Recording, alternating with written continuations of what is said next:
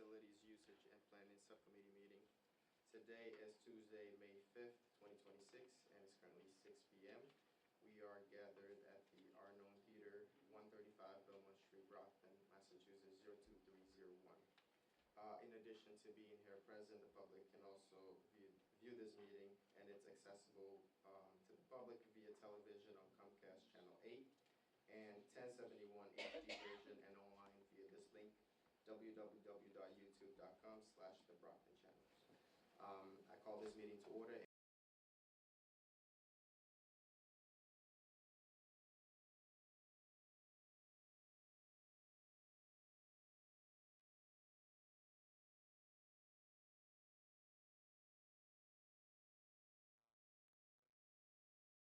Item number 3 is the discussion potential vote on Keithfield property. Update regarding the Boys and Girls Club of Metro South's proposed access and utility easement at the Keithfield property, 128 West Elm Street, Brockton, Massachusetts, 2301.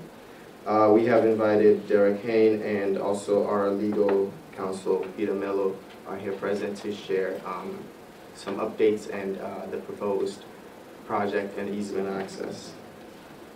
We'll start with Derek, if you want to do your presentation.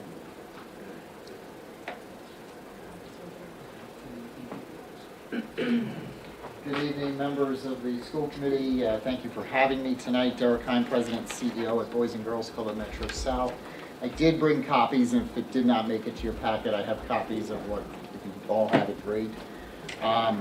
Appreciate the time as we begin to continue the discussion regarding this project.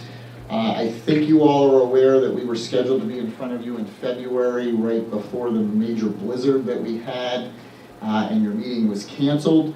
Since that time, we've been waiting for this meeting to be rescheduled and have been communicating with the Vice Chair in regards to our interest and want to get in front of you.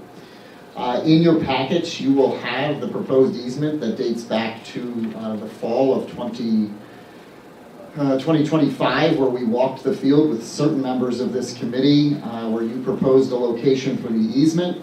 We took your recommendation, went back to our architects and to our engineers, spent quite a bit of money to get those plans redone, to put in front of you, to hopefully accept and move that easement forward. We are clearly in need of getting this easement moving so that we can work to get our LDA in place with the City of Brockton to move the project along. I would ask you to refer to the documents in the packet. You have the legal description for the easement, you have renderings and pictures of the location of the easement, and then a site map that outlines it. The last document in your packet is the proposed language for the special act. That has been talked about at length with our lawyers, your lawyers, city's solicitor, and several others. I can tell you that we are clearly ready to move forward on this project. It's been a long 6 years. I think we're all willing and ready to put aside whatever the concerns are and move forward. But I would ask you tonight to vote favorably on that easement.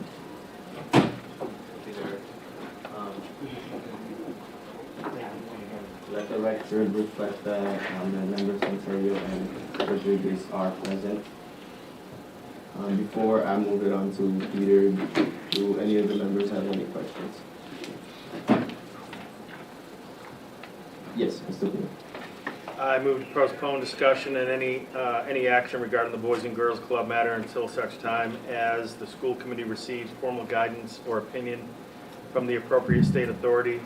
The wishes and position of the involved family are clearly understood and respectfully considered, and newly seated members of the school committee are provided a formal walkthrough of the location to ensure they have a full and informed understanding of the matter. The postponement is made in accordance with the advice of counsel to ensure that the committee proceeds in a manner that is legally sound, fully informed, and respectful to those directly affected, consistent with our responsibilities as a governing body. We have a motion on the floor. Is there a second? That's it. Mr. Rodriguez. Am I on? Just want to make sure that we get this audio. So This is to postpone. voting on the easement access. Okay, is our legal counsel present? Yes. It's right here. Oh, All right, but, before we, take a vote to postpone, I would like to hear from legal counsel relative to what his recommendation is before we postpone this matter any further than that.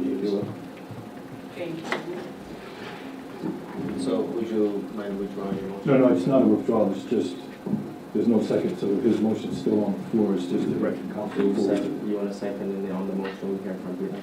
I'll second once I hear from legal counsel. So it's on the motion. it's on the motion.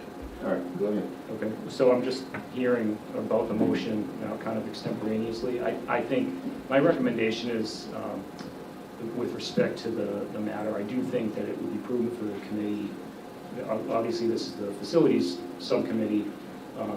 Ultimately, I don't think that the school committee should take final action on any vote until any documents or agreements associated with the transaction are considered as a unified whole. I do think that could happen in the relative near term. I think my thought was that if, I don't have any objection personally, subject to the committee's will, to having a discussion about the matter this evening.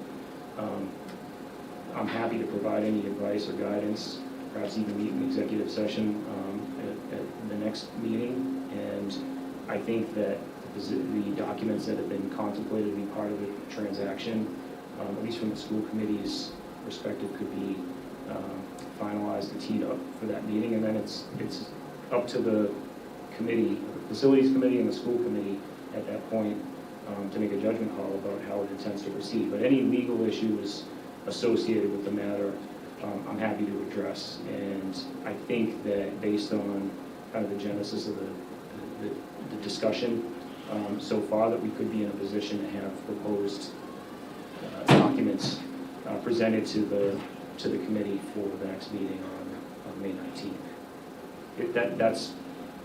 That's kind of how my view of the world, to the extent that the committee has any questions at that point that dictate any further continuance. I mean, that's a judgment call of the committee. But from my perspective, we have a proposed special act, we have a proposed a meets and bounds description of a proposed easement area, a proposed easement.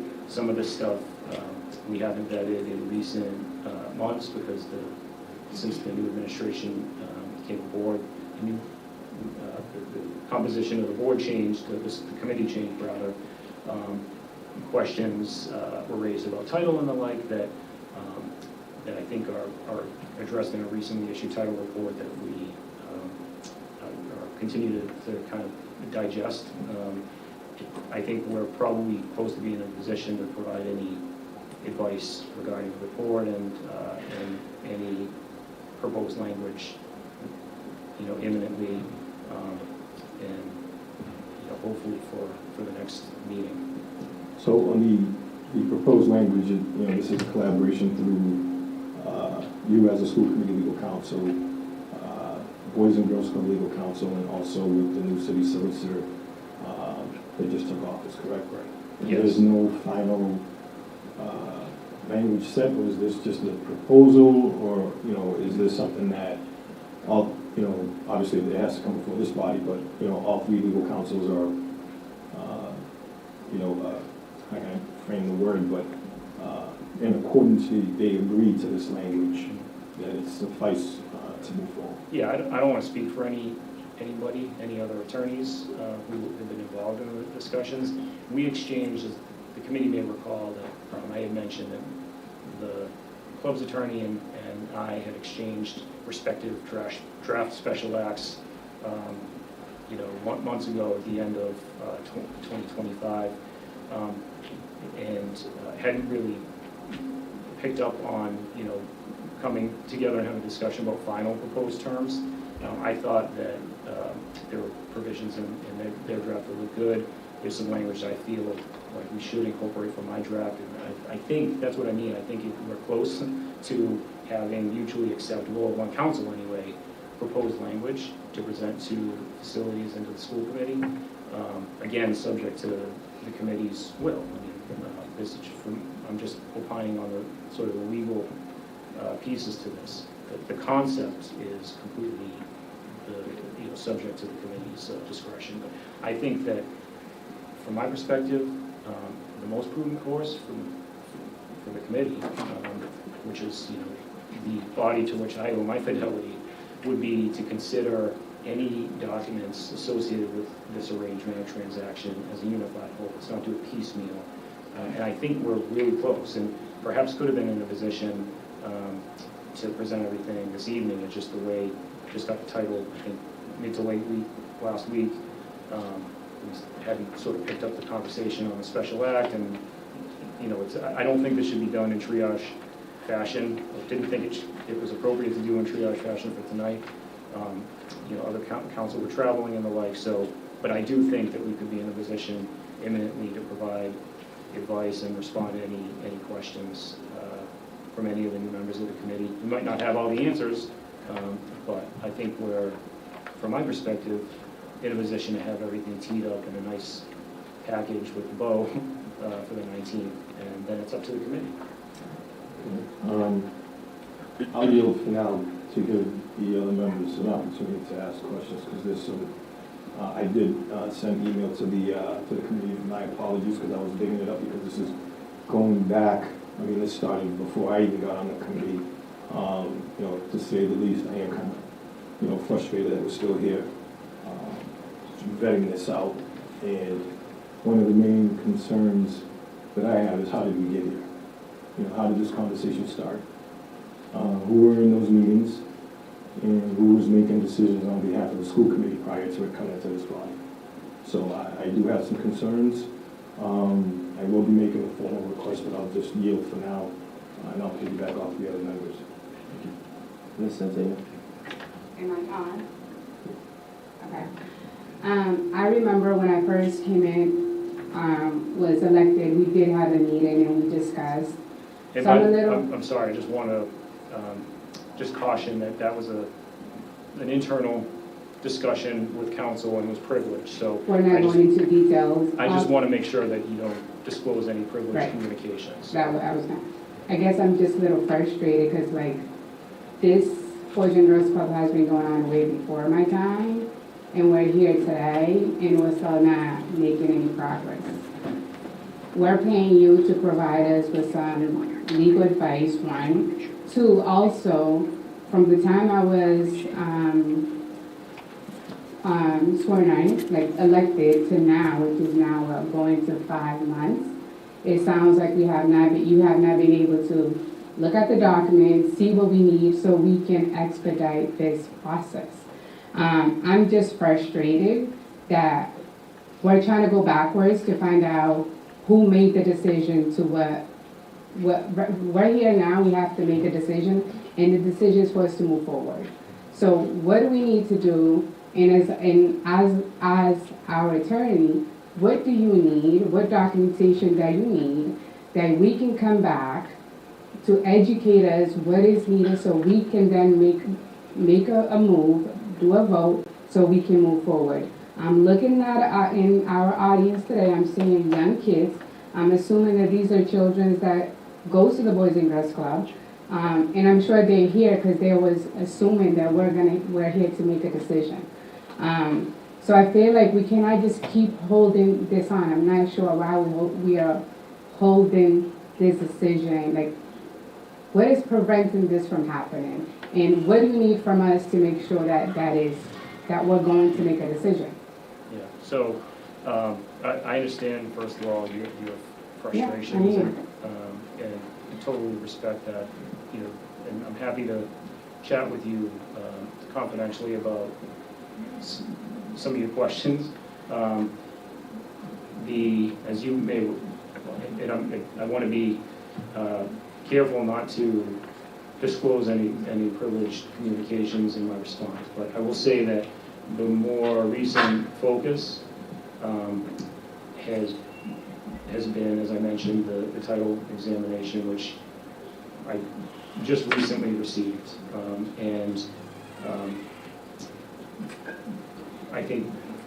I don't think I need at this point anything from the committee. I think that we need internally to confirm that we're comfortable, having digested the title report, responding to any questions we might anticipate from any new members, which were some of the questions that I think were the impetus. Like I said, I feel like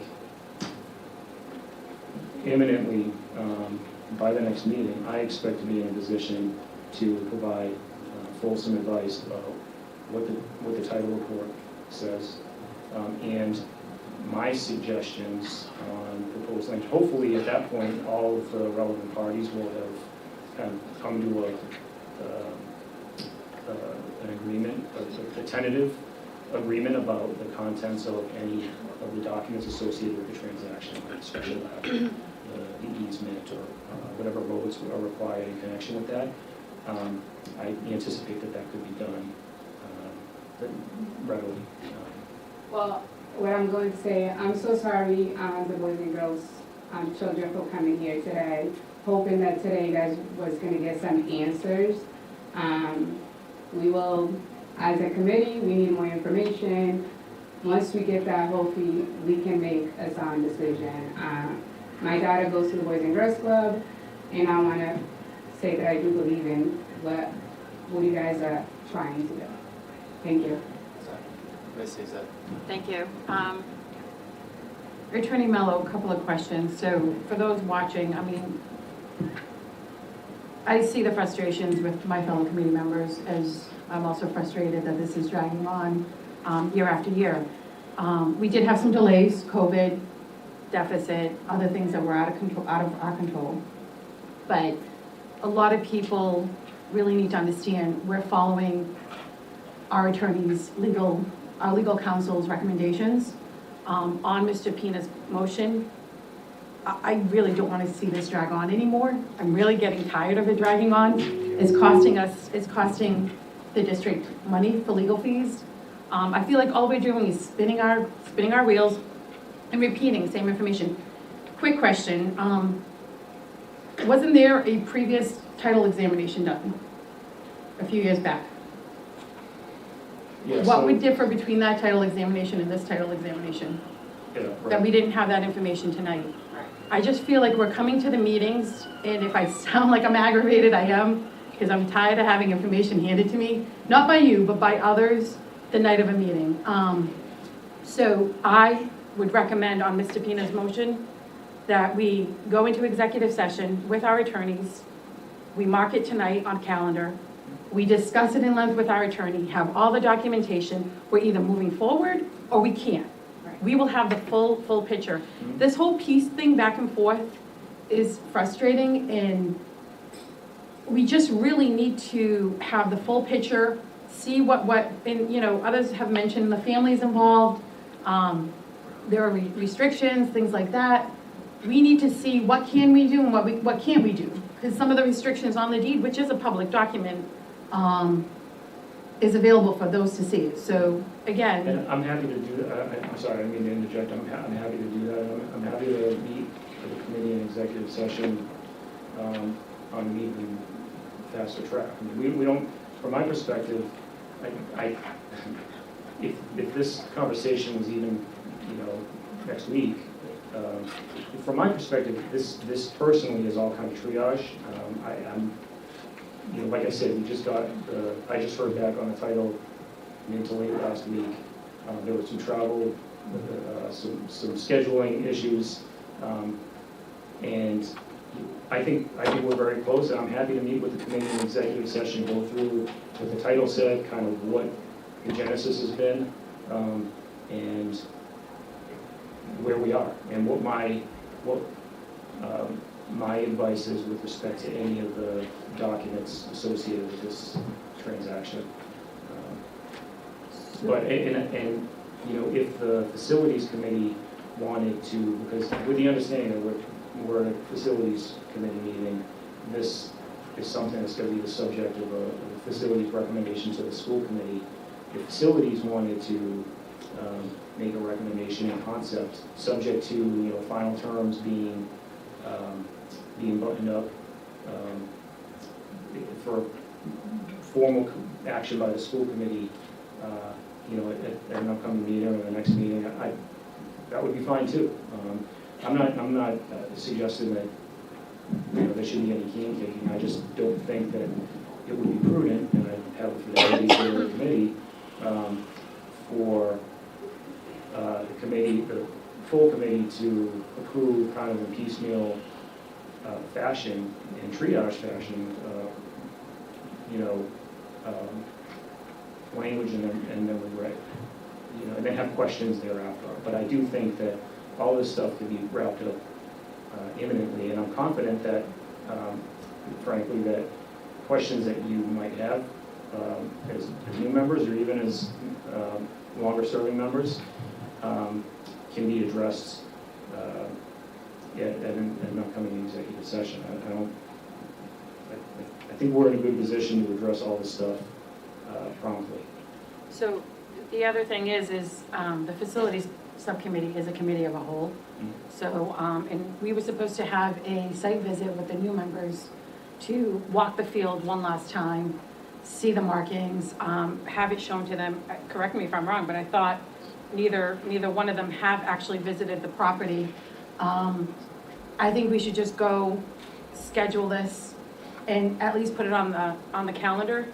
We are a committee of a whole, so we could actually meet with facilities, then go into our school committee meeting and vote all at once. We can't drag this on throughout the summer, and I understand when, things take time, but it's time. We've got to get this done. So I'm not sure how the rest of the committee feels. I would recommend that we get this on the calendar, get everything done by June. That should give them enough time. Would that give the attorneys enough time, get everybody enough time? Give them enough time to visit the property, and then meet in executive session? We are May 5th, so June's really not that far away. I think that's completely feasible. Like I said, what I would envision, I think we could have all of the relevant transactional documents, in proposed final form for the next meeting on the 19th. And I think that in the interim, we could provide confidential advice about, the matter, the genesis of it, the title, the history, and, we might not be able to answer all your questions, extemporaneously, but I think we could provide pretty fulsome advice very, very soon. Yes, I just know that we're going to be in budget talks, so just wanted to make sure it doesn't get bumped and we give them enough time to get through the budget and then have that scheduled. But I'd like to see that put on a time frame in accordance with Mr. Pina's motion. Mr. Pina? Yeah, just to clarify, the purpose of my motion is to ensure that we fully take up our fiduciary responsibility as a school committee. So with that, I'll ask a question, and I guess it has to be theoretical, or maybe, I'm not sure, you let me know. But do we open ourselves up to litigation as seen on the title search from maybe interest parties in a property? Right, so I think it's probably self-evident that we have to be careful about.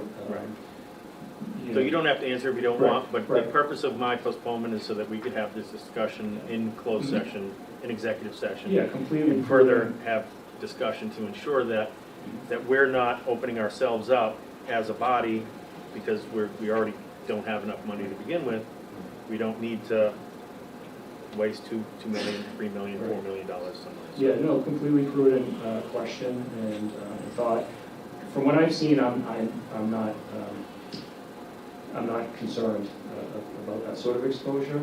But like I said, we just got the title late last week. I have asked a colleague to look at it. I'm interested in soliciting his thoughts on it, and definitely would be prepared to respond to that question, in a confidential communication. Thank you. I don't know if you answered the question regarding the title. I mean, my frustration is that we have this meeting and we're made to look like fools sitting here trying to come ready to vote on this, that I've been dealing with this for 3 years, right? And I'm trying to figure out why in those 3 years since I've been here, why hasn't the title been requested? Why is it just now being requested and now we have to postpone everything? That's my question and frustration. You can hear it in my voice, right?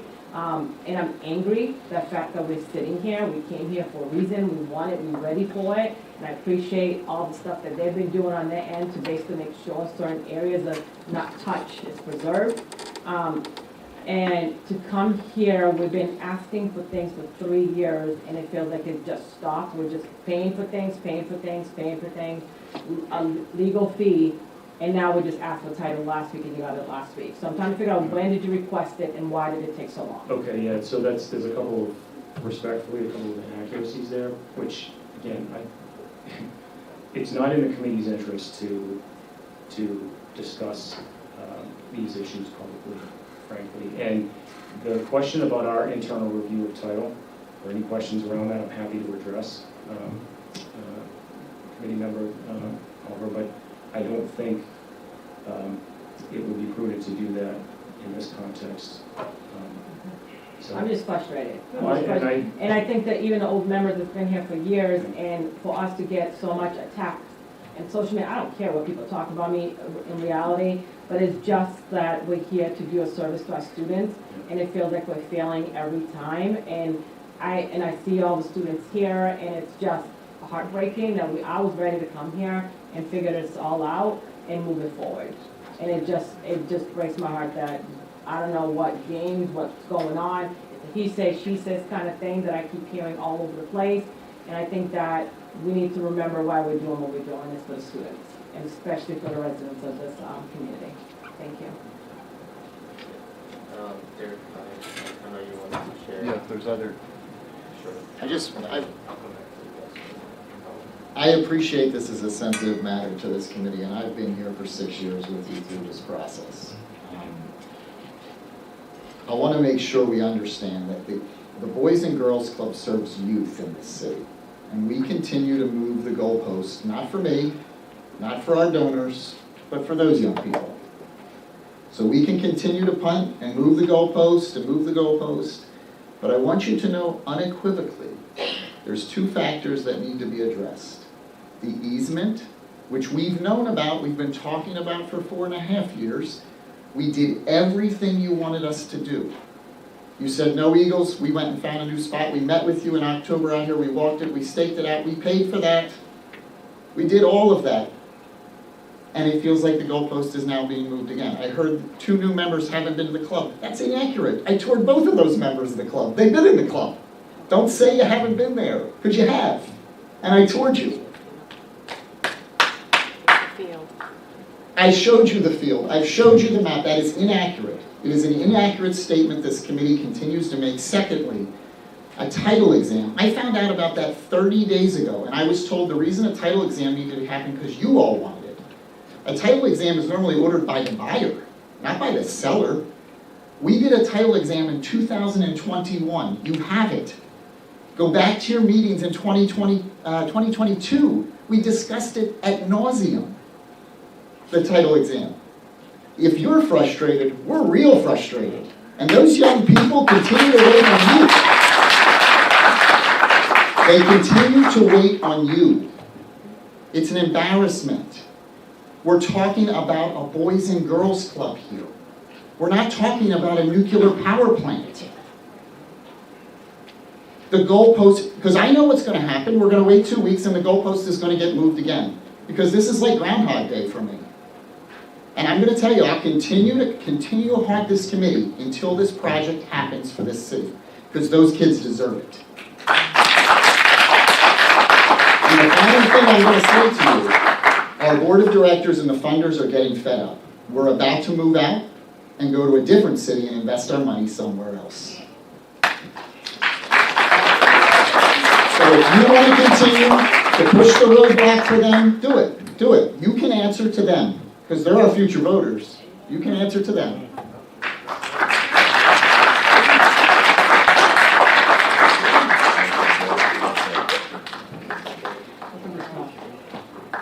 My question was back to our attorney. So if we were to summarize why we cannot move forward today to the community, what is the right word to describe it? Like, what do we need? Like, why we cannot make a decision today? Like, because of what? Like, new members need more information? From your perspective, what do you think is the holdup? Right, well, so I wouldn't frame it as a holdup. This is a very complicated property. It's unique, to put it mildly, to have a property that's the subject of a special act, where a special act actually imposes a restriction on top of a deed restriction. There are moving parts that obviously I want to make sure to protect everyone. In fact, a lot of what sort of the protections we've discussed, including in this arrangement, are you know, from my perspective, are more, the club should be interested in ensuring, you know, are included. So We were, and we did that. okay, We did it. respectfully.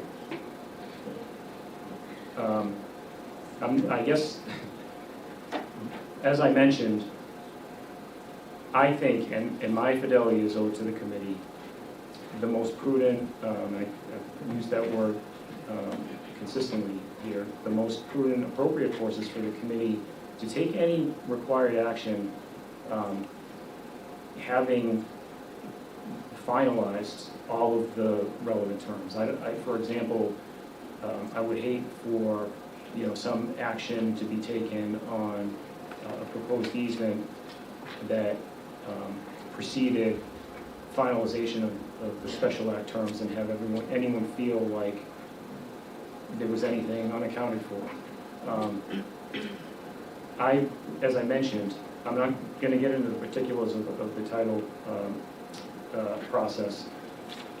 I will say I'm the only attorney here tonight involved in this process. I think that were other attorneys who have been involved present, I'm not going to speak for them. So I think that's, just bear that in mind, because some of these questions, I think are appropriately and fully addressed with everyone present. I'm the only attorney here, so there's no, from my perspective, again, if this conversation even had been scheduled for next week, and I had an opportunity to meaningfully speak with all the attorneys involved about the proposed final terms, perhaps this all could have been presented at that point. But this is all, again, from my perspective, happening in kind of a triage fashion, and I don't feel like it's in the committee's best interests to act without, first of all, having a conversation with my colleague about the title, any title issue, so I can make informed and formulate informed advice to any members of the committee. I also think that I'd be remiss if we didn't sort of take a final opportunity, particularly given the new members, to address any questions. And I think that would be appropriate, whether that's in a confidential written memo or executive session. That's how this process works.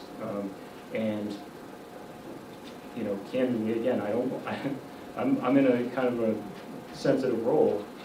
My communications, my internal communications are confidential and privileged, and I'm not I don't have the unilateral authority to waive that privilege, and I won't.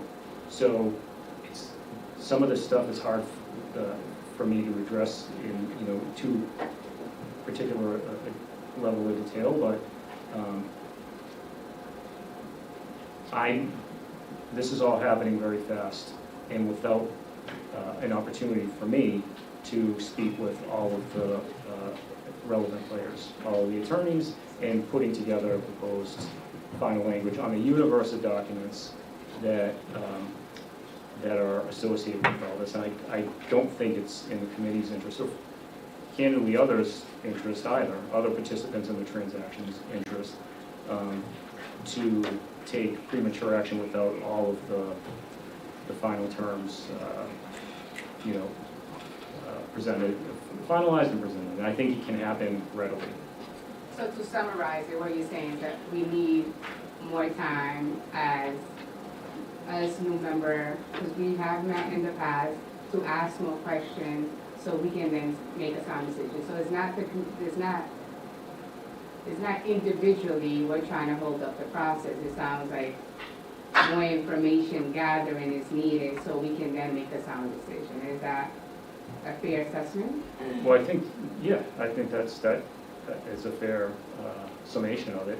If anyone has any legal questions about property, title, the genesis, the history, the special act, kind of all the complicated, legal issues associated with a property like this, I think those should be addressed, and that's part of a normal process, and it can be done readily, and that's kind of what I envision, and I think it's appropriate, and I'm happy to do it on the 19th. I'm happy to do it sooner than the 19th. Now, how the committee decides, obviously, is a different story, but in terms of the legal issues,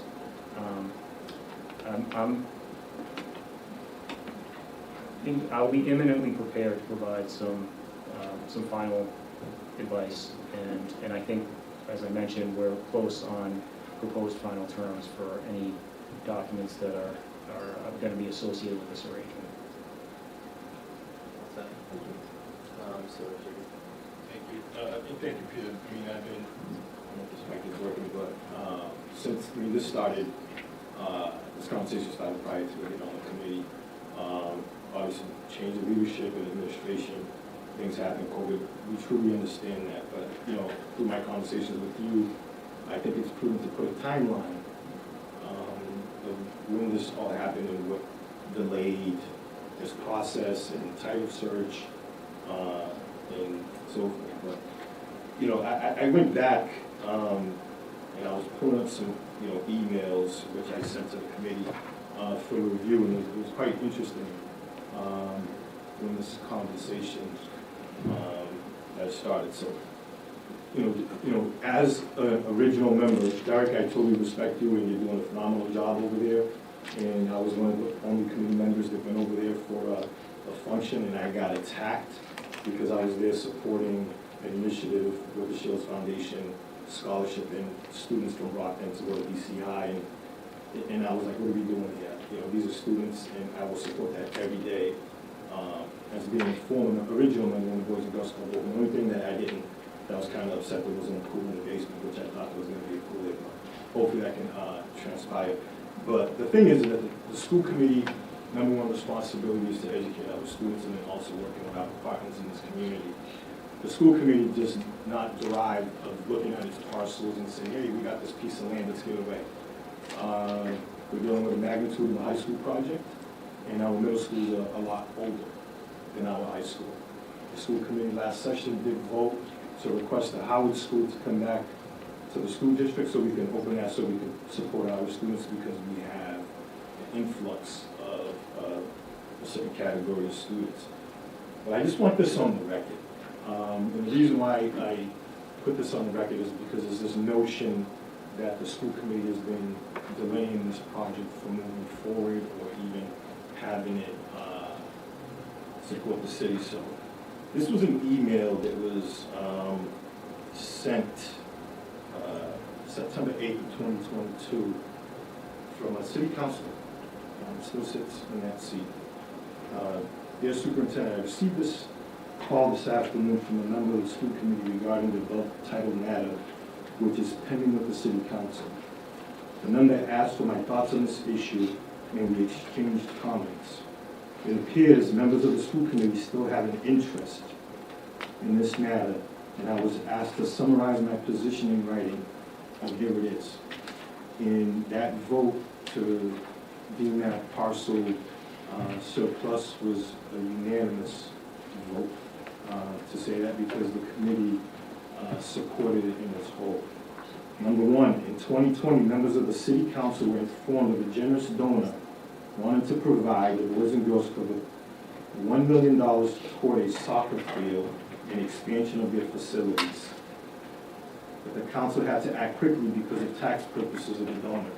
Mind you, even though we donated $1 million, it's for this field that's utilized for our students, but that property doesn't have a field, so it's kind of interesting that $1 million is going to be donated for that, but we know what the purpose is. I'm sorry, Number two. I just want to confirm that this communication you're reading from, is that a privileged communication? No, it's not a privilege. Okay. A council order was introduced to declare the field surplus and available for disposition. That prompted me to undertake research, and I read the 1920 state law which accepted the property, encompassing the field and placing it under the sole management and control of the school committee. At that juncture, I knew that the council did not have authority to dispose of the field, and the school committee was in charge of that parcel. The matter went before the superintendent and the school committee for analysis and decision. 3, the concerted effort to interfere, influence, or otherwise control the deposition of the Heath Field was undertaken by the Boys and Girls Club, resulting in a letter from BPS Legal Counsel to the club's legal counsel, basically suggesting communication stop because of Mass General Law, Chapter 30B, Section 13. Number 4, from that time of the issue mentioned in 2020, the best interest of the residents of Brockton seemed cast aside by some councilors in favor. We have to help the Boys and Girls Club mentality. I reject that attitude.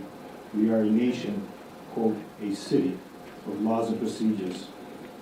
The value placed over the acre of land of 47,000 square feet parcel in the middle of our city was a mere $139,500. The city never asked for 3 independent appraisals, but relied instead on a board of assessors to establish value. I find it difficult to accept such the value of land, and in fact seem absurd on its face. 6, certain city councilors now want to amend a deed restriction we placed on the land because of the club's objection to the wording. In fact, the case, why didn't the club make this known when an RFP was issued in a deadline submission of proposal? To materially change that deed restriction now would have violated Mass General Law, Chapter 30B, according to my direct discussion with the Office of the Inspector General. If the school committee were to take a position, it may desire to retain a surplus parcel and attempt to reverse its course, the legal counsel would need to communicate with the city chief legal officer, solicitor, former city solicitor, Megan Bridges. There may be an option to achieve that objective. At the very least, councilors would know of your disapproval of what has occurred in this convoluted, compromised process. On a personal note, these are not my words, this is from a sitting city council, former mayor. On a personal note, Elvin B. Keith was never just a real estate parcel. Thousands and thousands of Brockton graduated from Brockton High, marched on that field and received their diplomas. Some did though during the war and entered the armed services and never returned. To some people, that property is hollowed ground and history attached. Perhaps that's why I've taken such a profound interest in following the law and attempting to make the right decisions. Please distribute to the committee members, as they are my constituents as well elected officials, and it is signed by Councilor at Large Quentin Fowler. At the time, I did reach out to him because there was a lot of communications coming in from the Boys and Girls Club directly from Mr. Hine, which was told to cease because we were gonna take this matter. And I understand, and if I was in Mr. Hine's position, I would be doing the same thing because I wanna see a project move forward. But I wanted this on record because the same individual that attacked this body is the same individual that's been filing certain orders against this body. So it's kind of interesting how you were against this project to begin with, from phone calls and emails, and now you're for it. You know, it raises a lot of questions. But to bring this forward, where you hear there was a donation. Now, if we talk about quid pro quo, and I'm going to put this out in the public because that's what it was. The body was promised a sum of a donation for a field, synthetic field to be built. And I support that till this day.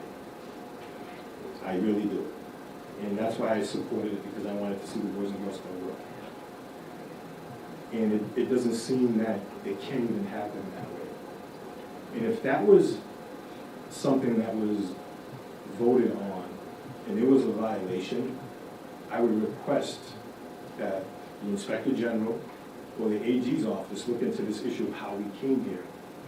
For one reason, is that we heard it last night at the City Council meeting with the Inspector General himself sitting in that room answering questions, that the governing body didn't have the documentation, wasn't provided the right documentation, and did take a vote and didn't do their duty. So, before myself voting on this matter, I would love to have an opinion from the AG's office relative to this, because if we go back 26, 27 years ago, the Brockton School Committee did the same exact thing, and it cost the city millions of dollars. At that time, the Brockton School Committee gave up several parcels of land at the high school to build a Campanelli Stadium. In turn, there was an agreement. We'll take Marciano Stadium, which was grass, which I put on grass since the team played on grass. We'll make it a turf field because they're taking all these baseball fields away from the kids. But yet we have a problem now that our baseball team can't even use it during opening season. It costs the school district thousands of dollars just to maintain that field. And now what we have here is the same concept, which is costing us. We came up with the parking lot culvert issue. City's going to spend upwards of $5 million. I think it's a lot more than that. You have Old Colony Planning Council that specializes in that, but yet the city didn't utilize them to make that assessment. So how is that being? So we're taking tax dollars to pay for this, so we can make sure that the Boys and Girls Club gets a brand new building so they can expand. But yet, that field there is used as a gym space outside recreation area for this school. Our primary job is our BPS students, because our students leave here and go there. They don't leave there and come here. And then also, what is that collaboration with this new property that's going to be built? We're trying to expand pre-K, and I'm pretty sure Derek will agree to it, and if he doesn't, then I guess we're going to have to force him that we should be able to utilize that building during the day for our students, because it's being built for students. But furthermore, there needs to be a clarification, because a lot of things that the city has been doing hasn't been done properly, haven't been following the law. And to sit here and vote something and not be vetted up. And you heard it, this is from a former mayor. No, but that's my take on it. It should be vetted out and making sure we have an opinion that the law was followed, and how did we get here? Because I wasn't in that room, and there were a lot of people that were in that room that made decisions that is not suitable for the city. And you heard it from the OIG. Let's look forward, and how does the city actually plan to spend money? So if I'm a taxpayer, I'll be pretty pissed off that $5 million from the stormwater is going to be paid for a culvert, which the school committee didn't request. And furthermore, when we sat in these meetings, I did request for the city to make sure that the school department is not going to be charged Schedule 19 chargebacks, because that is school property. So we can't, as a body, give the city any more mechanisms to take dollars from our students. Because at the end of the day, if this project right here affects anywhere of our budget, I'm pretty sure the unions are gonna be breathing down our necks because the school committee voted for this and it cost money and it took away from the school department. And yet we have to lay off our educators that are not gonna properly educate our students. So I don't think there was a question to me in there anyway, but I will say, I know emotions are running high on this from all sides. You know, I can't be governed by that. I will say that I was involved. You're referring to the process through which the carve-out piece was segregated as a subject of a 15A vote. It was then made available for disposition under 30B. That process, from my perspective, was completely lawful and, you know, thorough, candidly. I don't have any compunctions about that. I'm happy to provide advice about any facet of this transaction. I will say that you know, and I don't want to belabor this because I'm trying to look forward and get to a point where we can put the committee in a position to take final action on this, one way or the other.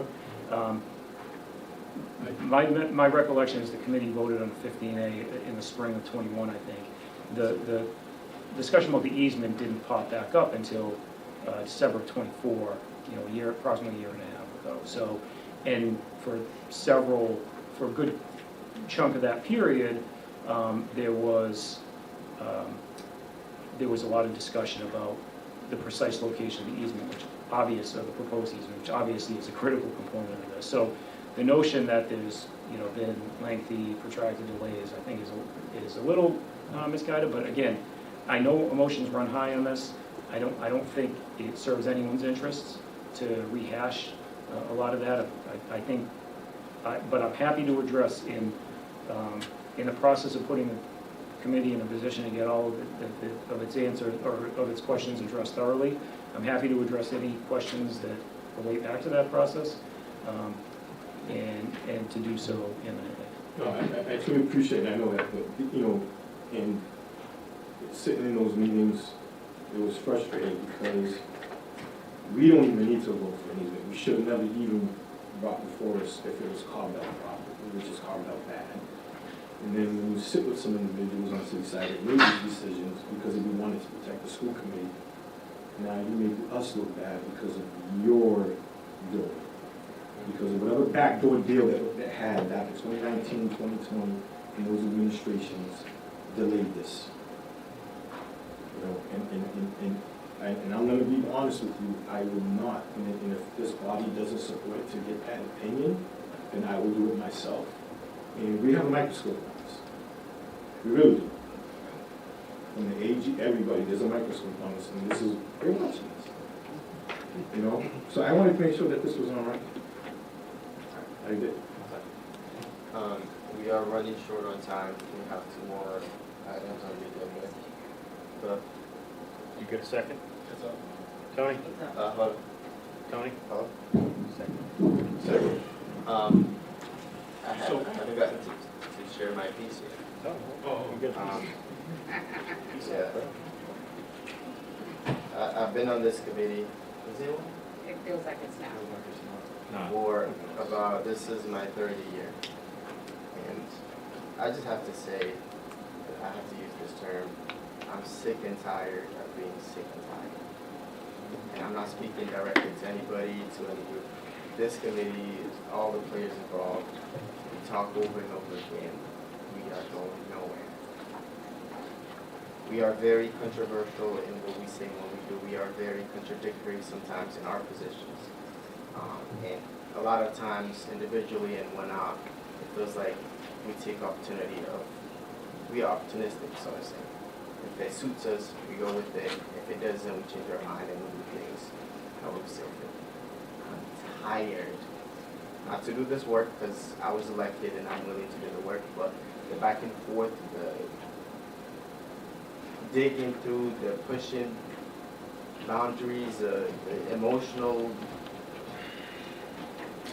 I'm just tired. I think this is a great project. It's been going on for way too long. I'll second what Joyce said. need to get this done. And as soon as I became vice chair, I was like, this was one of the things.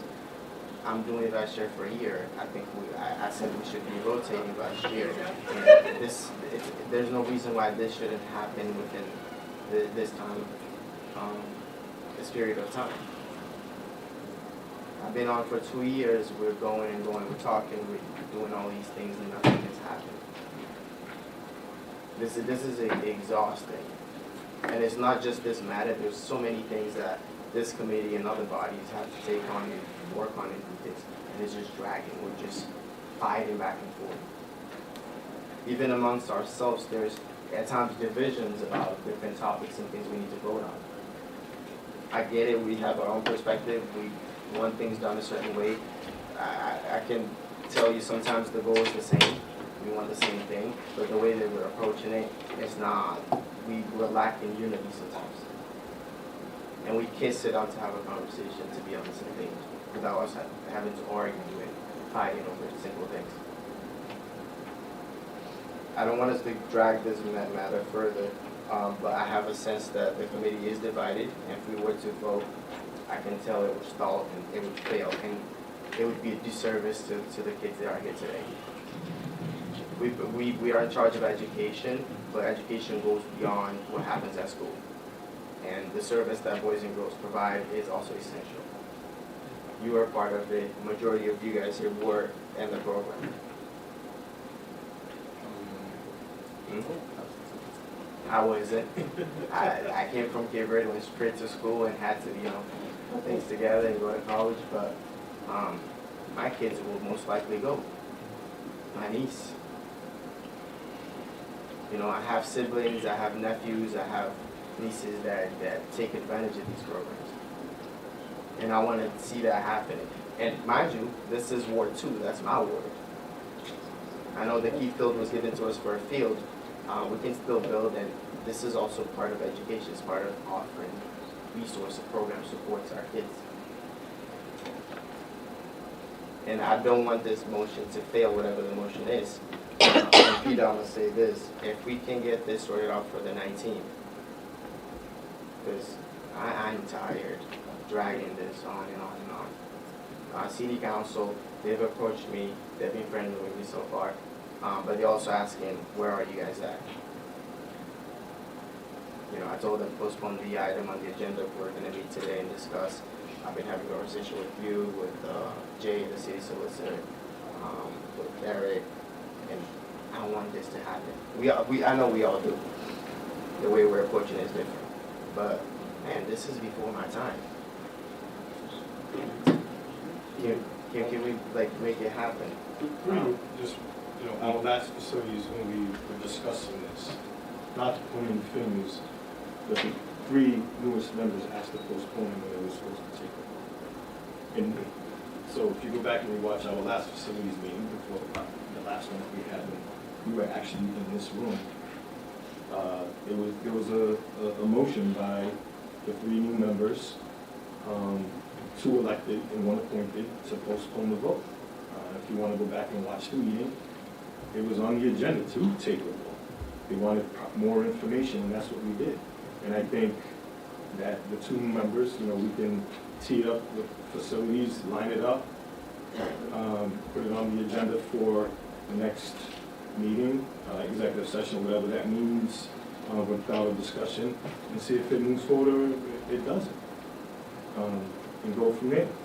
But I honestly think that, before we move forward, that, with all the eyes that are over us, that the AG or the OIGs should look into this further, because we already got spanked. To get spanked because of this project, Thank you. it's not suffice. I'll share. I do remember I had stated, and I actually wrote a statement today, because this topic has been very controversial. We had positive support, and then amongst ourselves, there's been discussions and argument rather than discussion, honestly. I have written a statement, but I remember when the one time I voted to postpone, it was because I believed it was going to fail, the motion was going to fail, and I didn't have enough information. It was when I came from a vacation, I hadn't previously met or discussed this with the team, and after that, I got the opportunity to sit at the table. But before that, I knew, or I had a strong sense it was going to fail, and I didn't want that to happen. My better judgment said, speak that you're not confident to go on this, postpone. I don't want us to take much time on this. I know what members want to chime in. So what is the will of the committee? There's a motion on the There's a table. motion on the floor. So it's second on that motion, To postpone to the 19th. Would you like me to reread the motion? No, I think we got. I don't think we should put a date on it and start following me, because we don't know what's gonna happen. We are in budget season.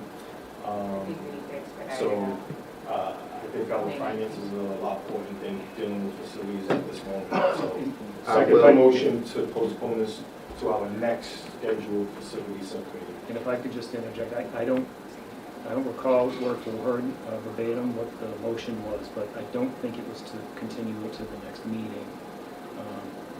If I'm wrong, on that, Postpone. correct, Just postpone. postpone, Yes, but if, I think that, I'm happy to postpone it till the next meeting on the 19th, if that's the motion, I'm happy to do that. And to We'll be- just say postpone for now because we have some finance already set up for the 19th within the regular. You and I can discuss, even if we do meet in a different day, to then bring it to the whole committee. Nope. On the motion? Yes. Just to be clear, if the legal issues that I'm concerned with are cleared up, I'm fully ready to vote in the affirmative.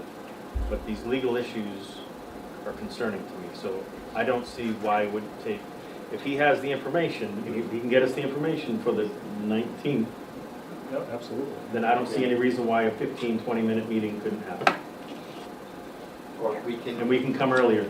Okay. These are things that have to happen, and I think that we need to step it up and have these happen. And again, the purpose of this motion was to protect the body and to protect the budget so that we don't get sued.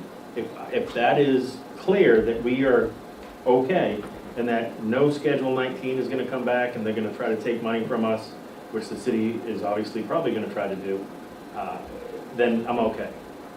So motion to postpone. Would you like me to reread the motion? Yes. Sure. I'm going to take out the last section because even though I didn't walk the field, you're okay with not walking the field? No, I would like to go back. It's going to cost money. That's fine. Okay, all right. I move to postpone further discussion and any action regarding the Boys and Girls Club matter until such time as the school committee receives formal guidance or an opinion from the appropriate state authority.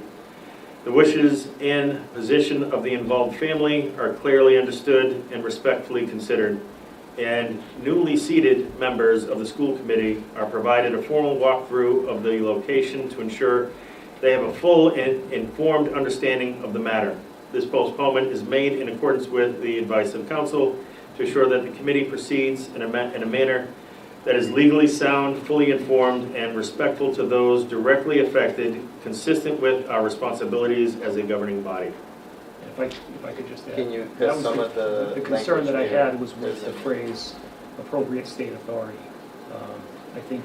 Well, that would be up to you to decide what if you don't think there's the OIG or IG or if anybody, if the AG or anybody needs to be contacted, and if you're sure, when we go into executive session, then Okay. we will take your opinion. I see. Yeah. Okay. Okay. That makes sense. So you were suggesting that the In notion case that it you, would be, that you would solicit any opinion from the state authority would be subject to council's advice. Correct. So if I wasn't of the opinion that opinion was necessary, you're not suggesting that. then we move forward when we're done. Correct, okay. Yeah. Yeah, that's acceptable. I have a motion on the floor. Is there a second? Second. All those in favor? Any opposed? It carries. Agenda item number 4, members, I'm going to ask that I get a motion to postpone. We still need further information on this topic, and it's the discussion of potential vote on the Brockton Health Center, school-based health center. I believe yes. Motion to postpone item. Second. Thank you. Motion in here? No. No. Motion has been properly made and second. All those in favor? It has been postponed. Agenda item number 5, discussion potential vote on the work in the VHS foyer gym area, Patchen and Williams. I believe you guys got the estimate. No.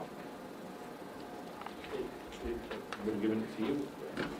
It was, You found out the estimate? I spoke with Ken, so he forwarded the estimate for the, that it would take, how much it would cost. One second.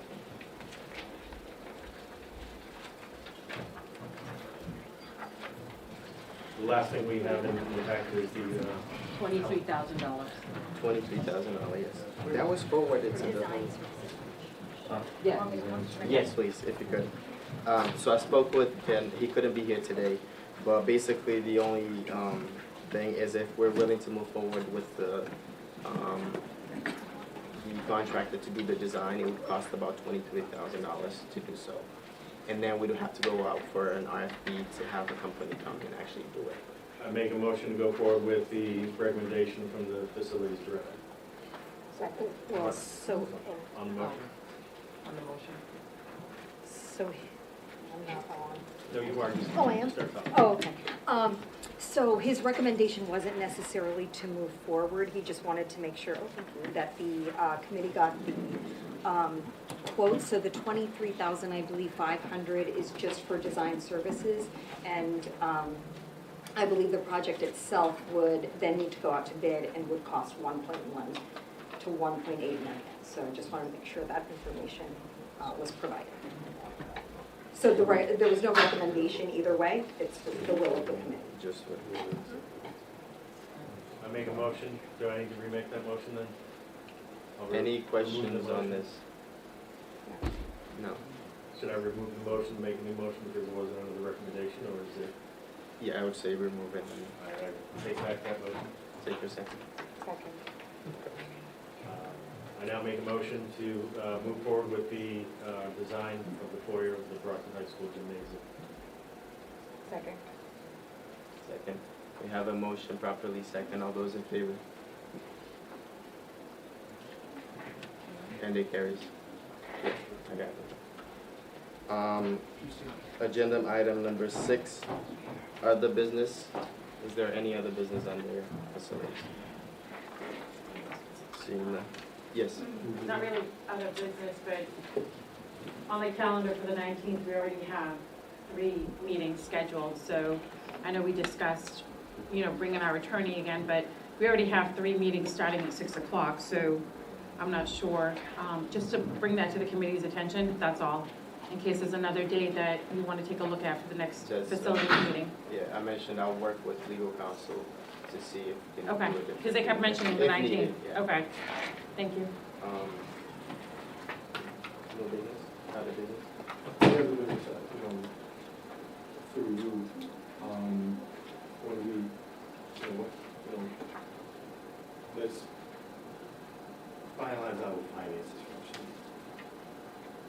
But there's some items that need to be addressed through facilities, house rule update, surplus updates, strategic capital 5-year plan, for the school districts that becomes for us. Because the city is we are in budget season, and our capital improvement district has to be budgeted out and looked at long term. So I request that the facility director through the superintendent, once our budget is finalized and everything kind of calms down, so we can tee that up. There's a lot of stuff about facilities, our schools need a lot of adjustment when it comes to seeing the work that was done at the Downey School. Thank you for the mayor for finding the funds for that. But it's not just the Downey, we have 26 schools, and there's a lot of our parking lots that need to be fixed, the playgrounds and so forth. So we just need to work as a team. Thank you. Anything else? All right, seeing none. Agenda item number 7, adjournment. Do I have a motion to adjourn? Motion to adjourn. Do I have a second? Second. All those in favor? Meeting is adjourned.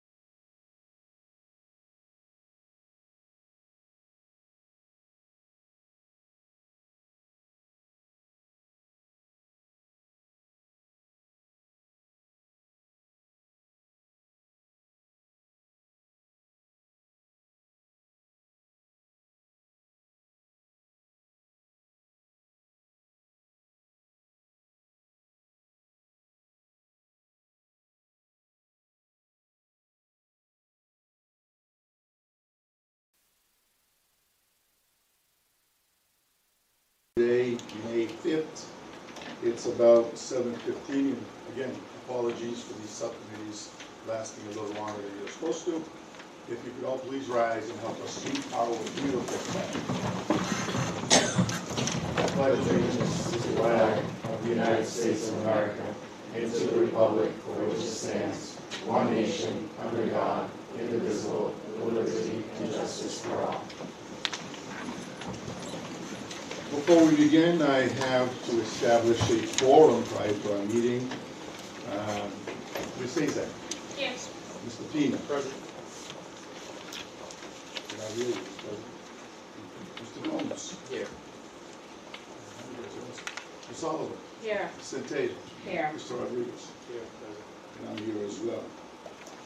As you know, we normally say this, our meetings are being captured by VCA, and they're available on channel 8 and channel high definition 1071, and it also is on YouTube under the Brockton channels. We have visiting, I think we do have a couple visitors. Madam Chair, the first one is the Brockton High Drama Club. Would you just please approach and state your name for the record?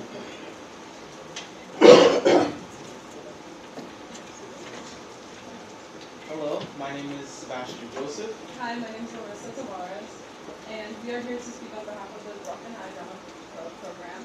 And myself as a senior, I can say that that program has been the highlight of my 4 years. It has been where I have found my passion, what I want to do in my life. It has been where I found all my friends. We're all such a close, tight family, and we're a big group, but we can honestly say, like, we're all a family, and we work on shows. We work so hard on shows together, and I wouldn't want to do with any other program. Hello. I'm a junior at Brockton High School, and I can say for the last 3 years, it's also been one of the highlights of my career at high school.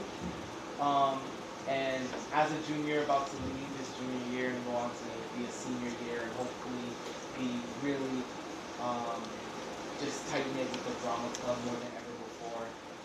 I can say that I've been able to make great bonds and be able to have such close friends, close relations with everyone, and just be able to experience stuff that I've never been able to experience before, and just be able to put myself out there that I haven't before, especially in a tight-knit community as Brockton. So. And as we're speaking to you guys right now, our company, which includes like the cast, the crew, the parents, like all of our staff, are back at school right now working on our musical, Chicago, and they're working very hard, as we always do. This week is a crazy week, but we're great. And it's really just a testament to like how great our community is, being city of champions. It really just goes to show how much the community cares about Brockton High and about all our fine arts, and yeah, it's really just a team effort, especially our parents, with all the sponsors and donations that we receive. We're able to put on big shows, we're able to show Brockton High who we really are. Not even Brockton High, just Brockton in general. And the people who don't know Brockton, we're able to show them who we really are. You know, and if you guys feel inclined to donate, that would be very appreciated. Because, as I said to my time, this is a very, very special community that we have such an opportunity and a chance to be a part of. So. The dates for the musical are May 15th, 16th, and 17th. 7 p.m., 7 p.m., and 6 p.m. on Sunday. And tickets are $15. Cash only, right? Cash and check to me is Brockton High School. Thank you. Thank you.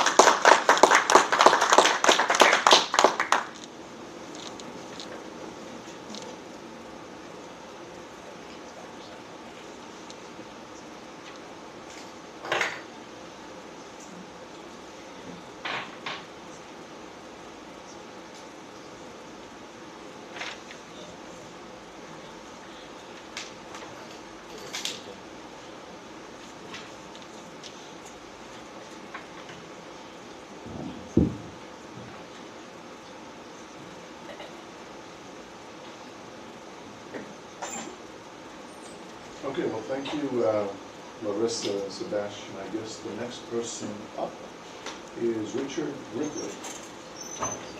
You got 3 minutes, sir. My name's Richard Ripley. Happy Cinco de Mayo. I appreciate the opportunity to speak with you today. Some of you may know me. I'm the Bat Bus Guy. I'm afraid some of you are not going to like what I have to say tonight, but I can't remain silent. What has happened to our city? We have fallen so far. Our city's founding fathers must be turning over in their graves. Our city has actually reached the point that the chair and vice chair of this committee, along with the superintendent of schools, the very individuals who are duty-bound to protect our kids, have decided that despite being fully aware of an illegal, dangerous, ongoing public safety threat on bat buses that has seriously injured and hospitalized multiple Brockton grandmothers and endangered the lives of approximately 193 other innocent kids, the elderly and disabled, and handicapped residents in wheelchairs on its buses, the chair, vice chair, and superintendent have blocked committee member Stephen Pina from calling back before this committee to answer a couple of questions about the safety of our kids who ride bat buses to and from school. Think about that.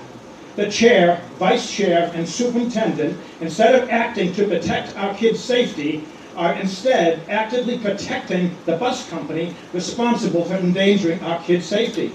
I feel like I'm living in the Twilight Zone, but sadly I am not. Is this the new Brockton we're living in? I hope there are parents and at least a few of you committee members out there that are outraged as I am. Let me say now to the chair, the vice chair, and superintendent, I am so ashamed of you. Your willingness to look the other way when our kids are in harm's way is extremely disturbing. I want to read to this committee a short statement that Stephen Pina posted on Facebook concerning the safety on bat buses to our students.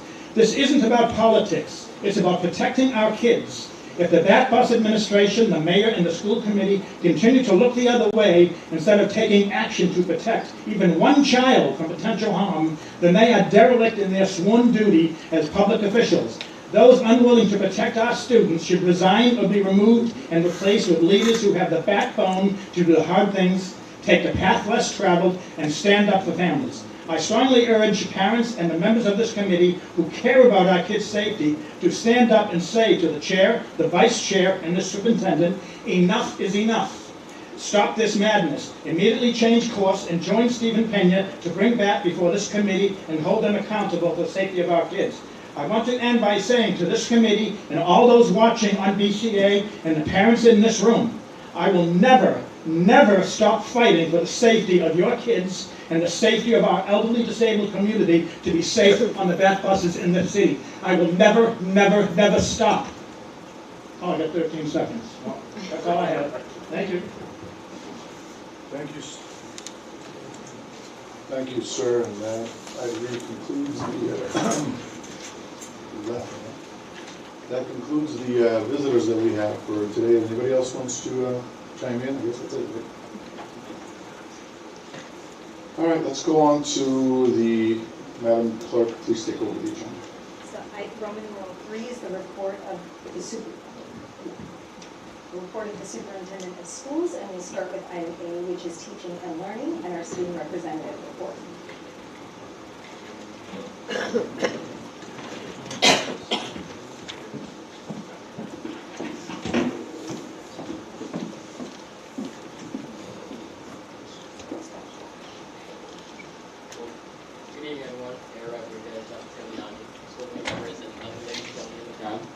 My name is Arnone School, and this is my student representative presentation.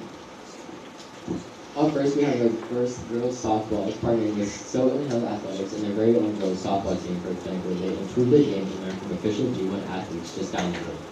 Following their clinic, our Lady Bosses attended one of their games to return their support, and I'm not sure if we will. But more great performances come from our boys and girls track team, which never disappoint. Last week they performed at D1 relays, where the boys placed second in long jump and fourth in shoulder hurdles, and the girls placed 8th in the 4x1 relay out of the entire state's D1 runners. This was really, really impressive by our boys and girls track team. Next we see Fine Arts. As we can see, today's 4th annual Fine Arts show over in the DHS Fine Arts lobby, which started at 5 today, featuring a splendid portfolio of our students' work over the course of the year.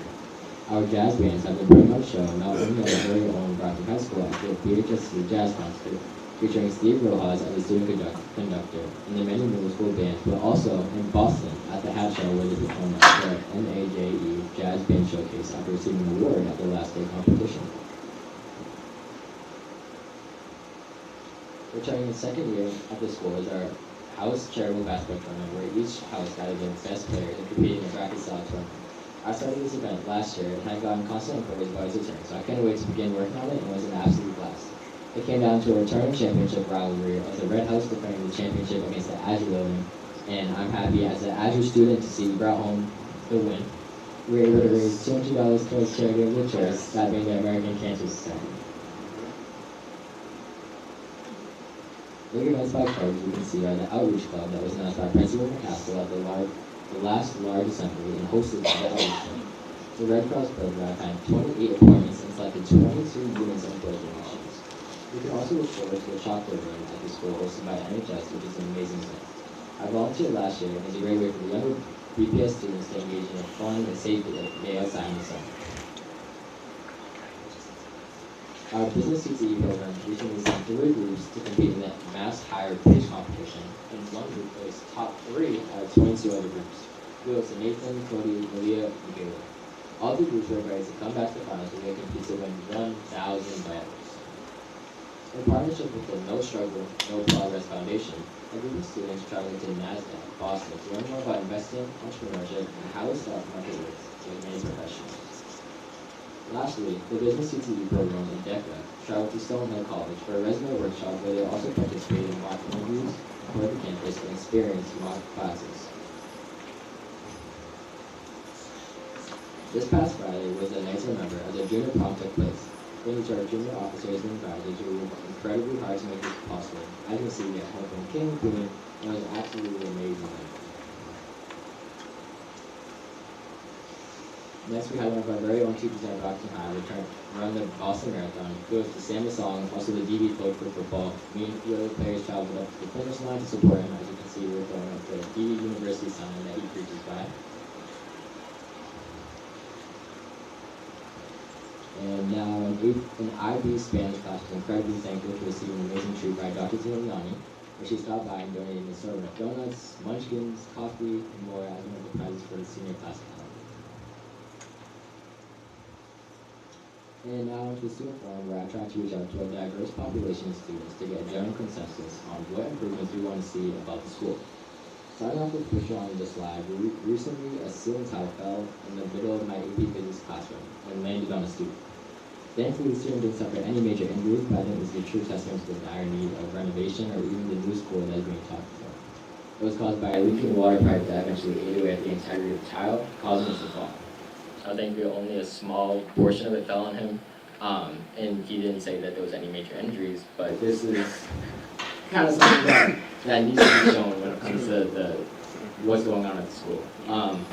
And not to say that many are falling, I haven't heard of this, but like we can definitely see it walking through the school. There's a lot of tiles that are having mold on them or even cracking and falling apart in most of the classrooms. So definitely something to take note about, and it's not to discredit the amazing work done by the janitors. They came in, cleaned it, and now it's completely safe, but just the structure of the school and what really needs to be done in the future.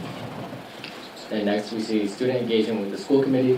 A lot of students voice their opinions on how they want to be able to help the school committee make decisions and how they're going to help the students. They feel like there's a small disconnect in how they may, like, the school committee may have to the students as you have like the students and them the other way. And they love to get their voice out there and kind of voice what they're seeing in school, what they think would be good ideas, and kind of learn more about the processes that happen within the school committee. Next on this is the bathroom schedules and availability. Many times in the school there may be only a few bathrooms available, and this is kind of due to having to like always have someone that's monitoring the bathroom and the line that's going on outside. But sometimes it can be found that there's only one bathroom in the entire school that's open. Usually during the more uncommon times when you would need to go to the bathroom. Lunchtime is always one's open, but sometimes in the more uncommon periods, you can definitely only see one bathroom being open.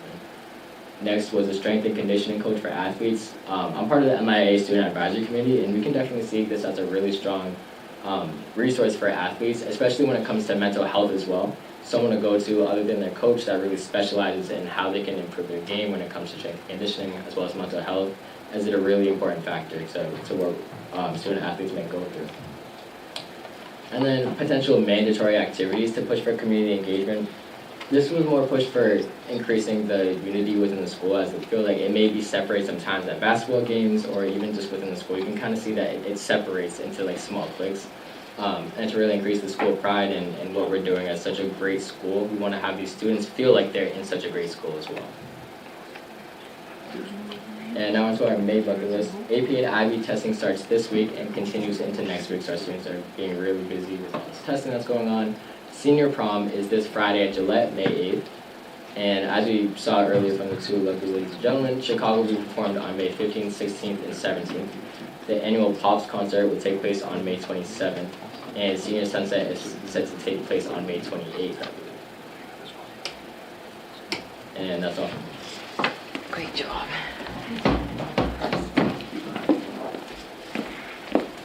Go back a while.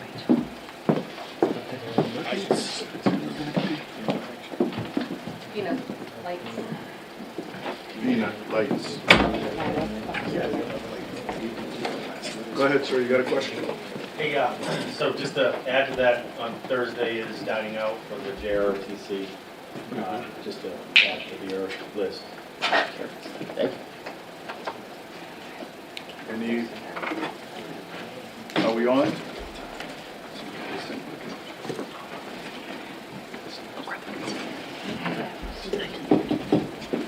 Any questions for our student? Right here. Go ahead, ma'am. Thank you for that presentation. I think that we did ask not only the good, but also the bad that's happening in Brockton High, and showing that picture basically proves that we do need a new Brockton High, more than ever. I don't think anybody's child should be sitting in a classroom and the ceiling is falling on top of them. We don't know what's up there. We don't know if it's asbestos. We don't know exactly, and it's a health issue. And as a parent of a student in Brockton High, that's not acceptable. And I know our facility is doing the best they can with an old building, but this is when I plead the city and the residents. I get it, with the taxes and everything, I'm also a taxpayer, but this is why we need a new Brockton High for our students. It's not right that our kids are sitting to get an education and they have to worry that something's gonna fall on top of their head. For that, thank you for bringing the good and the ugly. My other comment that I have for the students that came here to drama club, I did donate it. I was feeling so appreciative of all the work they do, the commitment that our young students are putting through for the Chicago. I can't wait to be there. Me and my daughter was even going around at different businesses to put the poster up. I was so appreciative that she did it on her own, went to Dairy Queen, and it allowed her to put the poster there. They said, of course, because those are our students that work there too. So I think that we should definitely support the drama club and go to all the music and really support them. That's fill those seats. Thank you very much. Thank you. Thank you, Mr. Gomes. I'd like to briefly second what Ms. Oliver just said. We've been doing the forums for the Brockton High School, and I know last time you did a presentation, you also incorporated some of the work that needs to be done. My only thing is we're looking to get this project done is why not us? And why not now? We have the opportunity. Are we going to let it pass by, or are we going to do something to make sure this actually happens? Or not just for us now, but for the future generations that are yet to come. So I urge all of us to be united to, put our best foot forward and make sure this actually happens for our children. So my kids, hopefully one day, is going to be educated at our new Brockton High School. I'm going to fight tooth and nail for that to happen. So I hope everybody, and we all do the same and are united within the same goal. So thank you. Thank you, Mr. Gomes. Cesar. Thank you, Robbie. I love seeing the updates. So do many of those that are watching. Yes, we're all advocating for a new school, but replacing ceiling tiles, we can do that. And I should hope that there's no reason to have stained ceiling tiles or broken ceiling tiles. That's a cheap fix. We might have to keep fixing it, But our students, I always believe in and take pride where we go. And I'm a stickler, so we'll look into that, see if we can get some of those classrooms sealant tiles. I mean, I know sometimes active leaks are beyond our control. It is an older roof, I believe. So sometimes we can't fix everything, but it's gonna be years before we have a new high school. So we'll see what we can do about that.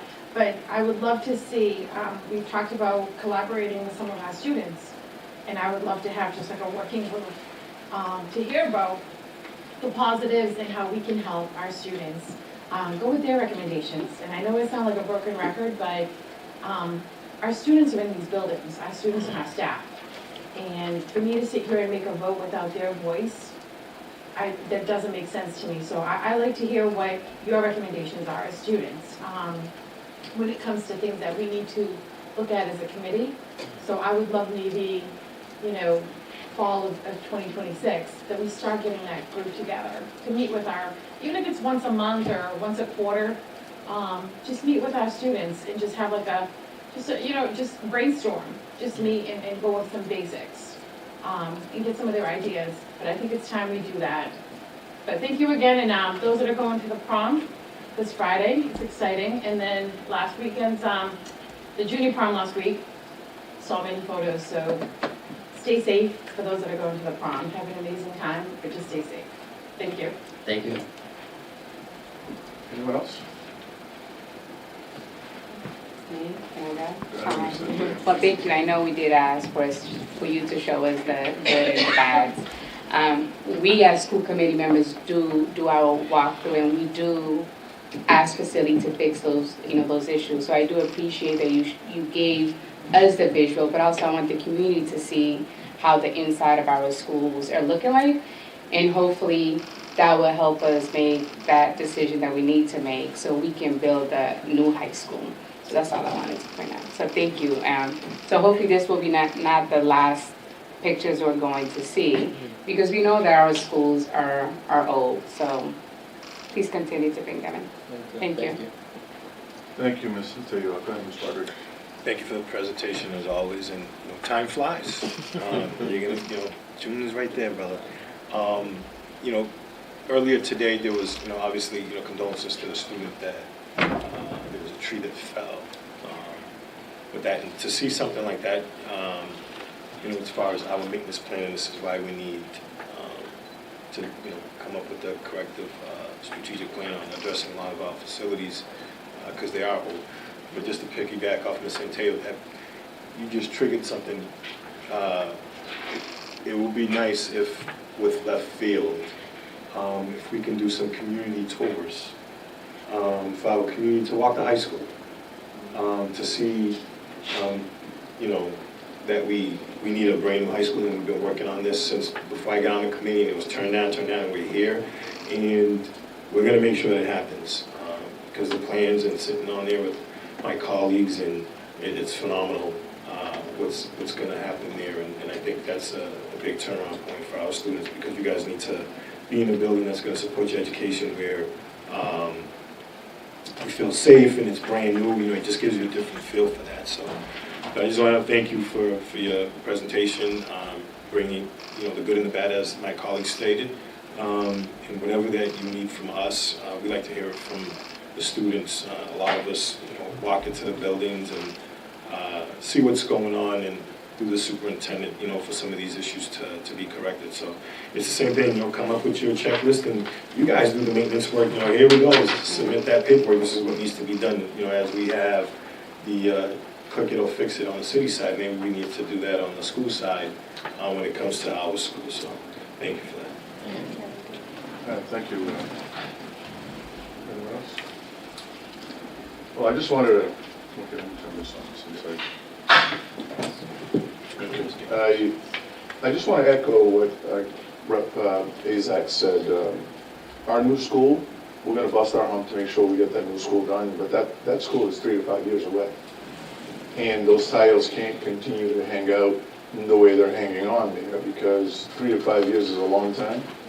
It's a lifetime for some of the high schools that we now have. Whoever's a junior now, whoever's a freshman might not see a new school. that high school is going to be for the elementary types or maybe the early middle schoolers that will see it. I think we can do a little bit better in getting that stuff fixed up as we go along. But I just wanted to touch bases on this new high school thing. I am going to spend every single breath that I possess to make sure that this thing is done. I joined that Zoom call the other day to vote on that final project that's going forward with the MSBA from Cape Verde. I went there for a week, paid for by myself, by the way. I just wanted to make sure that we did this because that to me is important, that we move forward with a single voice to get this school done. But I also want to leave it here for the folks in the school department, that if we don't unite this government, all elected people in this community, so that we can go out. We got some great numbers today as far as what it might cost us in terms of a debt exclusion, which technically it will be an increase in taxes, but it's a lot smaller than I actually thought it would be. And if we don't sell this project, shame on every single one of us for not getting this done. This is once in a lifetime opportunity for us to get an $800 million high school done with technically pennies from the taxpayers in this community. And if we don't do this, we've got nobody to blame but ourselves, but yet we're going to go to the kids that are now in mom's laps and dad's laps and have to explain to them how we failed to get a high school done when we had an opportunity to get this done. I had a great meeting with the executive director of the MSBA before I left, and we have some real nice projects that they're willing to help us beyond this high school to get other schools done, to get other schools built in this city, because we haven't done anything in a serious project in this community since 2014. But if we don't do well in this high school project, we might as well forget about everything else. You know, so we owe it to every single resident of the city, but most importantly, we owe it to every single kid in this community to see to it that we sing with the same voice in this community. Because if we don't do that, it's not going to pass, even though it's minuscule. I mean, we're talking about $300 to $400 a year in taxes, possibly, for a limited time. For a limited time. Not a long time. This isn't an override. I mean, communities all across Massachusetts asking for overrides. Ours is a debt exclusion for a certain number of years. If we can't get this done, we might as well just punch out and go home. Every single one of us. From the mayor's office down to the city council, to the school committee, we should just all go home, pack it up and all go home. Because it's an embarrassment that we can't get this project done. But I just want to make sure that the kids that are coming to the high school, they need to know that we're here busting their humps to it. Might not be able to help those that are in high school now, but we're going to do it for the kids coming now. You know, and that's why I want to leave it here. But again, thank you for all that you've done in this committee. I've only been here for 4 months and 8 hours. But I see the work that has been done here so far, and I'm going to ensure that it continues to happen. So I appreciate all that you've done.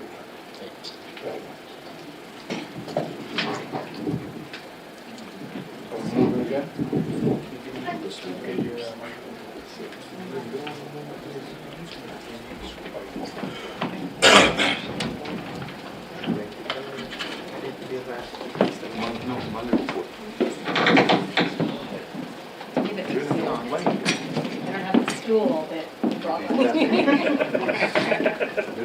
was going to say that. All right, good evening, everyone. So this week is National Teacher and Educator Appreciation Week. So I hope you all, yes, I hope you all will join me in expressing our extreme gratitude to all of our educators for the work they do to support students.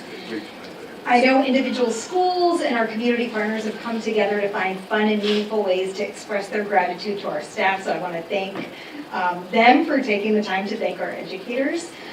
One of the things that makes our Brockton team so special is the way they step up to support one another. And I just wanted to highlight a great example of that from just last Friday, when the team at East Middle School opened its doors to Downey students and staff following a water main break right at the start of the school day. East Middle staff worked alongside Downey staff to help parents coming to pick their children up, while coordinators and directors from across the district converged on East to help keep things organized.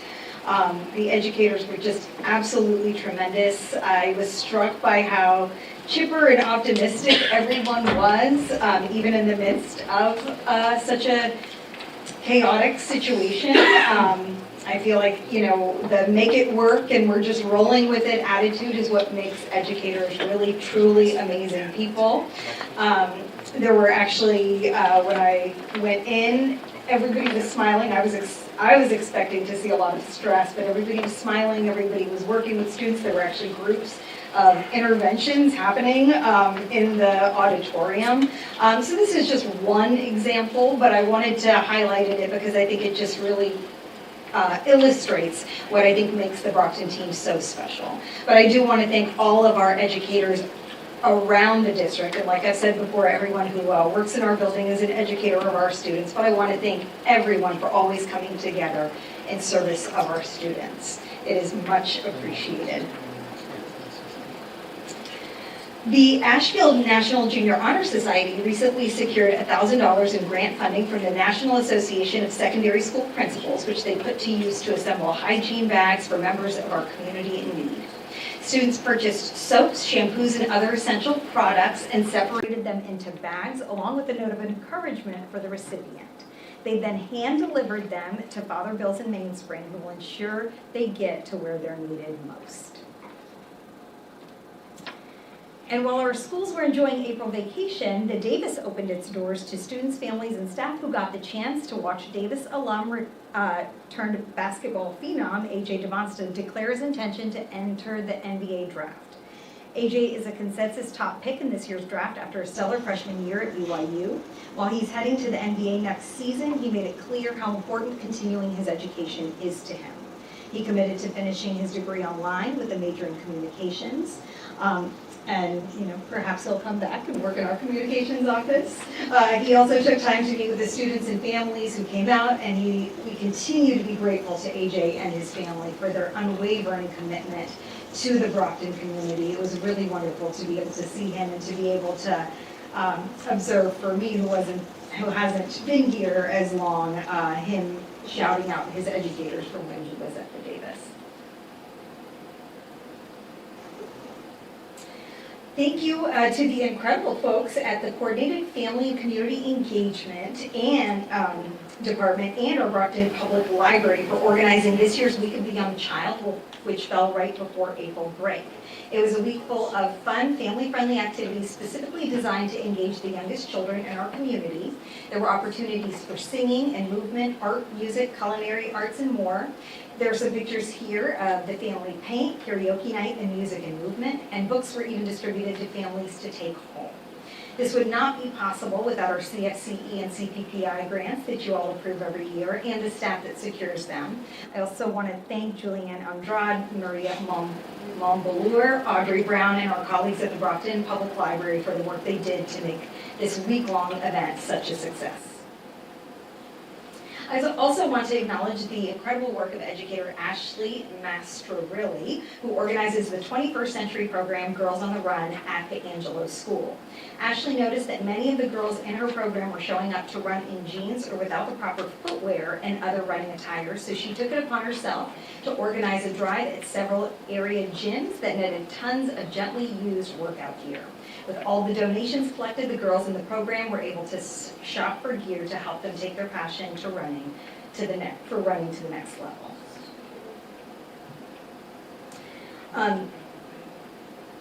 Edison Academy students also made a special trip to Massasoit recently to take part in Mass Hire Career Day, which I know Robbie already mentioned. Students did get the opportunity to meet a wide range of employers and learn about the different career paths they'll have to choose from once they earn their diplomas.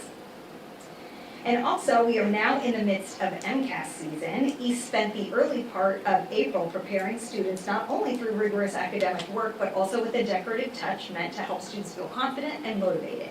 In addition to their MCAS assembly and 500 Club celebration, which I know many of our schools are doing, East educators and administrators throughout the school decorated doors with encouraging designs that have livened up the halls and helped set the right mood for the MCAS. The April Vacation Literacy Acceleration Academy was a tremendous success, serving approximately 60 students in grades 3 through 5 through engaging skill-building literacy experiences centered on the theme of natural disasters. Students strengthened their reading, writing, and speaking skills while learning about real-world topics, culminating in the design of natural disaster-resistant homes and hands-on STEM applications like building trust bridges. The impact was evident not only in their work, but also in their enthusiasm. One student asked, "Can't the week be longer?" while another shared, "This was the best week ever." We are deeply grateful to the school committee for funding this opportunity and to our dedicated staff whose time, talent, and commitment made this week such a meaningful and successful experience for our students. And finally, registration is now open for the community schools of Brockton summer programs, and discounts of $25 per session per student are available when you register by May 10th. Community schools offices are open extended hours until 6 p.m. through May 7th, this Thursday, for those who would like to register in person. You can also register online by visiting brocktoncommunityschools.com, and you can view the entire summer catalog at bpsma.org/summer catalog. Thank you.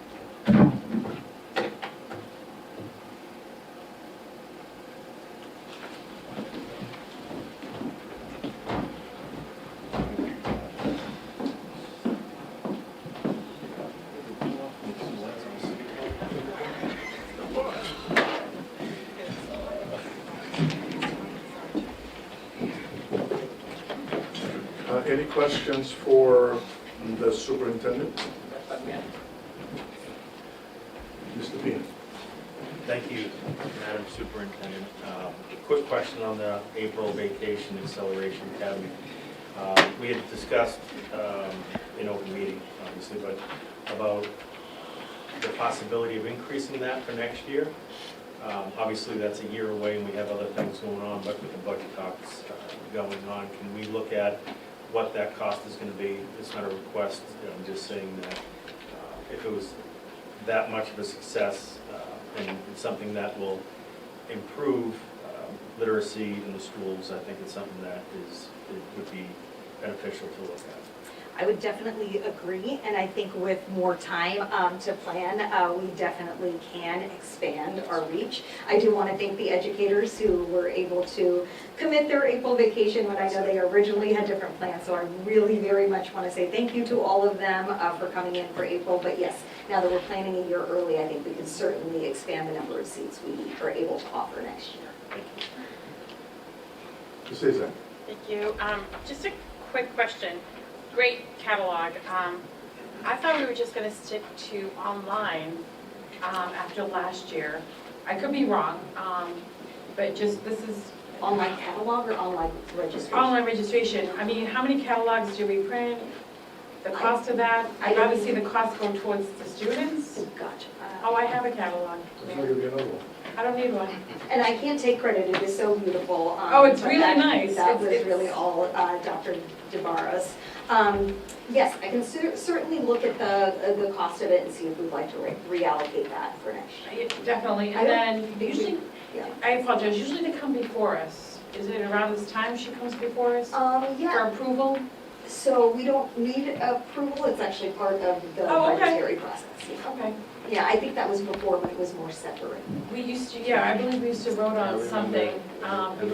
We used to have to approve things, okay. Because I believe last year, was it, or the year before, they needed us to allocate additional For funds. bus and the program, yeah. Okay. We included it as part of the budget process, so the non-net school spending funds that are towards it were in the budget book, and that's what we utilized. Okay. No, again, it's a beautiful catalog, but I'd like to see, how many do we print and the cost of it? If we offer it online? We do offer it. Okay. Yes. Thank you. Anyone else? Go ahead, Mr. Thank you, Superintendent. I'm gonna be very brief. I just wanted to give a huge shout out and thank you to all the staff that we have, from educators to paraprofessionals to custodian to our officers, you name it. Seeing the little things that each and every one of them get to do for our students is just amazing. I know you and I had talked about the book distribution, but the athletics, the run mile, it's just nice to see that. I know it can be a rewarding experience, but also stressful to work in the school department, from administrator to being a teacher in the classroom. So a huge shout out to all of you that have the commitment, the will to do so, and we appreciate your service. And also May, it's the Mental Health Awareness Month, so make sure you're taking care of yourself, and shout out to our counselors out there as well. Thank you. Okay. Anyone else? Next item, please. Item C is discussion and potential vote around additional CTE Vote Tech Chapter 74 programming and spaces for BHS through our left field project management. And at this time, I'm happy to invite up Principal McCaskill.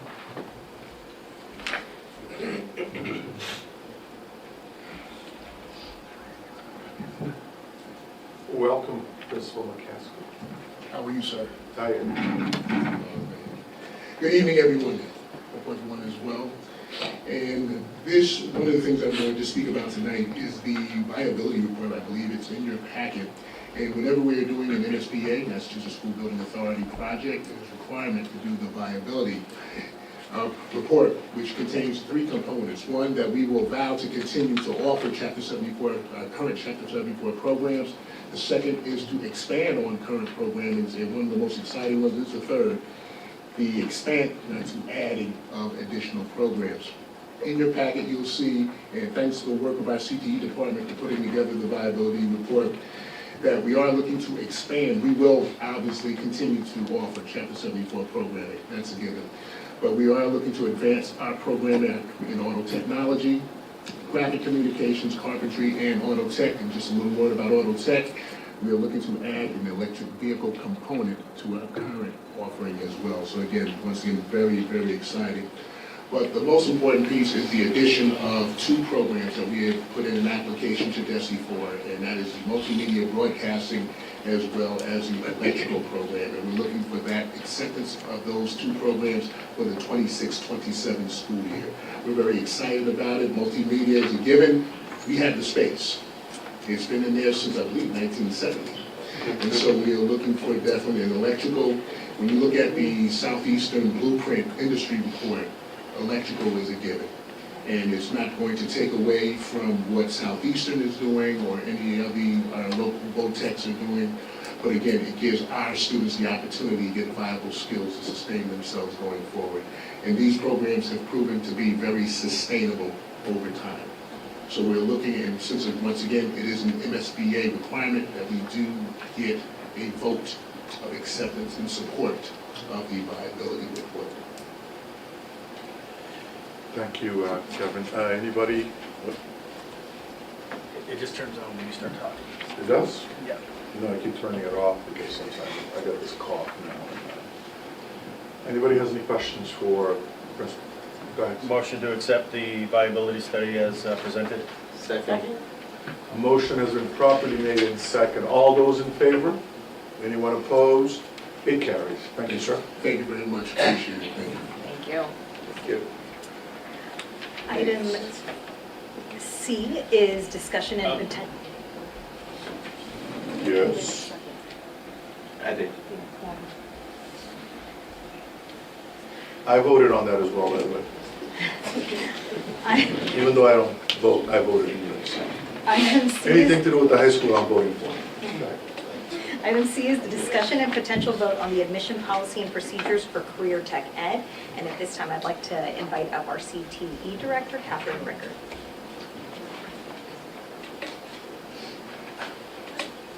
Welcome, ma'am. Thank you. Just pop over here so I'm in front of you guys. Thank you. Hi. I'm Catherine Rickert. I'm the CTE director. Where's my glasses on? Okay, so we're presenting to you policies today that were developed to ensure that Brockton Public Schools Career and Tech Education Program is fully aligned with the updated Massachusetts DESE regulations and provides clear, equitable, and transparent access for all students. Together, both policies are a comprehensive framework that outlines admission procedures, including our recruitment, application, selection, and placement process for CTE students, while also ensuring compliancy and equity requirements and consistent documentation practices. In addition, the policies define a structured middle school pathway exploration that ensures all students are informed and exposed to career pathways through coordinated activities, tours, and MyCap aligning programming. These policies have been reviewed by the Massachusetts Department of Elementary and Secondary Education to confirm alignment with the new CTE regulations. Now, I thought we would always use the middle school policy, but I never thought we would have to actually use the lottery component of the CTE admissions policy, but we're really happy to say that we have fully scrubbed data, 447 students interested in joining our CTE program next year from 8th grade. So that's up by over 250 students. We've never had a wait list before, and we're going to have a lottery. So we're really, really happy about that, and that's why we're here to get that lottery policy passed. Awesome. Yeah, it's exciting. Mr. Pina. Quick question. Yes, sir. Good to see you again. Good to see you. So we have what is the capacity? I'll ask that first. What's the capacity of what we can hold for students in the CTE program? Well, that's contingent about moving the rooms around and so forth. We can comfortably accept 300 students into our exploratory next year for eighth grade going into 9th. And we'll have to maintain that. So I would say no higher than 1,200. The addition of the 2 other programs, will that increase that number? That will be the 300. Oh, that is included with right. that. Okay. Across 12 programs now. So will that number and the use of the lottery, does that mean that there will be, and I looked at the criteria as well, but so does that mean that there could be a possibility of some students not making it in?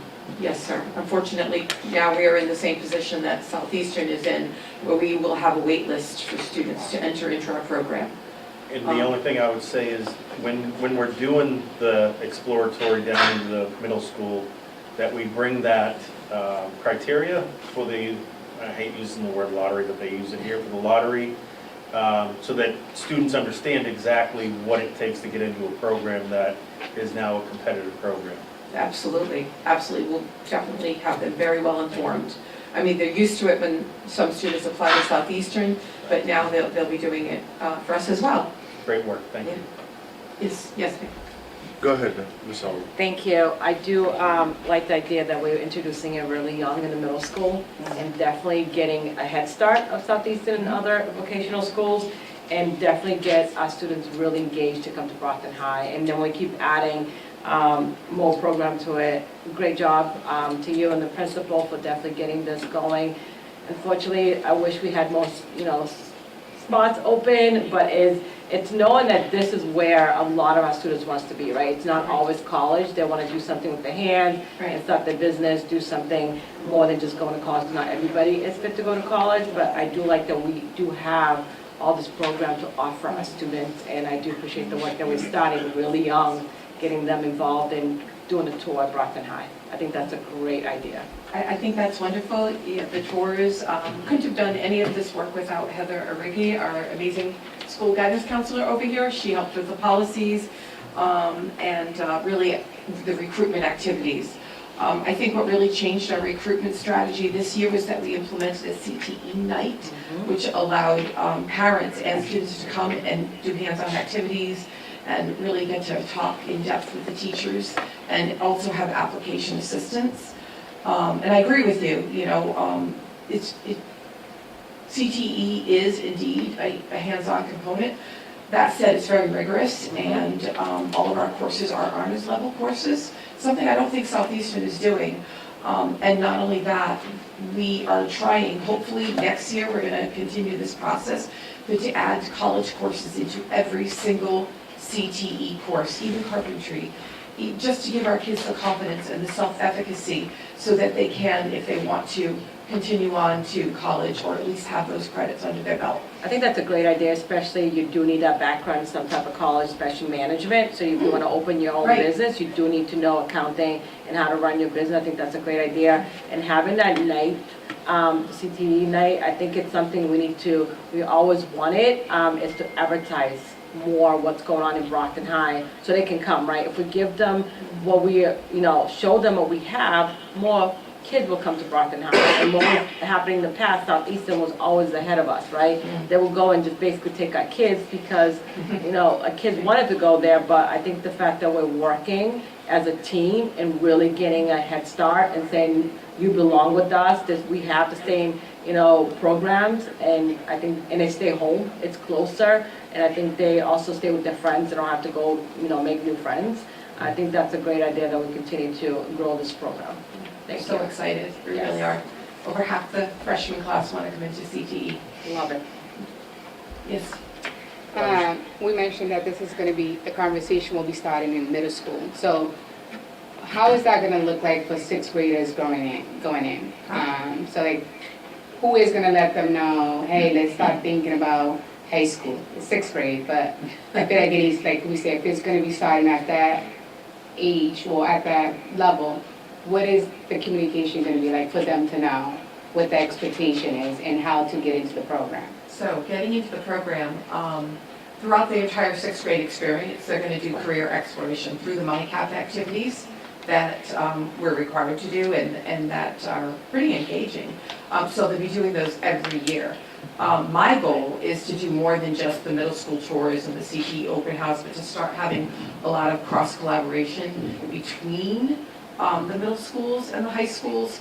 We did create a really cool ambassador program. I didn't want to copy Principal McCaskill's idea, but we had to. So we call them CTE influencers. So the CTE influencers are going to be going more, they did this year, but they're going to be going more into the middle schools so that the younger kids can see what the high school kids can do and so forth, and do some hands-on projects and so forth. It's going to take a lot of collaboration.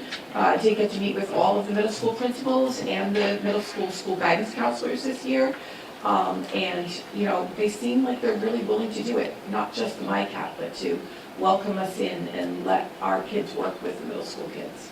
You mentioned MyCap, and I'm not sure if all the parents know what it means. Can you elaborate a little bit on that? I can, but I think, Heather, do you want to speak more? Because she's the school guidance counselor that's very much grounded in guidance, and I don't want to say the wrong thing to you. Is it okay if I ask Heather to come up and talk about MyCap and MIFA pathways, because she's done a ton of work on this and is trained.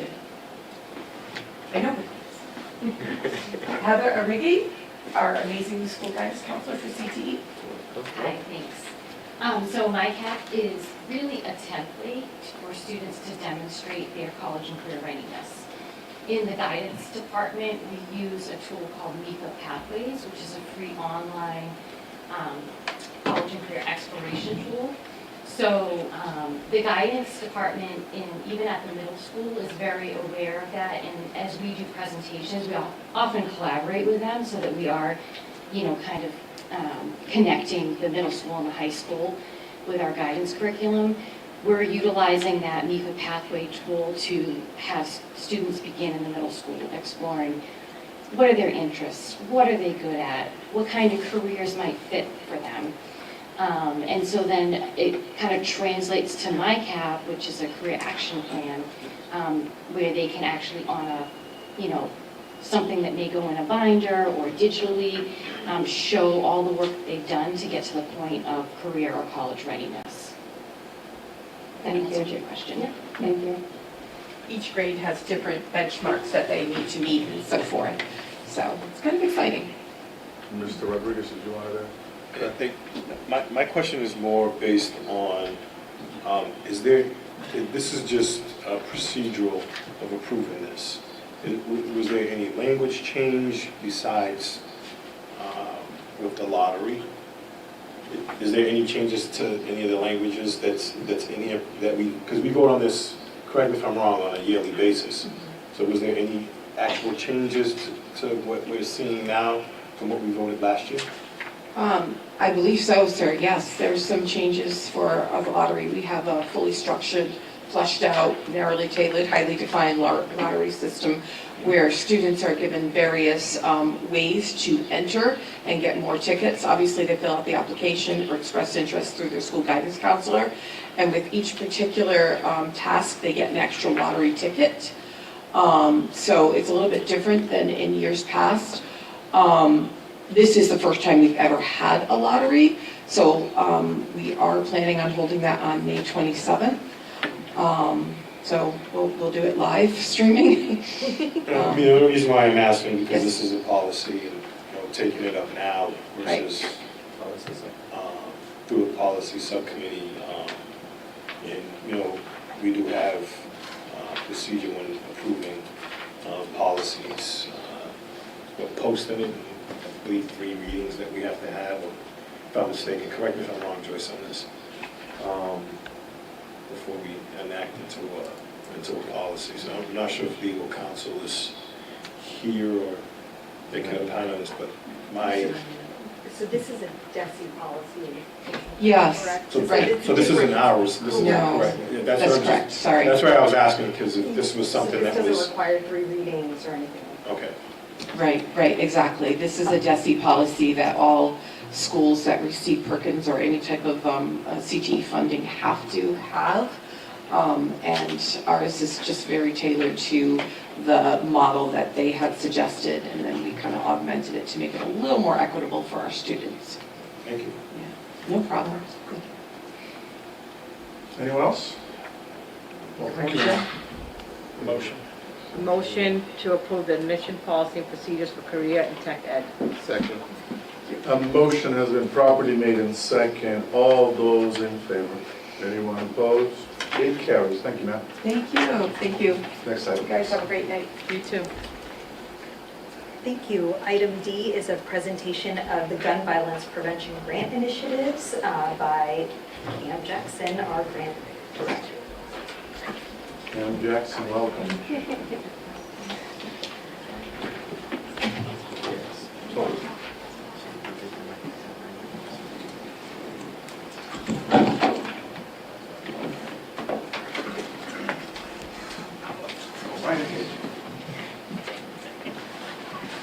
Good evening, everyone. My name is Pam Jackson, Camellia Jackson. I work in the grants office as a grant manager, so I'm so happy to be here to see everybody again, to give you guys a brief presentation on our gun violence prevention grant. So first I wanted to give you guys a snapshot of where we are currently with our grant office. So as of right now, our grants office is managing collectively with all our facilitators $53.1 million together. Out of those $53.1 million, $32 million are FY26 funding, some funds. So that is how much we have obtained in FY26 so far, is $32 million in grant funding. So we are working on that collectively, and all the programs and support for our students and teachers are actively functioning now. So we're happy about that. So although the grants office helps support a large variety of programs for our students, the reason I'm here tonight is to talk about the success of one of our programs specifically, which is our gun violence prevention program. So Brockton Public Schools was awarded $99,000 from the Attorney General's office to support student-focused gun violence prevention initiatives. In collaboration with the Office of Social Emotional Learning and our Wellness Director, along with our Director of Mentors, we created an internal steering committee which was established to strategically guide and implement the process and efforts to ensure that the funding is utilized to maximize the impact across the districts. So our steering committee started, we got our funding in June of 2025. We literally started the steering committee a month after, and we've been meeting monthly ever since to make sure that our programs and our initiatives are moving forward in the way that they need to for this grant initiative. So through this funding, we partnered with a lot of our community partners. So one of our community partners that we partnered with was our Massachusetts Gun Violence Coalition. In partnership with them, they came into Brockton High School and taught our peer mediators, which is in the 10th, 11th, and 12th grade. They had a one-semester session with our students in a peer mediation group and actually gave them one-on-one teaching. They did student service projects. They did a whole semester of wraparound services in terms of healthy relationships and gun violence prevention, giving them the language, the tools that they need to even talk to their peers or talk to an adult if they see anything that they noticed in their students and their peers, that they can go to a trusted adult and talk to them and maybe let them know about some behavior changes that they may see in their students. This work equips students with critical communication tools, increased awareness of social emotional warning signs, and empower them to take active role in supporting their peers and promoting a safer school environment. We did have an event that was canceled in March. We are going to reschedule it to either June 17th or June 18th. I'm hoping that those who are able to support can support. This is through a collaboration with Massachusetts Gun Violence Prevention Coalition and also Brockton Public Schools. We have our very own Mario Lamar, who is our Director of Mentors, that will be on the panelists for this event. So as soon as they have a final date for the event, I will let everybody know so you guys can choose to come and support if you'd like. Another great partnership that we've had through this grant is the partnership with Friends and Mentors. Kenny Montero, who has been a tremendous support through this grant. We launched a pilot program at East Middle School and at Champion High School that actually gives students access to drones, cameras, and they're able to go around the city and take pictures and videos of what it means to them to be in a safe environment, what it means to them to maybe have prevention efforts for gun violence prevention, what it means to them to have an initiative or be in a group amongst people, amongst their peers where they can trust. So they are actually doing that at East Tuesdays and Thursdays, and Champion High School, I believe, on Mondays and Wednesdays. So our partnership with Friends and Mentors is actively running right now. They will be having a showcase at the end of the year, at June 18th, at Fuller Craft Art Museum, to showcase all of their pictures and their photo voice projects through the gun violence prevention efforts. So again, if you guys wanted to come support, that would be great for our students at the Champion and East Middle School. We're hoping that in the future we can get more grant funding to extend this pilot to more middle schools. Another partnership that we have obtained with this grant is a partnership of Cape Verdean Women's United. Cape Verdean Women's United, with the support of our wellness director, Dennis Ginich, who has allowed us to take time for his wellness classes for all of our 9th grade students at Brockton High School. Cape Verdean Women's United came into our wellness courses in Brockton High and taught for a semester for all of our 9th grade students this year, healthy relationships. They had the Raising a City of Champions curriculum in place that had different sections and different sessions where they learned about the importance of healthy relationships and gun violence prevention efforts. So with this collaboration with our wellness department and our social emotional learning department, we were able to have Cape Verdean Women United into all of our classes, our health classes for 9th grade. So they also did projects and surveys that we will share at the end of the year in terms of how the students like the project, how they like the projects, how they like the course. This was the first time taking a course like this. So we did do surveys to get student feedback on what they would like to see different or what did they like for this year. Okay. All right. Finally, we launched through this grant Lift Up Academy, which was our very successful first basketball team for our champion students that included Promise High School students. They met at the Baker School from 6:30 to 7:30 on Tuesday nights. And it was about 70 kids that wanted to participate in this program, their first basketball team. Through, again, community coming together, community was able to help us do t-shirts for them. Mario Lamar volunteered his time to referee for this. And students who actually didn't play basketball still came to Baker School. We had our other mentors do crochet classes with students that wanted to do art, just painting, art, pastel classes, and even their parents came and sat with them through these classes. So out of the programs that we've had, this has been the most engaging for this Lift Up Academy. At the end of the program, as this is like the end of their last game that they had, we had over 120, 150 parents in the bleachers cheering on these students at Champion and Promise High School. So that was amazing to have that type of engagement. The parents came every night and stayed with their students and crocheted with them. I wish I had more time to show you guys more slides, but I'll show you guys those pictures at the end of the year. So that was amazing to have. And the students' feedback, just truly loved it. They appreciated it. They want to have programs like this moving forward. So our grants office is hoping to get more funding to have them summer programs and programs for the fall so they can be engaged and have extracurricular activities that they hadn't had before. So, through strategic partnerships, thoughtful implementation, and strong collaboration across departments, as we see, grant funding is actively expanding access, strengthening programming, and creating meaningful opportunities for our students.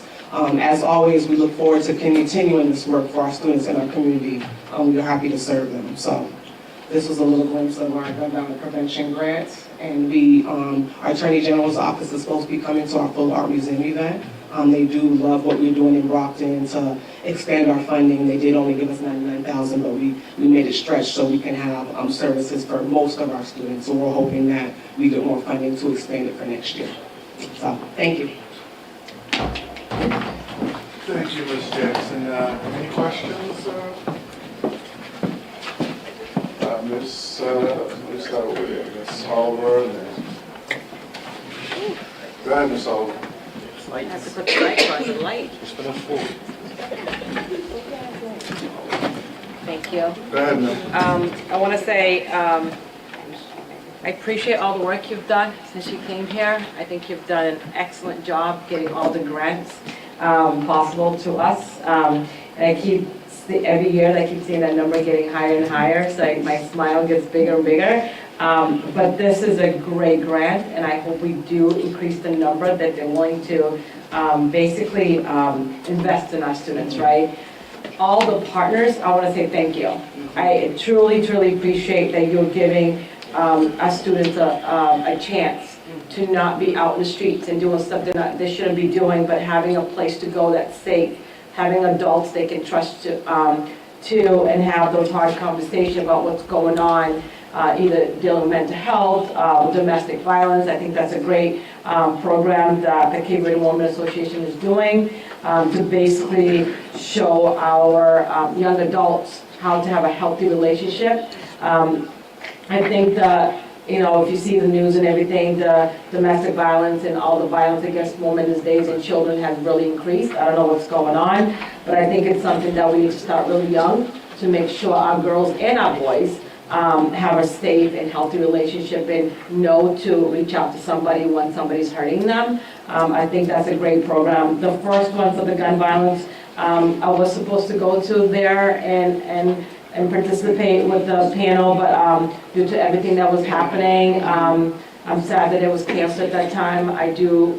Please let me know when it is, but I know one of the panel, she was gonna basically be there, so she'll let me know, like when they're gonna reschedule, they'll let me know. But I think that every partners that are doing a great job, and I do appreciate are seeing our kids, they're hearing our kids, and then we're doing a lot to support them. Absolutely. Thank you so much. Thank you very much.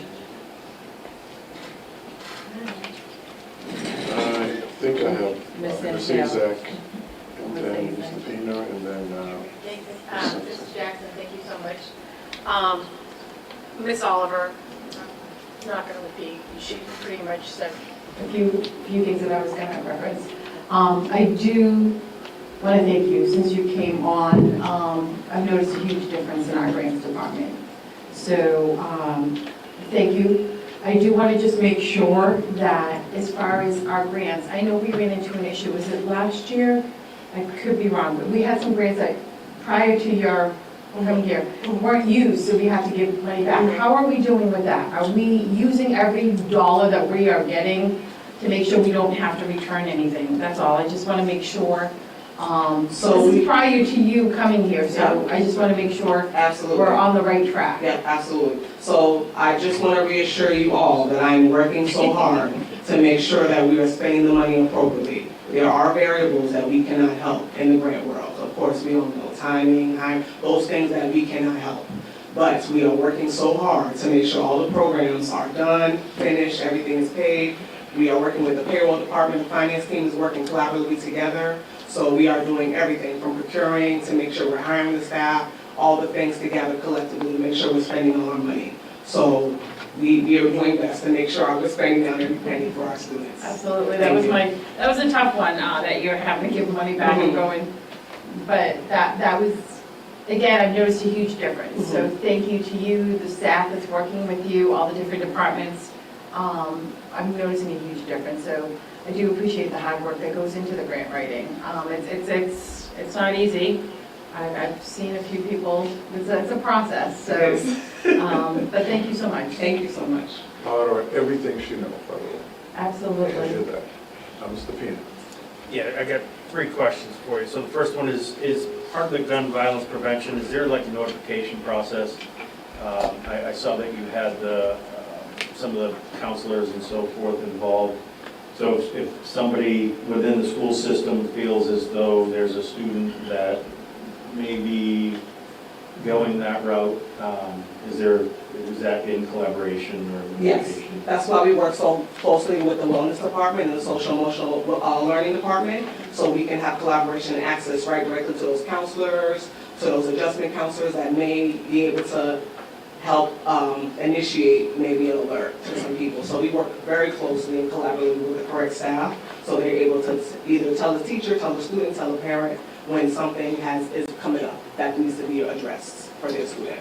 Awesome. The second one is, do you collaborate with Brockton Police Department as well to get them involved when it comes to just kind of some of the understanding of the big picture? Absolutely. They were on our steering committee. They were the first people we reached out to be a part of our steering committee. We have them monthly, and whether they join or not, they are a part to be on there. So yes, they are a part and know what is happening with the gun violence prevention grant. Awesome. Then the last one is, a lot of the gun violence, I would say that may come from somebody picking one up without understanding what it is. So is there any gun safety courses that you guys actually go and have, like, obviously the seniors go through or something like that? We haven't got to that point yet. So we're hoping that if we do get more funding, I think this year we're just putting in programs and trying to implement and teach our kids, but getting like on site and doing like actual kind of physical awareness or physical teaching. We're hoping to get more money to do that for next year, so it'll be another phase. So we're hoping to continue it. I hope the Attorney General's office really favors us and sees our presentation in June and wants to just throw us more money. I'm sure there's some other organizations like the NRA or GOAL or even the Plymouth County BA that would, I'm sure, give some grant. I will definitely look into it. Yeah. Absolutely. Thank you. Thank you, Mr. Pena. Ms. Cynthia? All the organizations that you mentioned, I know a few and I've worked with a few, specifically FAM, so shout out to Kenny, and also Mario, he's everywhere. So shout out to Mario, please don't leave us. I do, like, what is the mental health support for, like, how are we talking about that aspect with this grant right now? Like, and who was providing that besides going directly to the school adjustment counselors? So right now, the students are in the program. So Mario's the director of mentors. He has staff there. We did have a staff to support. So like our adjustment counselors, they were also invited to support these programs too. So like, for example, at Lift Up Academy, Mario's there with 6 or 7 other staff to support our students and our families there.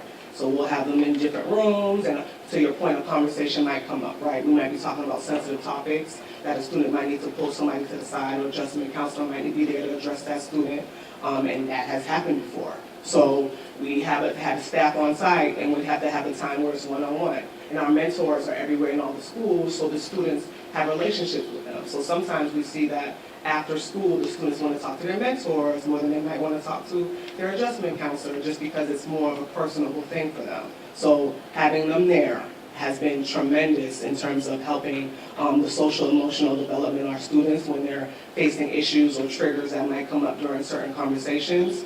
That has been substantial for us to have his team there, and he's a part of our social emotional wellness department as well. So they are all trained in a sense to be able to be with these students and deal with these issues.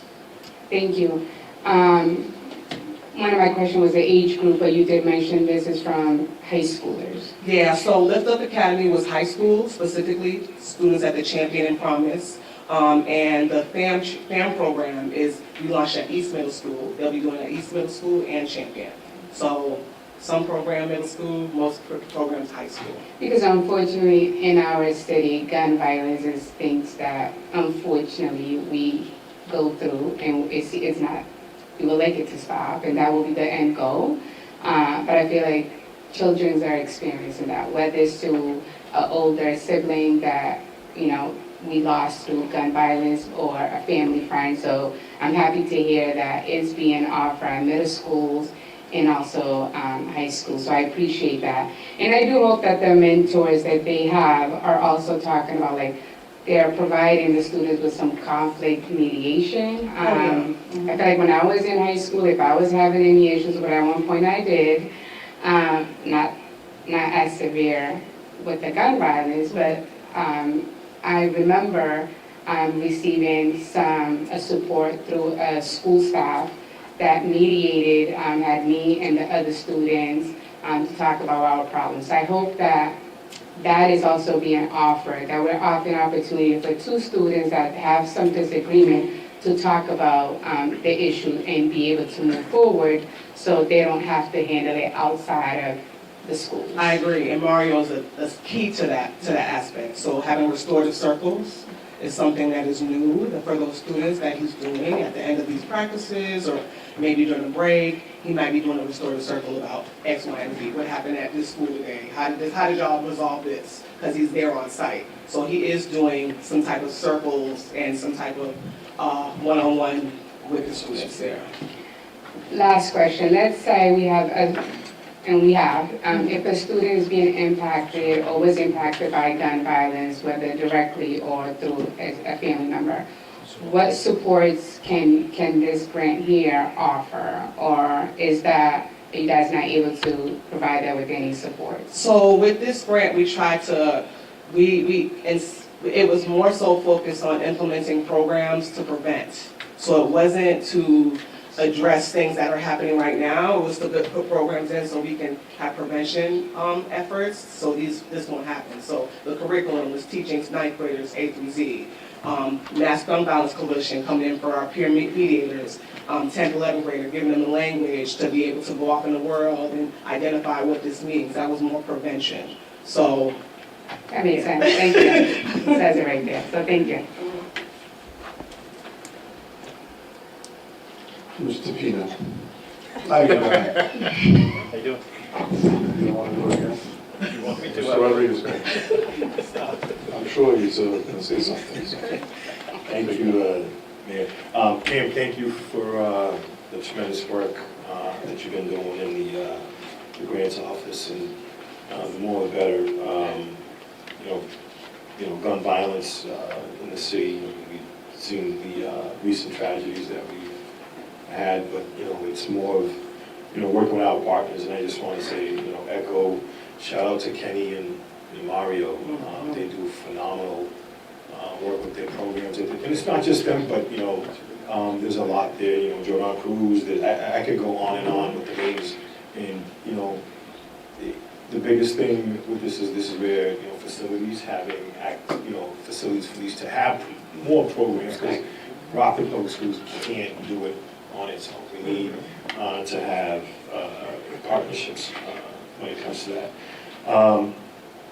And I don't want to get off some of the agenda items. And, we could see, now a consent agenda for approval of grants, through the superintendent. I'm not asking for this tonight, but like in the future. So, when we approve these grants, we read it, we vet it out, and we vote on it. But I just like the public to actually hear and see the amount of grants that we're getting when we list here.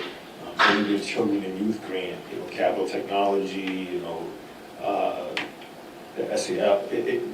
The list just goes on and on and on. But that was one of the things that a couple of years ago I asked just to allude to when we come to approving these grants, to just kind of give us something like this with this grant. So we see it, but the public doesn't really get a chance to see that, even though it's servicing our students. But again, thank you for the work, and I know where you are with what you do and what you do. Thank you. And I do want to say that we do have our VPS grant dashboard on the website. I will get to update it pretty soon, but I do update it pretty often. So we do have a running list of our FY26 grants. It's not a combination of all of them, but the grants that we just got for FY26 is available for the public on our VPSMA.org/finance dashboard. Appreciate you. Thank you. Thank you, thank you. Thank you. Ms. Sabina, you're good? Item E is the MSBA month update, which I know we sort of already talked about. I didn't know if anybody had anything additional. Any questions about MSBA? Good. Move on. Okay.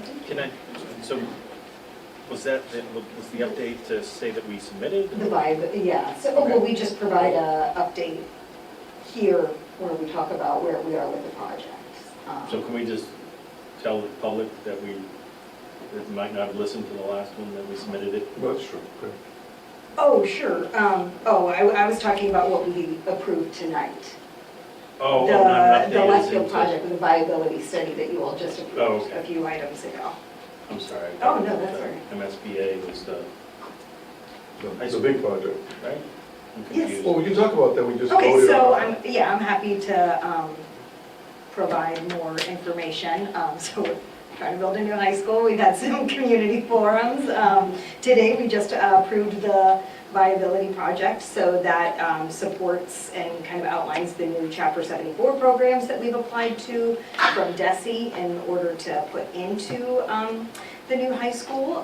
We also were working on our educational vision as well, and I believe Leffield also came to the last meeting and provided some information on the different options, and we have now, as of recently of this week, as was mentioned earlier in the meeting, voted on an option. So option 2B to put forward, which is what we're putting forward to this state. Beautiful option. Beautiful option. That was. Great. So the finance update. So I'll provide you with my update to start, and then I know we have invited guests. So all of the staff today should have received a notification from me that on April 30th, so Thursday of last week, we did receive revised number from the City of Brockton's Chief Financial Officer for next year's school budget.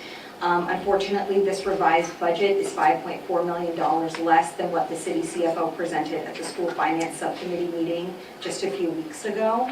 So $3.4 million less in net school spending and $2 million less in non-net school spending. I think it's important to note the following. April is far too late in the budget cycle for the city to be finalizing numbers to provide to the school department. Typically, cities provide these numbers to their districts in February and March. That has always been my experience. So providing numbers of any kind, let alone numbers that are significantly lower than expected at the end of April, is simply not a good fiscal practice, period. Also, these newly revised numbers are based on costs being charged by the city to the school district that BPS is contesting. As you have heard, we are supposed to agree to Schedule 19 and sign a memorandum of understanding, which has not been done for several years. But in this particular case, the number was simply handed to us and no agreement has been made. We had been engaging in discussions that I believed to have been collaborative beforehand, but I believe that this was a demonstration of a step in the completely wrong direction. While the city of Brockton is receiving $8 million more in net school spending dollars from the state to fund schools for FY27, so $8.2 million to be exact, the net school spending funds that will be allocated to BPS represent an $800,000 decrease as compared to our current fiscal year. So our bottom line budget for net school spending for FY27 is $800,000 less than FY26. The reason this is significant is because if you remember back in February at our finance meeting, I provided to you all a memo that gave an analysis of the governor's budget. And it stated that the FY27 foundation budget did increase $8.2 million over FY26 despite the projected enrollment decline. And that was because the state had decided to hold harmless all districts since there was a decline in enrollment around the state. So the per pupil foundation rate that the state set was supposed to increase $20,038 from FY26 to, for FY27, $21,295. So that was our target. Unfortunately, we are now no longer even meeting the target of $20,038 that we were meeting this year. In that memo, I let you all know that basically this meant that with both municipal related costs and active employee health insurance held flat, the FY27 appropriation that we got from the state was essentially a level funding. So that $8.2 million did not represent added services or supports that we could provide to our students. It was simply going to allow us to be level funded. The numbers that we received from the city CFO on April 7th did provide us a number that was closer to, so it brought our net school spending budget up to $254. It gave us and I actually commented, I remember I was so happy to see that at least we were getting $20 million for non-net school spending, but now that is back down to 18, unfortunately. And so again, I am sorry to be the messenger here to let you know that what we heard on April 7th is no longer true. I will let you know that the district leadership team is working to identify areas where we can cut costs that do not impact staffing. Obviously, that is going to be very difficult, including reevaluating our cost structure with core vendors, reducing costs like printing. While that work is essential and ultimately best for our district's long-term financial health, it alone will not close this gap.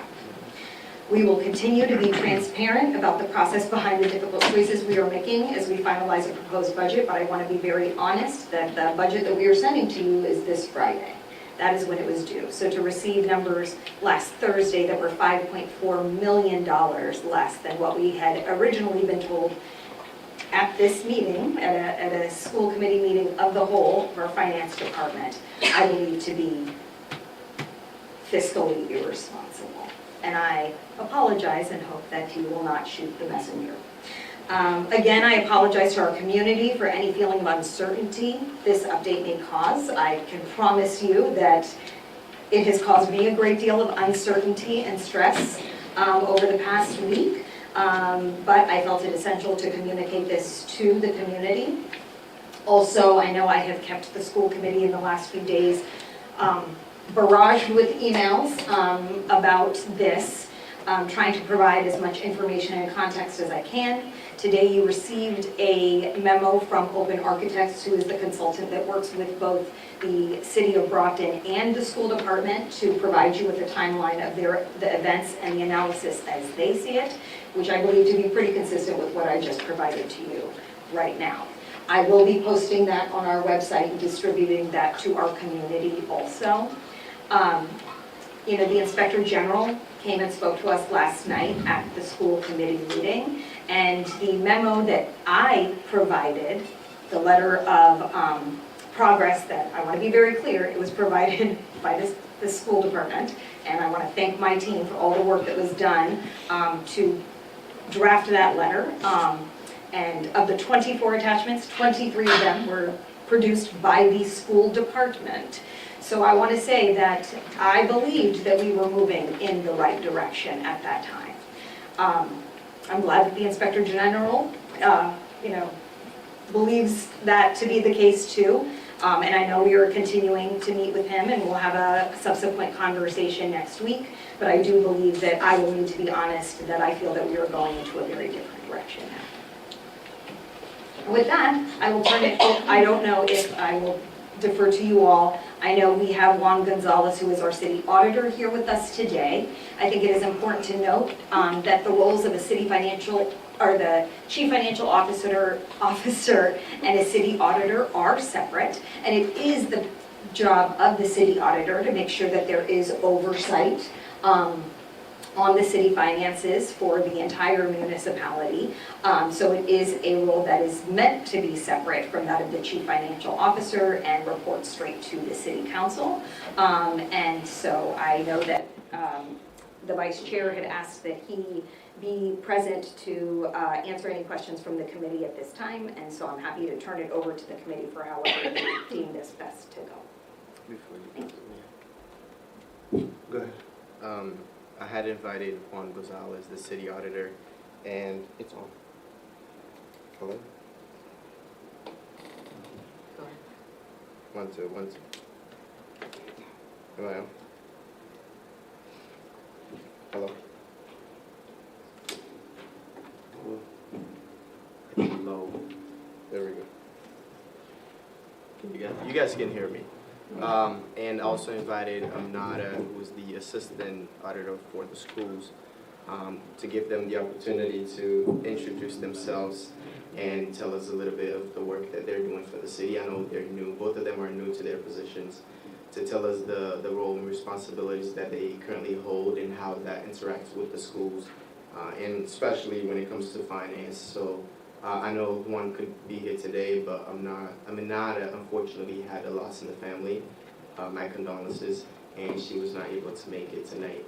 But Juan, if you want to come up and introduce yourself and just let us know your position and what that entails.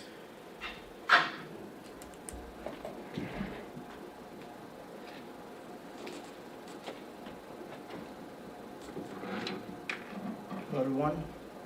Yes, it is. Hello everyone, my name is Juan Pablo Gonzalez, and I am the city auditor for the city of Brockton.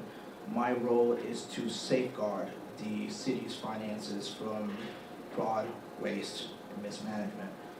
As the vice chair mentioned, I'm new to this role. I got promoted last year in June when my predecessor had left the city.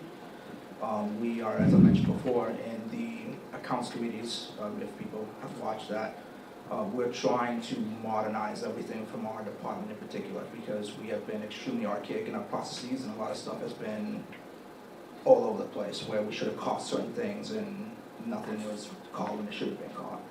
I'll take any questions from anybody else, and I'd like to also send condolences to my colleague Nada.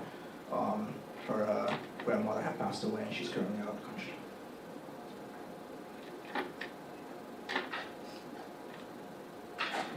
Ms. Oliver. Okay, I have to write this down because I'm angry and frustrated. All right. Now, before we begin, I just No, I'm want to gonna make read sure. my letter. Hold on.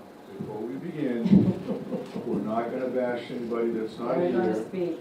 Well, then that individual should have been here. Right, then we can Okay, invite the then. individual to come, because we're not gonna sit Well, the here. individual refused to come. No, I will, if the committee wants me to invite the individual to come, I'm gonna invite the individual. Okay. But we're not gonna grandstand, we're not gonna be pushing I'm this still gonna thing read out. my letter. You can go ahead and read it. but Okay, we're not thank gonna do you. it. I appreciate that, Chair. So the budget process continued to be delayed because certain individuals keep moving the goalpost. That needs to stop. We will not allow what happened 2 budget seasons ago to happen again. The voice and the will of this committee must be respected. We are here to do what is best for our students, not to fix the mismanagement of the CFO. You cannot come before this committee and present one number and say something entirely different after the meeting in front of the city council. At that time, you referenced a $20 million account and said there was nothing to worry about. Yet in this meeting with our superintendent, that shifted to $20 million line. So which is it? Do you have the $20 million or you don't in the so-called account? Do you think the people sitting around these tables are going to be misled again? That will stop asking hard questions, because we're not going to stop asking hard questions. Or simply get tired of pressing for honest answers. That will not happen, because we're here for the students. We are prepared to vote on the budget in full. It is your responsibility to figure out how to balance the city's finance without taking another dollar from our students.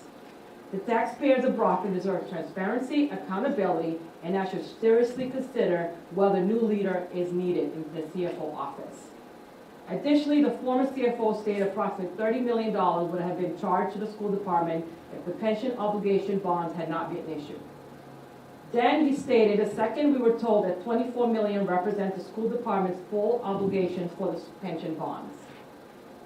Third, on April 7th, he stated he would only be charging the schools $11.4 million.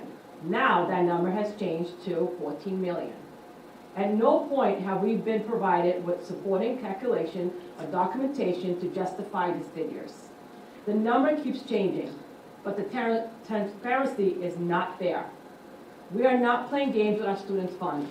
This is not a game, and I refuse to treat it like one.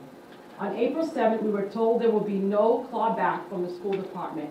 Yet now it appears that every possible avenue is being explored to pull money away from our students in order to balance the city's deficits. When will someone step in and hold the situation accountable? The stress and the confusion this is causing is unnecessary. This is not a complicated work. It should not require guesswork or shifting explanations. The CFO is highly compensated to do his job. It's time for members to basically hold him accountable. It is time for numbers to be clear, consistent, and backed by real data. We require the balance sheet, and we need real data. I'm done.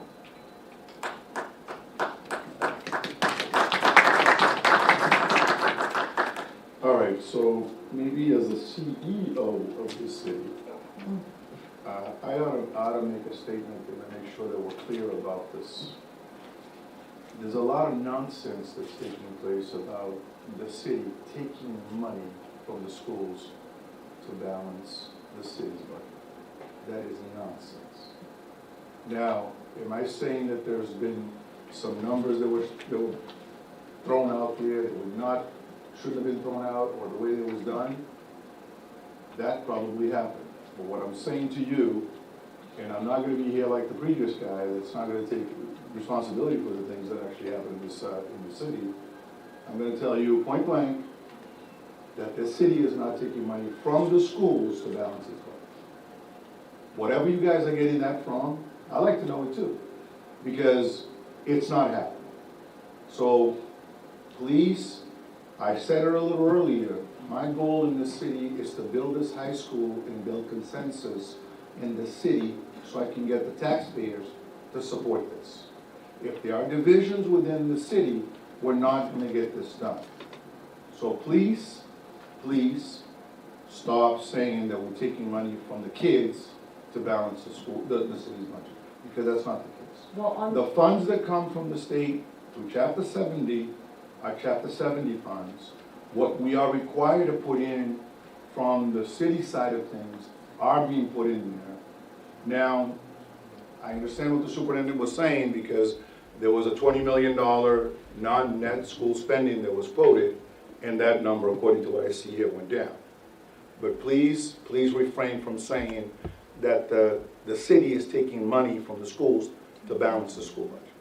I know it sounds good. We can create all kinds of cartoon characters to justify our whatever reasons we have, but please stop saying that, because that's not the case. Now, we can work at this and come out to this thing as adults that we should all be, but please, please, please stop saying that, because when people out there are hearing us talking about adults sitting here that were taking money out of the schools. I just went and found money to fix a 50-year-old road around the school that hasn't been done. And I'm gonna continue to find monies to fix these parking lots and fix the schools. But the nonsense that sometimes we hear being spewed out here to justify an argument is just senseless, and we need to stop them. Go ahead, Mr. Ward. Go ahead. Thank you. I don't know if this mic is on, but Mayor, I'm going to have to disagree with you to a certain extent. Well, this mayor is not taking money from I'm the just schools. I'm just telling you that I have to disagree with you on a lot of aspects of what you just articulated just recently about taking funds.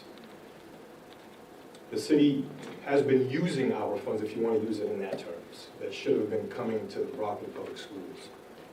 As the former vice chair and the only school committee member, Mrs. Oliver, Mr. Gomes, Mrs. Azak, after that first meeting with the state, and I called you, Mr. Mayor, at the time because you were the council president, that it was an embarrassment that meeting didn't go well.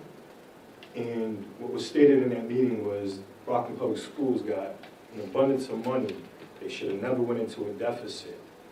And we heard it last night from the Inspector General how the city didn't have the revenue growth to sustain its services and piggyback off of the school finances in order for that to happen. So that's when we talk about using school funds. Furthermore, in that meeting, and it led me to a lot of questions. Did the school committee drop the ball in certain aspects? Yes. Did the city council? Yes. Did the mayor? A lot of people had a piece in what happened. And there's a fracture in our financial system in the city that needs to be fixed and it needs to be addressed. I'm happy to say that the school committee has done its job in bringing in new leadership, and that superintendent is building upon that, but the structural finances of the city remains on the city side.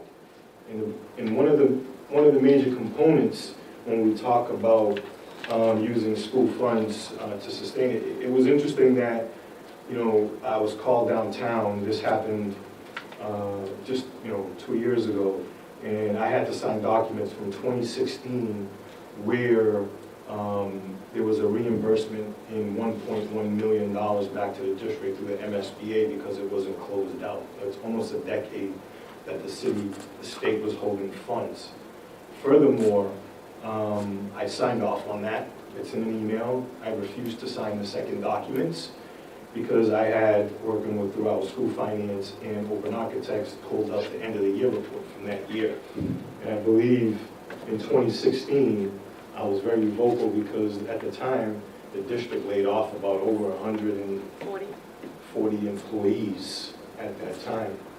The interesting thing about that, because this does exist, and this is the main reason why I asked for the state auditor to come in, and this committee voted favorably for it, and the former mayor did, and what the superintendent articulated today and what's been going on should be amended, which I will amend that and bring it back to this full body for a vote to bring the state auditor in because of what's happening. Year 2016, $4.4 million was charged to the school district for capital improvement. $4.4 million. At the top of my head, that's a lot of positions in the school district. $4.4 million, it's on that end of the year report. It exists, it did happen. It was taken from the school district for capital improvement, where that's a responsibility of the city. So that reimbursement was rightfully full to come back to the school district. But here we are, 2026. And I knew this was going to be a fiasco, not because of this body and what the superintendent is trying to build out, but there remains, and I know the individual is not here, we want to give him the opportunity to defend himself, but there was no defending, there was no honesty when it comes to providing numbers. And you were in those meetings, and it was off by millions in so many categories. I know last night's city council meeting where, we had to do this, we had to raise it, we didn't have a choice. It's because the state told the city that they had to do it.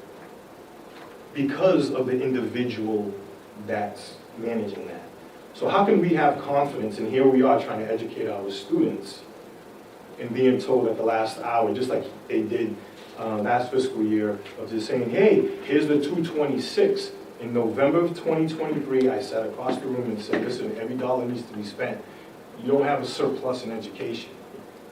And the 226 was forced because they know there was a carryover and they had to give it to us. Because if they gave us the 232 like we requested, add that 8 million, it was actually 8.6, but we got 7.3 back on top of our budget. But when we talk about, oh, the school goes and says, oh, when we have an individual, the schools didn't spend that money. How can you spend it when you don't have it? When you're holding on to it? Robbing Peter to pay Paul for many, many, many, many years. I know that it's not in the school committee's authority for that individual. It falls on with the mayor. But there needs to be a level of accountability and trust. And if you're trying to fix the city, you have to have trust in that individual to make sure they provided the documents. Page 140, 141 clearly states in that investigation, oh yes, it went over their heads and all this other stuff. He knew what he was doing. So here we go. I don't have the exact date. Get called.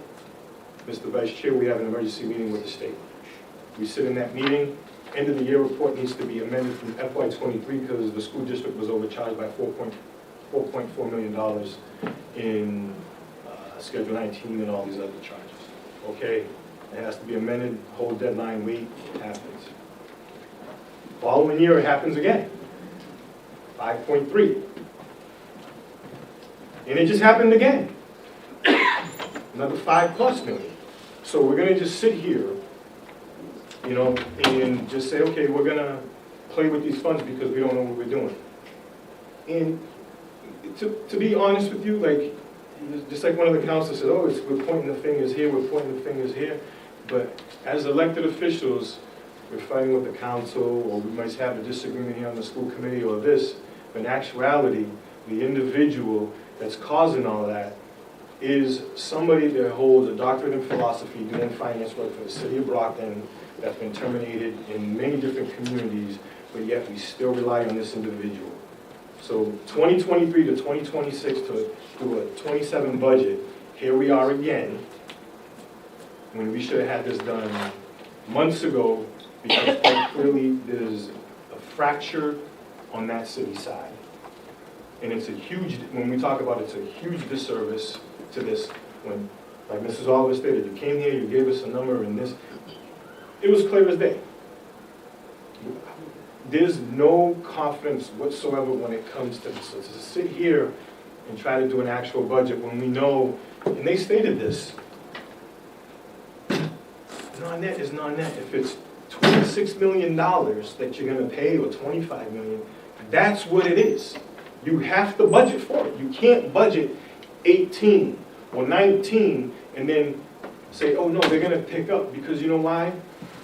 Because the school district, when they say, oh, the city bailed out, no, we've been bailing out the city because the non-net is, transportation is the city's responsibility when it comes to transporting our students. But we're reclassifying in our circuit breaker for years and years and years, and that should be going to the special education department to sustain those students, but yet we're paying for transportation for that. Is there better work to be done? There's always better work to be done.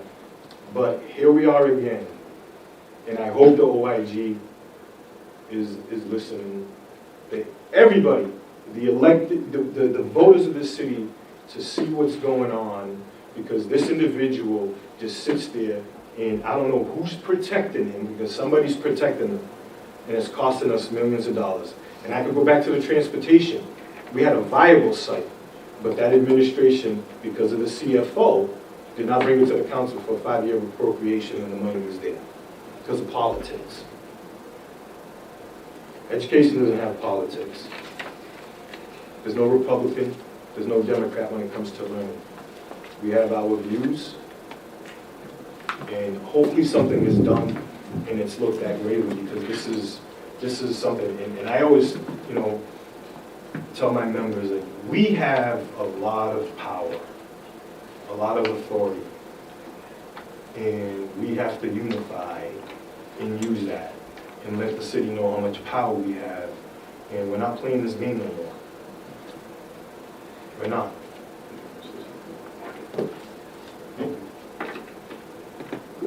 Good. Yep, oh, I have a question, but is that, are we done? Sorry, I didn't mean to. Actually, that reminded me of a question that I had for our city auditor. Especially, you know, one of the things that really struck me last night from the IG, and one of my main takeaways was that there were many people who were responsible, and people needed to say something, and people needed to put their concerns in writing. And so I just wanted to ask you, as the city auditor, if you believe, because as you mentioned, you are to determine if there are areas of waste or misspending, fraud, etc. I just, are there any areas of concern that we should be aware of? I mean, in general, I mean... Are you talking about the school, on the schools? Or? Oh, and the city auditors for the whole city, so yes, absolutely. As I mentioned before, I mean, I do see areas of waste. I'm trying to, obviously, we have very limited resources in my department. We can't just go out and send, you know, people to different departments and do audits when we have to do a plethora of other things, because we do AP, we do payroll, we have to do adjustments for journal entries, we have to report stuff to the state, and among other things, well, we work directly with the CFO on certain items. There's a lot of stuff that goes on, but I do want to implement an internal audit program, as I mentioned before, in the accounts committee, where I go in and I start auditing these departments and figuring out where the waste is coming from. In particular, something like an enterprise fund, where we need to figure out why, you know, we're spending X amount of dollars and we're having to raise fees on a consistent basis. So that's kind of what I want to implement. As I mentioned before, it's pretty difficult when you're very limited staff-wise and resources. And I have several follow-ups, is that all right? Okay. So, Mr. Pina had brought up a great question to me several meetings ago, asking me at what point I believe I need to inform this committee when I believe there to be areas of waste or overspending or misspending. And that is one of the things that we have been working on the school side, is to identify inefficiencies, to identify, you know, areas where we can better leverage our funds. I guess I would ask you that same question, as far as you mentioned that there are areas of waste, but that there may be a limited capacity to address those areas of waste or misspending or overspending. I guess my question to you would be, at what point do you think it is important, though, at least to bring those areas of waste or misspending to the attention of the city council? So I am in constant communications with counselors ever since the new council came in, and you know, obviously now I'm the clerk to the accounts committee. I've been getting a lot of questions from counselors about the pension obligation bonds, about the enterprise funds. This Thursday, actually, there are 2 agenda items on there. One of them is to discuss the Department of Revenue letter that was sent out by the Director of the Bureau of Accounts, W. Wagner, discussing certain things that we have to do to fulfill our responsibility before we get our free cash certified. And also we're going to be talking about enterprise funds. So those discussions have been had with counselors. I've had certain concerns with them. But those talks are still ongoing, and I have been keeping up with them. They've been asking me about reports. I've sent them the reports. You know, they've asked me about opinions of certain things. But, you know, said, you know, what I need to say in regards to, you know, what concerns I have, et cetera, et cetera. But there are constant communications with the counselors. And when the Department of Revenue brings up concerns to you, how do you communicate those to our city council, and how do you communicate those concerns actually, and to whom do you communicate them? So I communicate those obviously to the CFO when the letter comes up. So when these letters get sent out, usually they get sent out to various individuals. They get sent out to council president, they get sent out to, they're usually made out to Dr. Clarkson. You know, I'm in them. I believe the last letter you were tagged on there. Usually we discuss that with Troy, and I'll just be like, look, we have to, you know, solve certain things that we have to fulfill. Maybe revenues aren't coming in. You know, the health insurance trust fund, the fiasco that happened last year, where we had to go and cover $7 million on that, and among other things. we have these discussions to make sure this stuff doesn't happen again. I don't know how prior auditors have, done business before. Usually what I've done, from intern all the way to the assistant city auditor, I've just basically just focused on general ledger, making sure we get as much free cash as possible, cleaning up accounts, all of that stuff. Now being in this role, I have higher responsibility. Now I have, individuals like city council, obviously Dr. Clarkson, we're constant communication where I have to communicate if I have a concern, if the DOR has concerns about our finances or the stuff that we're doing. And have they mentioned that they have any concerns that we should bring up? I can't answer that right now, but if I, read the letter again, and I'll let you know offline. Were there concerns brought up in that letter that we should be talking about, not offline? In terms of the schools, no. The letter's pretty self-explanatory. We've actually gotten this several fiscal years now, ever since the deficit have happened, and they're always trying to make sure that we do things on time, we're addressing stuff with revenues. If there is a carryover on net school spending, that we make the appropriate journal to make the funds available to you, things of that nature. There's no serious concerns to where the city's gonna fall apart or something like that. No, it's pretty routine. And do they believe we're in good financial health for the future? I mean, long-term debatable. Obviously, we know that the way that we're trying to do our budget. Now, I can't speak to how we do the budget because that's not in my field, but seeing the accounts and having to rely on in particular, having to rely on reserves to balance the budget obviously is a concern for any city auditor or town accountant or whatever the case may be. So obviously those concerns, we know that we can't balance the budget without the reserves. So, but again, that's like a necessary evil, I guess, if you call it that, so we don't get taken over by the state. Can you provide a little bit more information on the health? You mentioned a healthcare fiasco or something like that. Can you provide a little bit of information on that? So what had happened, it was more procedural more than anything else. There was no deficit in the Health Insurance Trust Fund. It was more of, we didn't have sufficient cash reserves. Now, I don't want to bore you with the accounting perspective, but there is the generally accepted accounting principles, and then there is the stuff that the Department of Revenue uses that is extremely conservative. From a GAAP perspective, we were not in a deficit at all, and we actually showed this to our external auditors, Clifton, Larson, Allen, and they said, no, you're not in a deficit. However, the Department of Revenue, and there was a memo out there that I had shown to counselors when we had to go to council to get that quote-unquote deficit in their eyes covered. We just didn't have the reserves that they required, basically, for the Health Insurance Trust Fund.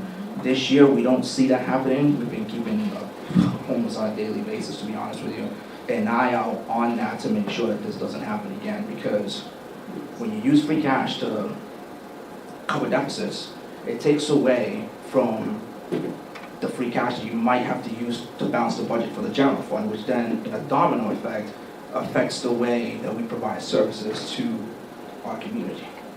So this is why it's extremely important to not have any deficits at all for that particular purpose. And speaking of CLA, do they ever have any, do they ever comment on sort of the school finances when they do their audits?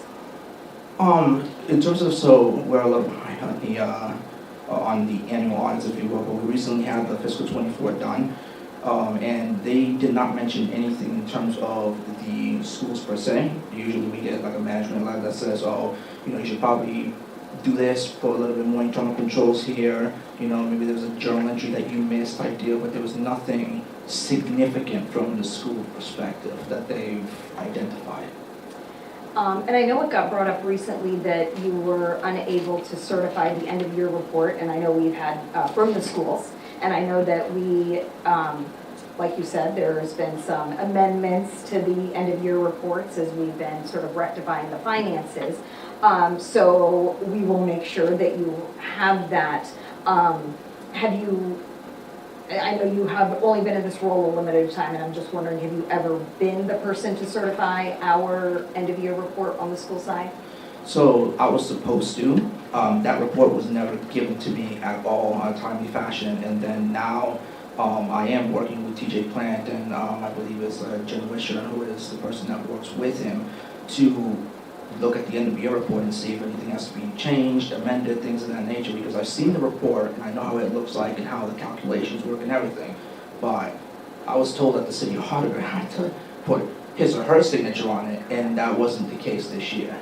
So obviously moving forward, that process is definitely going to change for sure. But but for this year, with this end of year report, this last one, that never crossed my desk. Okay. And I just want to bring up for the school committee that it is important for both myself and the city auditor to certify the end of year report at the end of every year. And we have to do it under the pains and penalty or perjury or all those words. And I just want to be very clear that that end of year report does include the Schedule 19, and I will only be signing that if I feel comfortable with how we have developed and agreed to Schedule 19. I signed it last year, even though, you know, I was still a little bit uncomfortable with how we've come up with the calculations, because at least we have had something to provide, but now I fully contest how it happened, and I don't agree with the Schedule 19, I don't agree with the process, I don't agree with the final numbers, and so I am not going to feel comfortable as it stands today certifying that at the end of the year. And I do want to put this committee and the mayor, respected mayor, on notice that that will most certainly impact everything you're worried it could impact. And so I think it's incredibly important. I am with you that we need to be one Brockton, but that means that we sit down at a table and we collaborate and we come up with numbers together. We do not get issued numbers without explanations, and we don't receive those numbers a month before our budget is due to the school committee, and we get different decreased numbers the week before our budget is due to the school. Those are all my questions. When was when you said the fiasco with the insurance, when was that? That was in December, so before we could even certify our, not certify for free cash, but to basically set the tax rate, which is December of this past year? Of 2025, yes. There was 3 council orders. One of them was to cover a minor deficit for the refuse. The other one was the BRA, another fiasco we had. And then the last one was the health insurance trust fund. Can we just stay, no, hold on a second. Can we just stay within the last couple years? Let's not go back to 2016, 2017, 2018. A lot of people died in 2019, 2020 with COVID. Let's not go back there.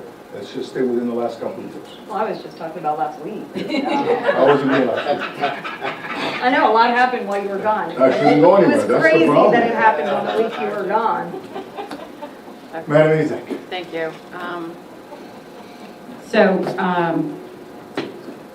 To say I'm surprised, I'm really not surprised. I've been asking for budget meetings since February. We have never, in all of the years I've been on the committee, we still haven't really had a finance meeting to really, we the committee are the ones that review our budget, and we go back and forth with our superintendent.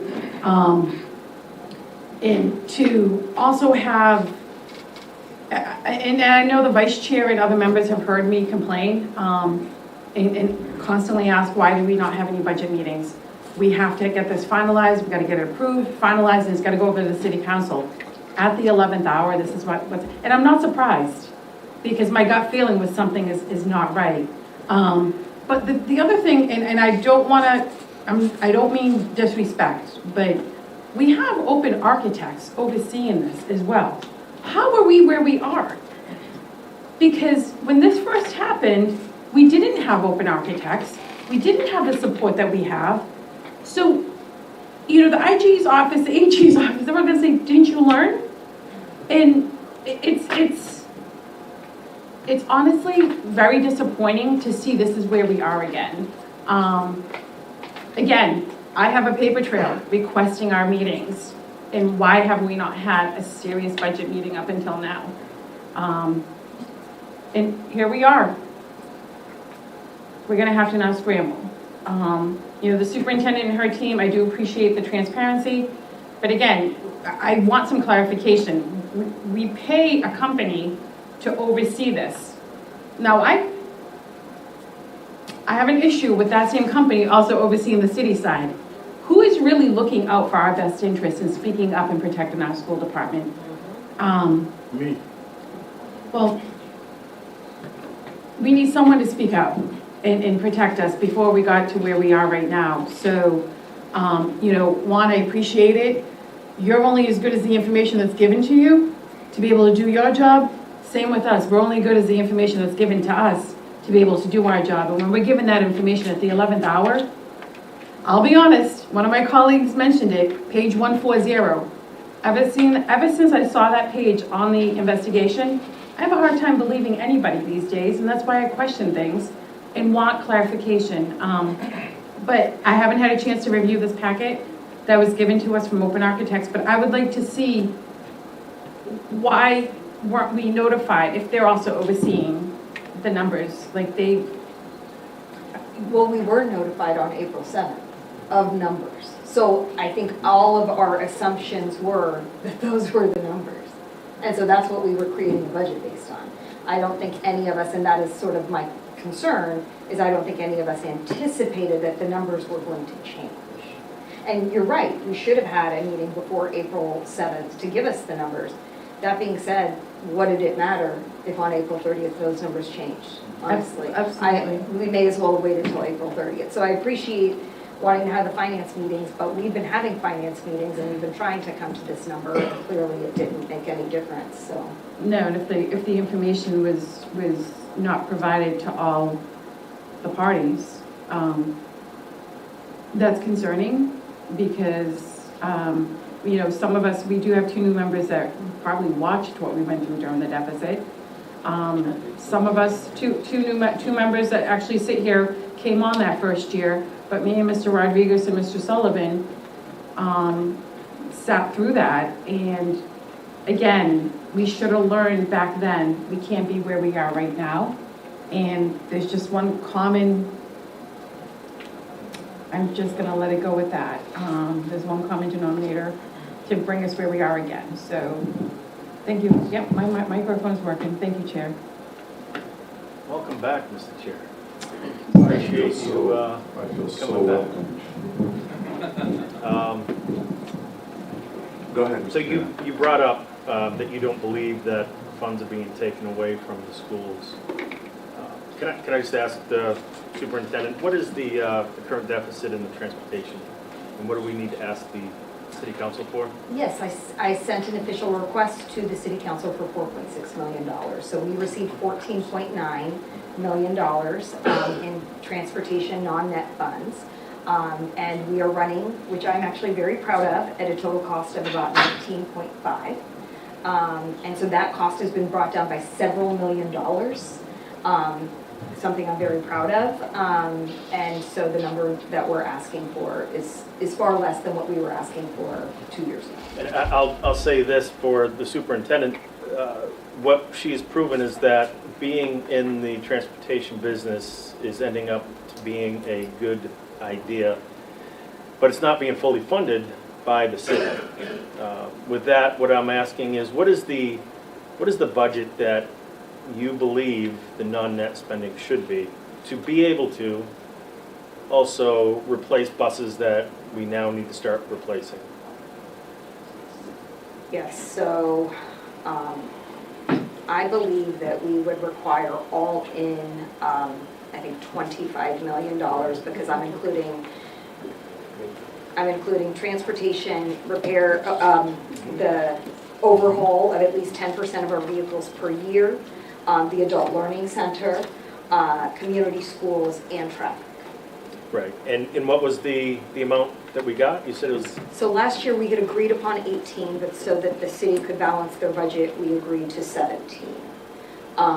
And so this year, the number that we had seen was 20, and I shouldn't have expressed any excitement over that publicly, given that now we're down to 18. Right, and just to be clear, so that amount was not what we needed, and so therefore they knew we were going to go into a deficit, correct? Correct, and I know that this committee was not happy with me, and I fully recognize that and want to apologize for that. I was doing my best, as one of the recommendations of the report was that we bridge the artificial divide, and I was doing my best to work with the city. I know they needed a balanced budget. They couldn't make it work any other way, so we agreed to 17 million, understanding fully, and the school committee asked me publicly, how can you be agreeing to this amount if you know that that's not what it's going to take? And I said, well, in all honesty, I wasn't exactly sure what it was going to take, because I had come in when, the train had kind of already left the station. I started in July, the traffic audit came in, I believe, in August, and so by that time we were running with the plan we had. We knew there were a lot of efficiencies that we needed to build in, and I took ownership of the fact that it was costing more than it should. And so because of that, I said, that's why I also agreed that we should use the circuit breaker last year, another decision that this committee did not agree with me on, and I appreciate this, that you all supported me, though, even if you didn't agree. That being said, I'm not doing that same thing this year, because I do think it's important for the city to plan ahead and to know that what their expenses are, and a balanced budget means you're projecting out and you're able to cover the full amount. So anyway, so I said, let's build in the efficiencies next year. Let's see what it actually costs, and then I will go to the city council and ask for those additional funds. And so that was the letter that they officially received from me, asking for the $4.6 million. I know that it has been said publicly that the expectation might be that we utilize our circuit breaker funds, but to be clear, those are supposed to be for special education services to our students.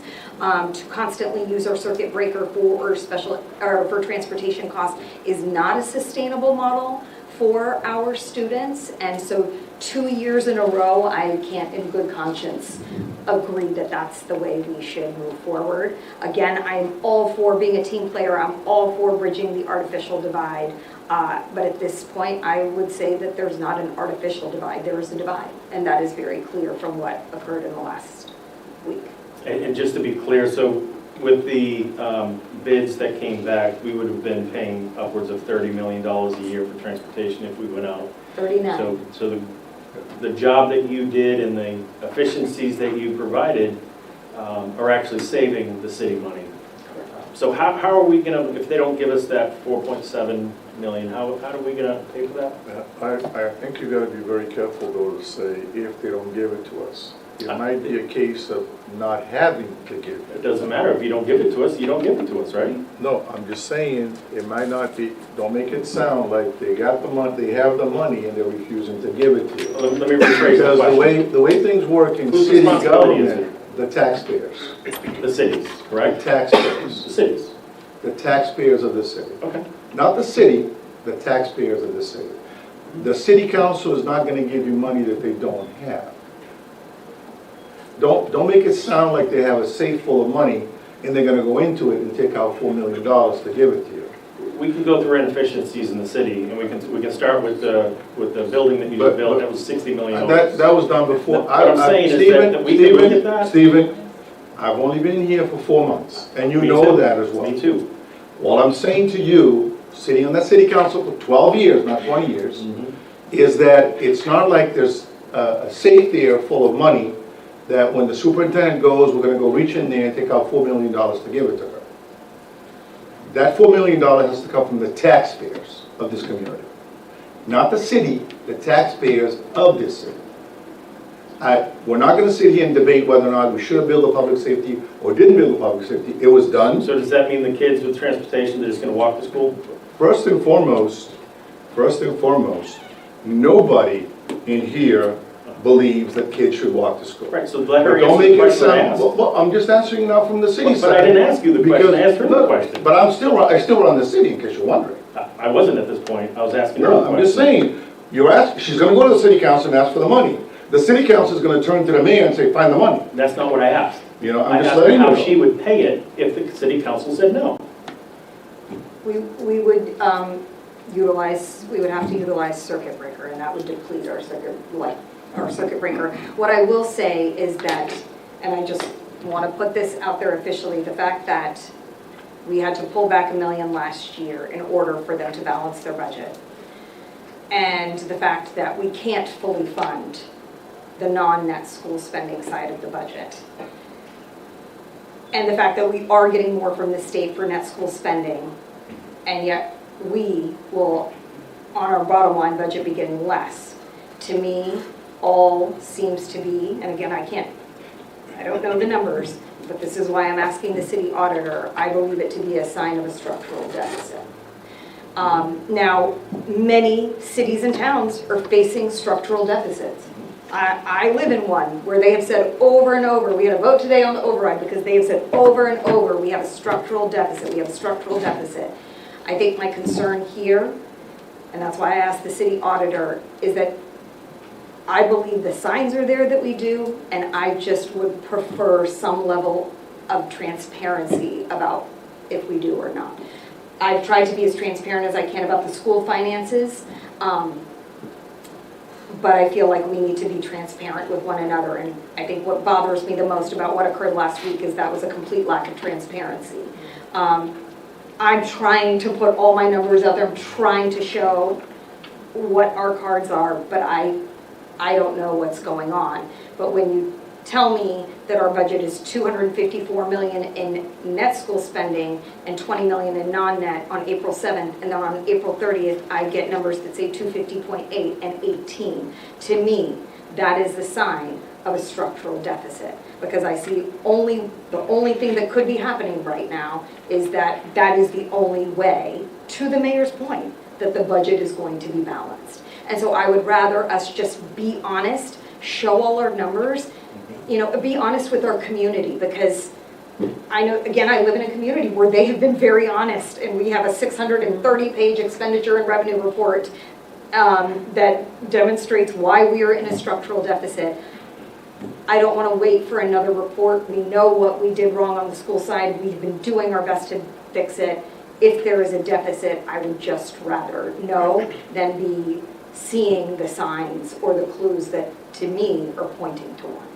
Yeah, just to add, so, and I know you referenced my social media post, Mr. Chair, and I did that to bring attention to the lack of leadership that I've seen in the 4 months that I've been here.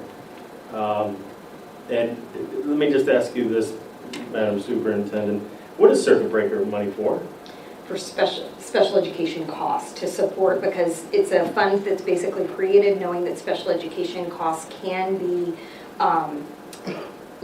they can change a lot from year to year, and so that is to support services, education, tuitions, out of district tuitions. I think it's also important to know that it is based on a reimbursement model, so it really is our funds that we are receiving. When you say ours, who's ours? School funds that we are putting out for that. So the circuit breaker is truly funds that are supposed to support special education. Are there any other funds that the school or the city gets that also supports the special education? Like maybe Medicaid, Medicare? Correct, yes. And how much is that? Here I believe it's 1.8. 1.8. And do we get that as a school department? No, we don't get that. No. So when I made the comment, and I continue to make the comment that the city is taking the money from the kids, I will continue to make that comment as it's proven that the city does take the money from the kids. Whether the city doesn't have the funds or not is not my concern, nor should it be this body's concern. Your concern as the mayor and the city council, their concern should be how do you raise revenue, not how do you take it out of different pots. Stephen, I don't know if you know this. So I wasn't done, Mr. Mayor, I'm not done. No, hold on, I'm the Mr. chair Mayor. of this committee, hold on. You've been the chair, but I'm not done with Okay, my... hold on. I'm responsible for both the schools and the entire state. Correct. So when you sit here and you say that there's a lack of management, there's who the hell are you to be saying that? You know, when you sit down and think about it, we're either all on the same boat because there is no city side or the school side. When you talk about the school, that people are taking money from the schools, you're talking about other services that are used in the city. And when you make comments that people are taking money from the schools, you make it sound like somebody's actually reaching into the school's budget and stealing money from it. And this is why you're disingenuous, you're not real, because when you keep talking about stuff like this, it shows exactly what you're talking about and where you're coming from. And you know what? It's not productive. It's not productive. We need to be here and be productive how to solve the city's problem. I'm trying to find money to build a school. I'm trying to find money to fix the schools. And you're sitting here accusing city officials of stealing money? No, it goes back to the CFO and his inability to manage funds. So talk about the CFO. CFO. No, you said not to talk to him. No, I said talk about the CFO. When you make comments that the city is stealing money, I'm the city. I don't think you're the city. I No, think I'm the everybody in the city. city is the You city. know, when you're the CEO, when you see the CEO of a city, I'm the city. And unfortunately, the way you like it or you don't like it, my job is to oversee the schools as well as the city. So, Can I now ask the one some questions? go for it. But please. Can I ask you on Schedule 19? I know that you had some interesting words about how it was previously done. How is it being done this year? We are completely rebuilding the entire model, basically, as I mentioned before in the retreat that we had. It's a complete rebuild. I'm working on it now, since I'm not, it will be out probably for the next 2 weeks. But it's probably going to look a lot different than what it is now. And is the superintendent and her team involved in that? Right now, so what we're doing is working with Kim Tsai basically to figure out basically what they want as audible, right? So when we provide the Schedule 19 numbers, it needs to be audited, right? For example, if we say that 40% of the auditor's budget is going to then be funded by Schedule 19, we need to provide, to DESE basically, like what have we done to assist the schools to make up for that percentage or whatever the methodology is. So that's what we're working on right now, because I know that obviously you guys have already mentioned that to my team, that we need to make sure that the numbers make sense and not before where it's just basically like a carte blanche number. And my last question to you is this, so the carryover that continuously happens, is that normal for school districts? It's not supposed to happen, the carryover. I don't know, I'll defer that to Superintendent Dr. Healy on that, but usually it's not supposed to happen. DESE will go in and basically stop us on the wrist and say, the letter, right?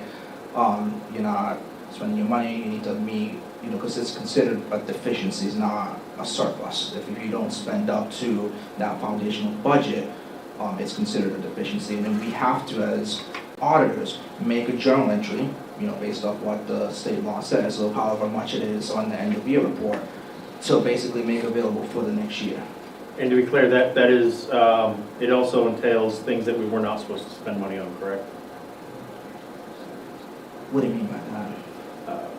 Let's say we spent money on facilities and that's not a school function, or we spent money on, let's say, some litigation maybe, or some things like that comes out of our budget at first, but then it comes back to us. Right, so anything that's eligible for net school spending, obviously that will count toward that end of year report. Anything that's not, that cannot go on now. Thank you. My question is to our superintendent. We're hearing off this number. What does that mean for our district? Like, you mentioned that, I don't know if I want to use the word, we're going to cut him, Is that fair to say? Yes. So my question to you is like, what areas, service or resources are we going to be cutting off?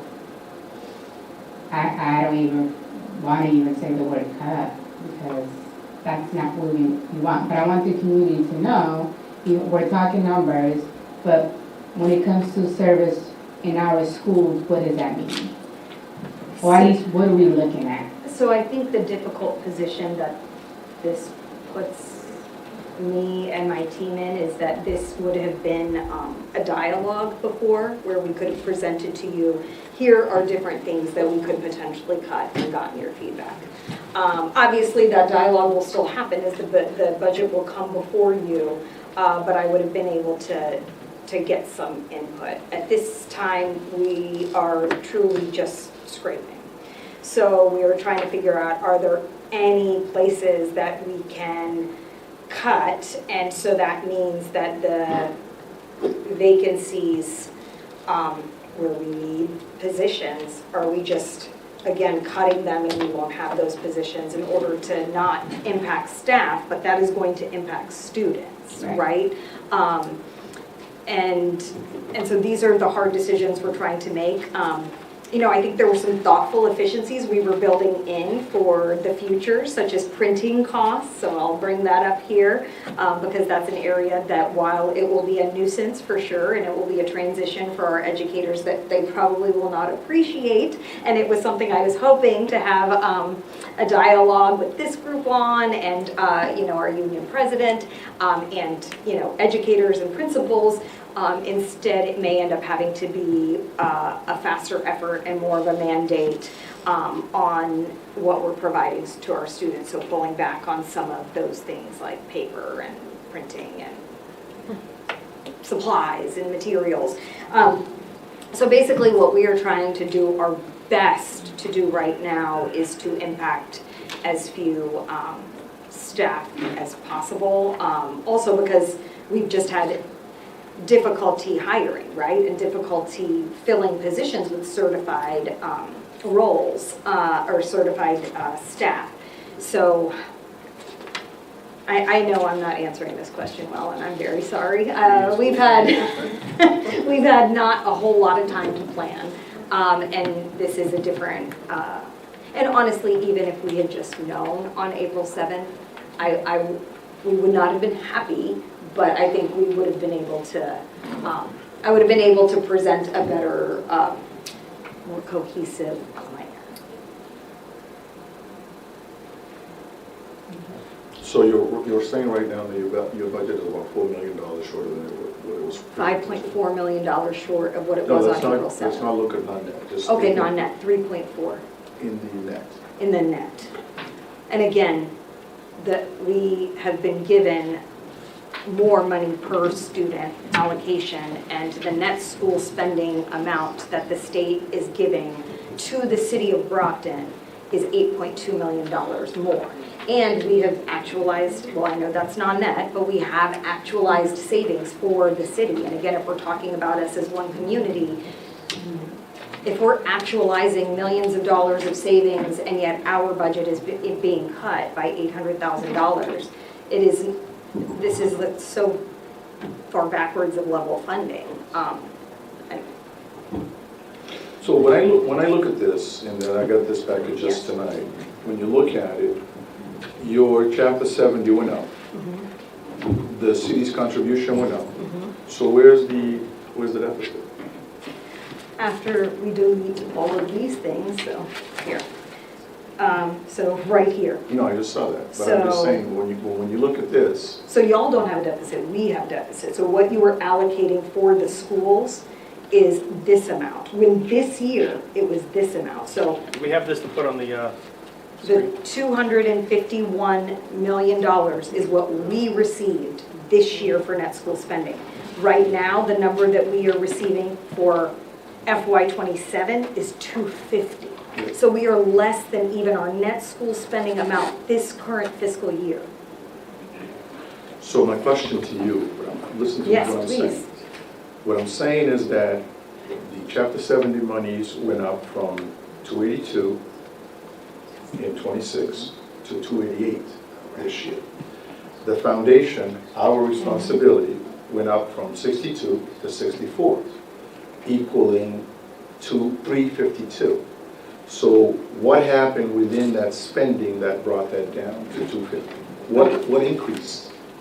Nothing, it's what you're giving us. So here, the net school spending amount is 352. Then you have to take out the net charter tuition assessment, the school choice. So these numbers are all provided to us by the state. Right. Right here is where we start with the numbers that you, as the city, provide to us. So this is the 6 million that's being taken out in municipal expenses, attendance and maintenance, there's nothing here, but the employee benefit pension contributions, or the 14 million, this is what we talked about on April 7th. It was 10.9 million last year, and that's why I said, so just to confirm, we're at 11.4, because that was the number that we were provided. However, So that number has changed. So Yes. that's what changed. Correct. And nope, not just that. Also, our health insurance, which we had expected, is also going up. Well, that goes up for everybody on a And the regular basis. retiree health insurance, right, has gone up as well. So this is what actually changed. Correct. All right. Are we going to sit here and kill this to death, or are I we? still are have we good? questions. Go ahead, Tony. A few things, like when we look at the number, right, and then we look at like historical data, and then we go back and we review, because in order for you to move forward is to look back at the mistakes that you made to correct that. So you always gotta look back. One of the key points, which was also an educational tool meeting with the state, was, you know, I know you've been in the office for a short period of time. 4 months. I'm not talking about you here, but I'm talking to the auditor here. Oh. Before the budget is ratified by the city council, because they're the ones that actually approve the overall budget, has the budget in the history, I know the answer to this, has in the history of the city of Brockton, as far as you can remember, or you can go back and look, has the city finance office, the CFO, ever present the overall budget to the city auditor's office, which is supposed to happen, to say, Mr. Auditor, here's our budget. Do we have enough funds to cover this and get it approved and balanced? Has that ever happened in Brockton? I'm not gonna speak for my predecessors because I'm not sure, but I know that it's supposed to happen because we're supposed to put it on the pro forma, and that's how you figure out your local receipt situation. Usually the only thing that you can manipulate in terms of revenue numbers is your local receipts, and that's how you can figure out whether you have a balanced budget or not. I'm not sure what's been done in the past because I haven't been involved in that particular thing. All I've really been involved with is reporting everything to the state basically at the end of the year. So, you know, one of the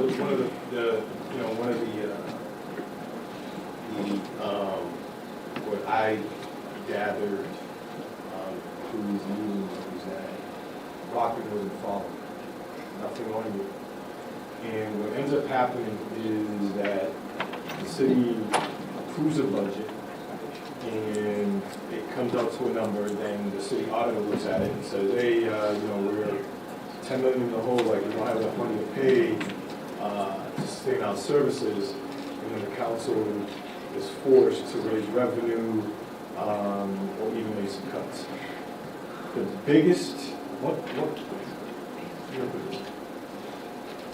in that room, it was articulated to the city, and with due respect to the new mayor, he inherited this mess, but he knew about this mess because he was in a few of those meetings and he was on the council minute. But the thing is that we're not provided actual information to make, a decision, as best as, we're only as good as the information that's actually provided to us. That the city was supposed to make tremendous cuts, and the council cut it, and the money went back. Because they knew this was going to happen this year. Next year's even grim, and you know that. But hopefully that budget goes before you, and you can basically state that, we can afford it, so we can afford it. But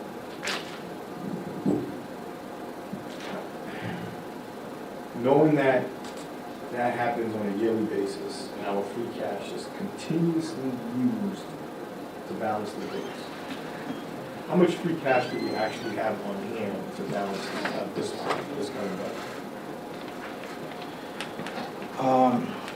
I'm not sure of this exact figure, so the issue that we're running into, and if I may, so when we depleted our reserves, so we have a reserve called a Chapter 324 Supplemental Reserve, which by law in Chapter 324 we're supposed to keep fully funded, right? And it's supposed to increase at a rate of 1.5% every single year. Now, when we depleted those reserves, by law, we have to replenish those reserves. So when we replenish those reserves, we use free cash. So then we use free cash to basically put the money in there. I think this year was $9 million and some change. So then to balance the budget, we have to go and use all of that reserve and whatever measly free cash we have left over to balance the budget. So I think the free cash we have available on hand right now is probably less than $1 million. So if there's less than $1 million in there, the superintendent just requested 4.6 to cover transportation. Where do you think the city's pulling the remaining funds? To be honest with you, Counselor, I can't answer that question because I simply don't know. Is that something that your office would work with the city CFO to identify funds? If we had the funds, yes. We would look to find out what the funds are. I don't know, aside from pension the pension stabilization fund, if you will, which you can't use for, if I'm correct, because I don't want to misspeak, but I'm pretty sure that fund is strictly to cover basically like pension costs. If we have to like pay normal costs, something like that. But in terms of reserves, I'm not sure if we have that money on hand. And if we didn't have that money on hand, then I'll defer to Dr. Tequiliani as to what the solution could potentially be. So, knowing that, and this was something that was, we were, thank you to the Commonwealth, it's a CARES Act, the 3.9 million. So, when we look at our budget, and I go back to the budget that was basically the school committee voted for 232, and then we were funneled 226, because they know that carryover was going to kick in, but we actually needed the 232 to educate our students, right? So when we look at the number of 254 that was supposed to be to educate our students, and then there's this 3.9 million, and I believe that this, through my colleagues, that's a city expense, not us. But I'm not saying that we don't have a collaboration to work together to identify that. When the normal person, common sense, and we're going to use common sense in math, about 4 million. So basically, what's being stripped is 4 million, because that's how I look at it, and I think the whole public can look at it, is that 4 million is being stripped for us to pay the CARES Act, which is not our responsibility. It's not. It should. I agree with collaboration, but that's what it's framed for. Because, like my colleagues say, there's only one common denominator when it comes to that. And it continues to happen. So, when it comes to finalizing the city side, the whole city's budget, I just want to know, like, the role, like, the community needs to know your role when it comes to the final signature or approval of, like, it is what it is. Like, if the pot is just 500 million, that's what it is.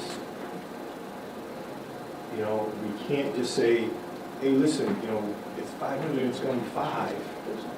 And the next thing you know, the city approved it, and the next thing, oh, we don't have the funds for this, and the next thing you know, there's cuts being made, and then you're raising revenue, you're raising taxes, you're raising trash, you're raising water fees, and I understand fees always go up every year, but there needs to be a long-term solution on this. But I just want to know, like, how confident are you, as the new city auditor, that the city can balance its books properly without, you know, let's say there's 25 million that we need for transportation. That's clear as day. It's not 18, it's not 19. I voted no on 17 because I was involved in the round tables and knowing what those numbers are. Transportation is always going to go up. I knew that we weren't going to get a viable contract for that because it was too expensive. But when we look at it, the school committee is requesting $254 million to educate our students. I mean, I'm a vote for the 254 because that's what it is. If they want to cut it on the city side because you guys don't have the money for city side services, what impact is that going to have on the city? I know it's going to have a huge impact because, you know something, you know, besides police and fire, if folks are not going to wake up, the city needs to take the burden now because it's always the schools and it's always the kids. And I always say, our number one constituents can't even vote for us. And those are the kids. And those are the kids that we raise. So, Mr. Auditor, I hope, and I know that, you know, you're being as transparent. You know, this is an attack on you in a way, shape, or form.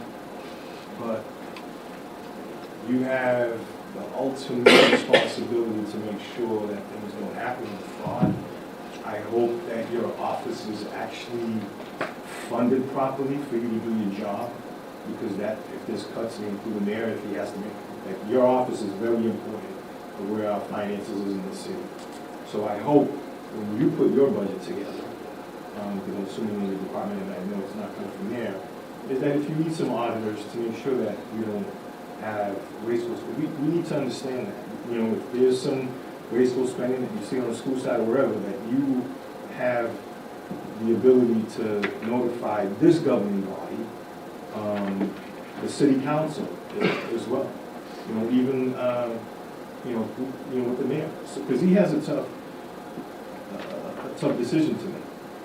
You know, because he has to make sure that the whole city, including the schools, is funded. And you know, we don't want to see police officers laid off. We don't want to see firefighters.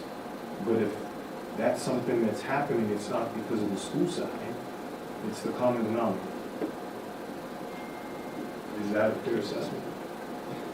Well, let me answer for him. Oh. Our issues, we don't have. No. He's only the auditor. I'm telling you, our issue, we don't have enough revenue coming in to take care of the issues of the city. It's not, you don't have to be an MIT grad or a Mensa student to figure this stuff out. The issue, we don't have enough revenue coming in to take care of the issues of the city. When you give any department a 1% raise, you need to generate around 3% in taxes to cover the differences. Now, are we going to sit here and push for a tax increase on our residents so that we can continue to do that? Or we make the tough choices and cut programs and services to the tax?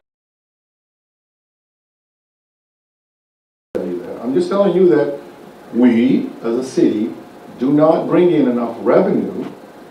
You know, some of us spend a great deal of time talking crap about this community that frightens people from coming into this community, that actually prevents us to raise revenues as we need to raise revenues.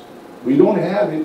People, we're not going to go to the bank and rob a bank to be able to pay for services. I'm not going to do it. And I sure as hell don't believe anybody wants to do it. But we don't bring in enough revenue to take care of the issues that we have in this community. It's plain and simple. It's not who's stealing from whom. It's we don't have enough revenue to operate the city as we need to. Just being honest with you. The 4 months that I've been there and the 12 years that I was there previously, just cutting, that's all you can do. The idea is that we need to increase our revenue. Every time somebody proposes to bring in a business to this community, you know what happens? Opposition. Anytime somebody decides to, add some other revenues into the community, what happens? Opposition. But we can't have it both ways. We can't oppose everything and then expect services to increase. Maybe you can do it better,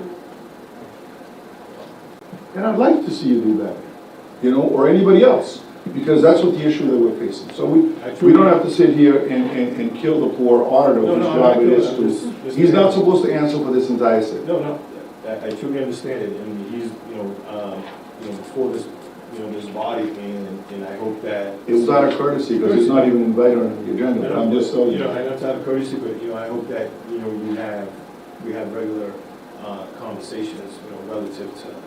Oh, we're gonna have some real conversations after this budget goes. Yeah, but the real conversations. I know there's not enough revenue, and out of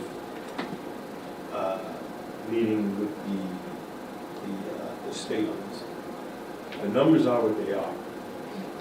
That's just what it is. If it costs you $25 million to run that, that's exactly what it is.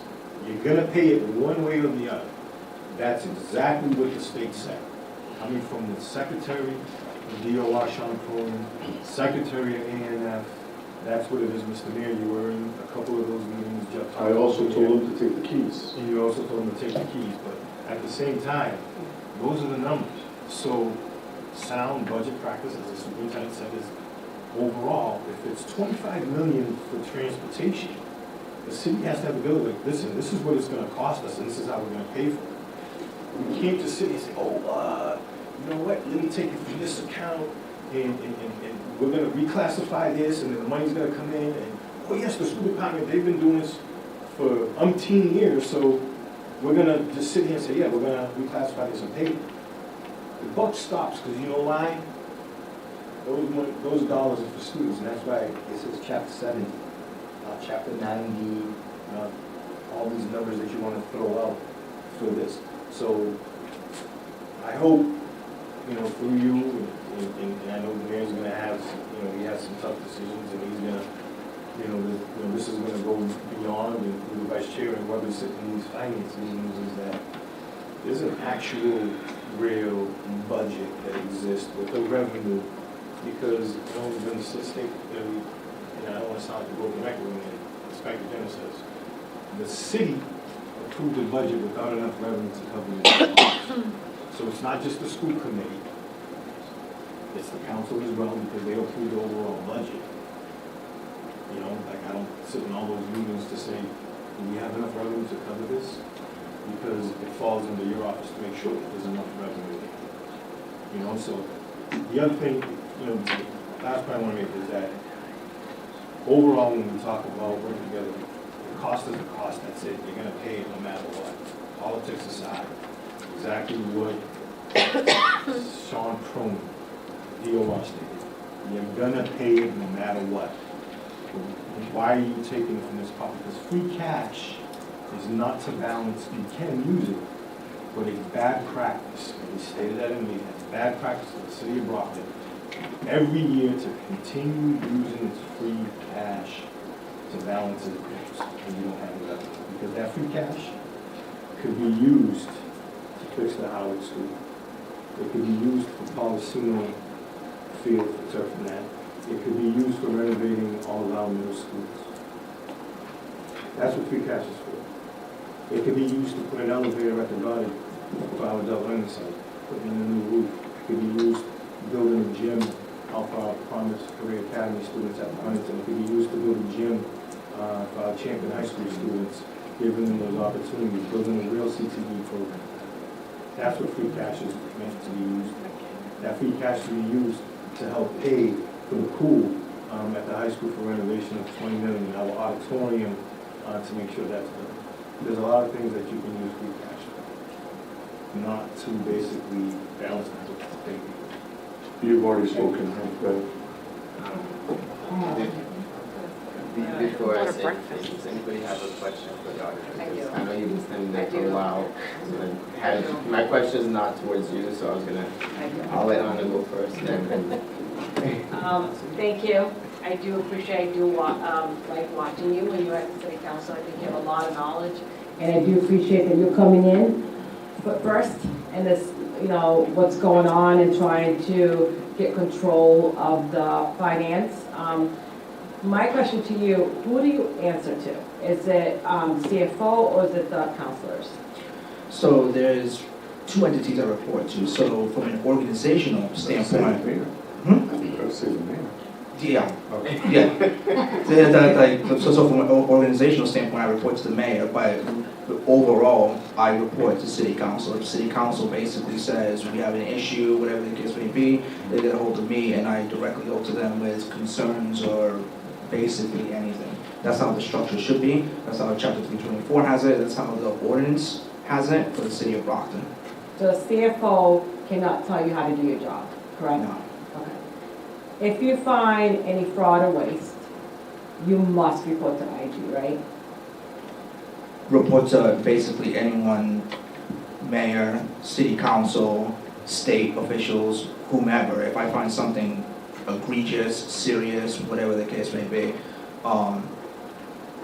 like I said, I don't know what my predecessors have done, but I know that if I saw something wrong, whether like this deficit with the $18 million or something with the overrides on Munis, which was a big thing from that audit that came out, I would say that's a no-go. That's something that you fix right away. You don't, throw that under the rug or anything like that. And that's how I try to keep my office today. When we give permissions out or anything that has to do with internal controls, I try to make sure that everyone is following the rules for this particular reason. The reason why I'm asking, I appreciate that, because I want to make sure that, in case you do find fraud and waste, there's nobody there trying to stop you from reporting to IG. The reason is, as myself, I'm a mandated reporter, right? If I see something of a child being abused or any other way, I can't go tell Mr. Gomes to go report it. That's my job to report it, right? So I want to make sure if you do find those issues, that you're going straight to the state and basically make them aware of it, because certain individuals might try to stop you from doing that job. Yeah, usually, as I mentioned before, I take my job very seriously, and if I find anything, I won't let anyone stop me from reporting anything. I'm being encouraged, rather, by my bosses, if you will, if I find anything to report anything that might be off. Thank you, I do appreciate it, and I do appreciate you being very transparent, and it's very hot in here, you're just standing there, and we're dying here. My last thing, and I'll be done, I want to the superintendent, please do not apologize for the delay of another individuals. It's not, you're really working under pressure, and you and your team is doing an incredible job. And it's just basically doing this dancing back and forth, and I do appreciate all the work that you and your team has been doing, and I know it's not delayed because of you and your team. So I truly appreciate the hard work you're going through. I do appreciate the pressure you're under, that you're taking the hit from us, because I know if we were in those rooms, there might have been a lot of police escort us out of the room. So I do appreciate all the hard work you're doing, but please don't apologize for other people's mistakes and what they're doing. And it's very sad that we're back at this here again on the budget season, when last year I made a comment and a certain individual got citation, and I was basically called out for saying I do not believe a word that comes out of that man's mouth. But again, here we are. Let's get the budget going, because I ain't going to vote for the full budget. Thank you. Does anybody else have any questions for this also? All right, you're dismissed. Go ahead. I just wanted to say thank you. I know you were very open to come in here. The invitation was for both yourself and Nada to share, what you guys can do or do for the school side. I did anticipate that this body had a lot of questions, which more than I expected. I do apologize for having you stand there the whole time. I know some of these questions do come with the role that you've taken, and we appreciate the work that you are doing and will continue to do, and your transparency. I said this earlier when we spoke. Most of the members here do appreciate how straightforward, it's okay, straightforward you are and open about the current situation, how you guys are working to move things forward. My question, you said you had a question? No, if you have a question for him, go ahead, because I'm gonna. You indicated that you guys are doing payroll. Why is the city auditor's office doing payroll? Is that something common? That doesn't, I'm just trying to figure this out. That's the way it has been since Christ was in junior high, and we are now in the process of putting it back to where it should. My mic was on. We're making some changes to bring payroll to treasury and take it out of the auditor's office, but it's always been there since anybody can remember.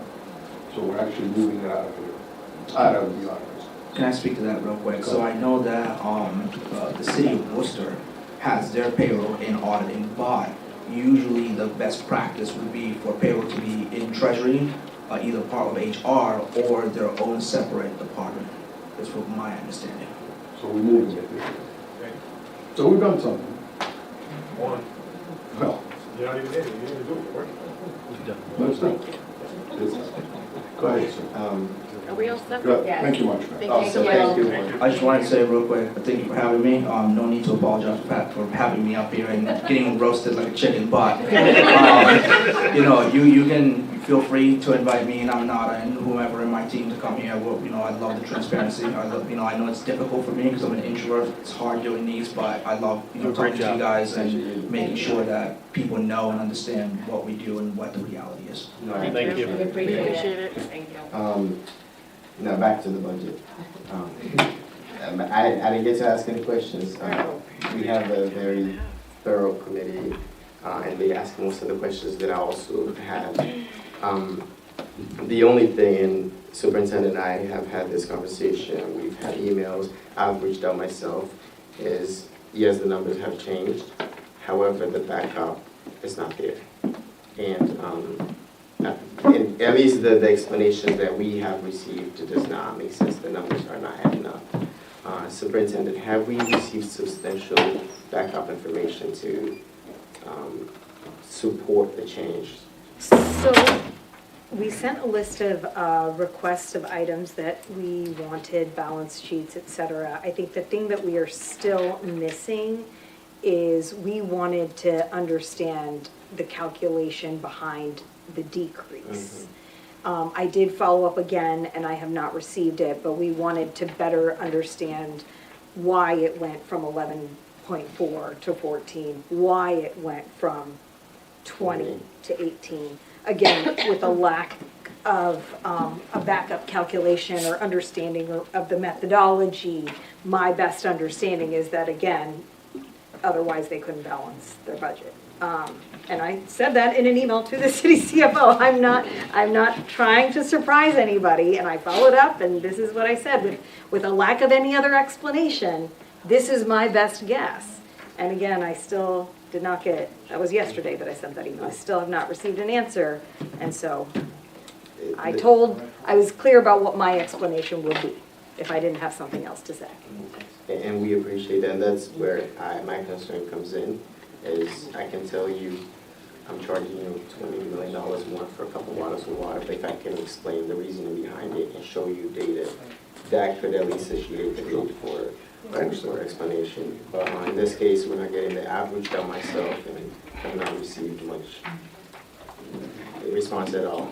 I think it's between you and I to work this thing out by Thursday to get the answers for the rest of the staff, including the superintendent, We I'm should. all re-energized other than the fact that I came back with a cold, but We should. I wasn't the cool. I wasn't the cool. Yeah, it's right there. But yeah, thank you. I have a question for you, the chair. Go ahead. I think what I'm hearing from all of us is that we're asking for transparency and clear communication moving forward. It sounds like this has been the pattern for many, many years, and it continues to be present now. So hopefully, under your leadership, that since you always say that this is one body, one Brockton, that this issue here will be resolved. Exactly. Second, for my question, are cuts being done in other departments, or is it just for the school department? It's everybody. I mean, in my own office, we're gonna cut some positions. You know, if we can do without, we're gonna do without. If I have to take out the trash, then I take out the trash. I mean, it's just the way it is. We're basically putting in some cost savings in place because we have to make sure that we demonstrate that we're able to handle this school project, which is very important. Again, perhaps it's more important to me than anybody else. But we have to demonstrate that we're able to do that. We must also have a balanced budget by law, that we need to do that. Normally you would get some money back from your snow budget back into the city. This year we kind of blew that out of the water. Hopefully somebody will reimburse some of that back to the city. But the city will have a balanced budget by the time, at the end of the fiscal year. But by the time the beginning of the fiscal year begins, because we must have that. We're putting together some cost savings in place to make sure that we're saving some funds where we need to save some funds. And going after some revenue as well. We've got some things in the works that will require support. But at the same time, it's not like to sit here and point fingers and say, we're not going to do this, but that we want more money. We all know that transportation costs money, but transportation comes directly from the taxpayers of this community. And if we don't have those funds, believe it or not, some communities do cut transportation. They realize we're not the only children that we are, by law required to transport are elementary students and perhaps the middle schoolers, but not the high schoolers. But we don't want to do that to our kids because we know that we only have one high school in the community and kids are traveling, a big distance to go to school. But listen, we got to be realistic when it comes down to spending. We can't spend what we don't have. We got to be realistic. And again, it's like I said earlier, it's not like there's a safe in there that we can go in and reach out and take out millions and millions of dollars of monies that we don't have. We're not generating the revenue as we could because in the past, every time there's a proposal for something that brings in revenue into this community, usually you'll get, pushback. I remember several years ago, there was a project proposed on the east side of Brockton. The superintendent of schools wrote a letter against that project that would have brought in hundreds of thousands of dollars to support the city. But the superintendent wrote a letter saying, oh, it's going to increase children in our school system. Mm-hmm. And so this is the kind of mentality that we've had in this city in the past, where you got individuals, they don't want to do this, but yet they want more money here. And it doesn't work that way. Either you generate revenue or you cut services. That's just the way it is. And we continue to go onto that same road saying we want more and more and more, but yet we don't want to do what we could do to increase revenue. I'm telling you, a superintendent from this school system wrote a letter to the city council against the project because it would increase students to the system. The project is on Thatcher Street. That's how I'm going to leave it. Go ahead, sir. As you know, Mr. Mayor, that our job is not the city, but just so that you fully understand, our job is just the schools with curriculum, the budget, the superintendent. But just to be clear, I would wholeheartedly support a casino, a nuclear power plant, or a coal-fired power plant. I would 100% support the project that was killed, that was going into the fairgrounds for all of the, and I think, I wouldn't bring this up normally, but since you said, and you pointed at me, as to what I would do is I would get rid of zoning, I'd get rid of everything that you possibly could and tell them, look, this isn't the way it's going to work, we need to bring money in here. I can't get rid of zoning.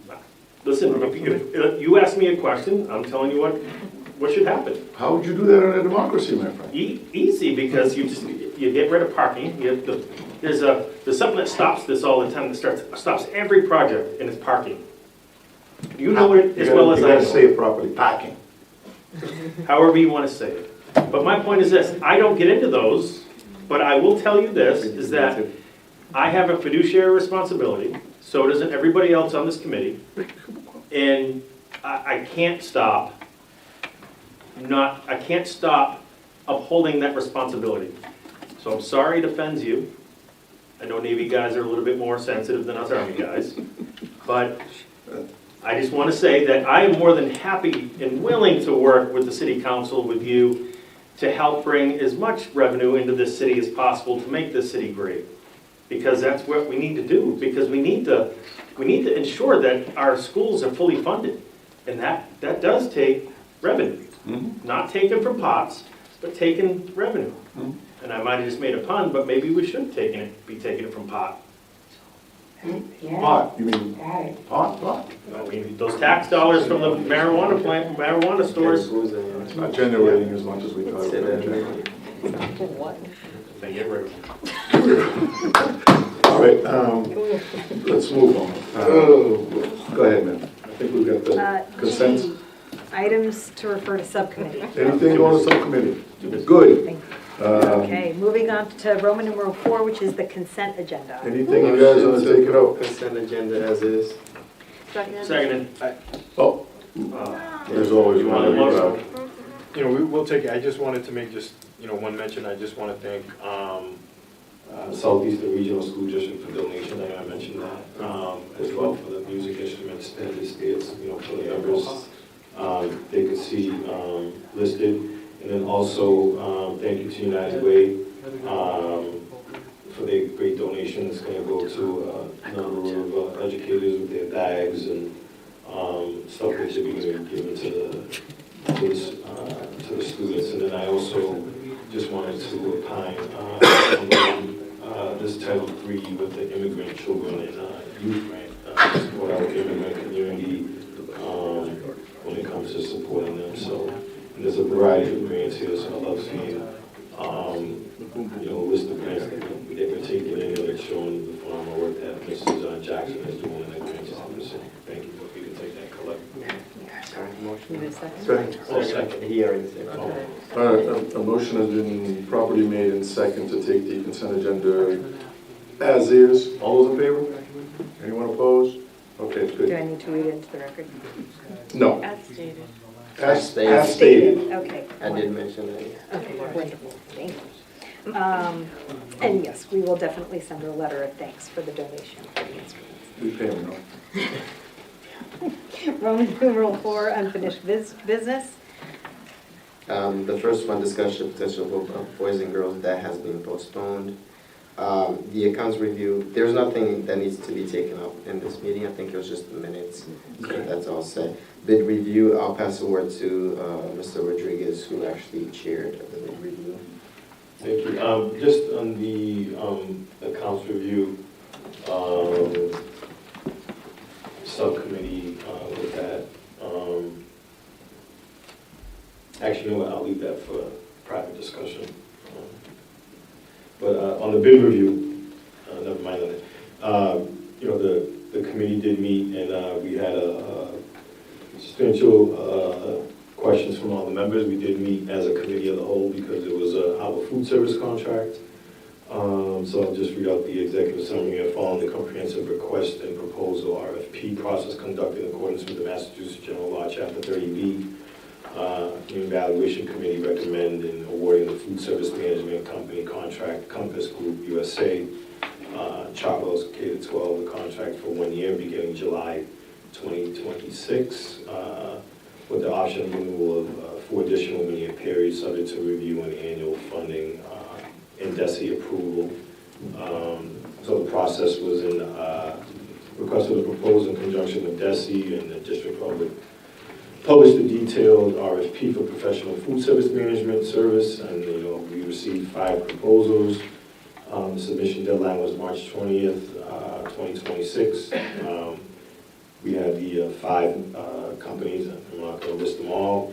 And then the evaluation committee had a selection criteria, and they convened independently and reviewed the score and the proposals through that process, which included Terry Longley, which was the procurement, Sarah Butler, school budget director, Mario Lamar, community mentor, Jimmy Domestico facilities, and John Kelly, principal of the Angelo.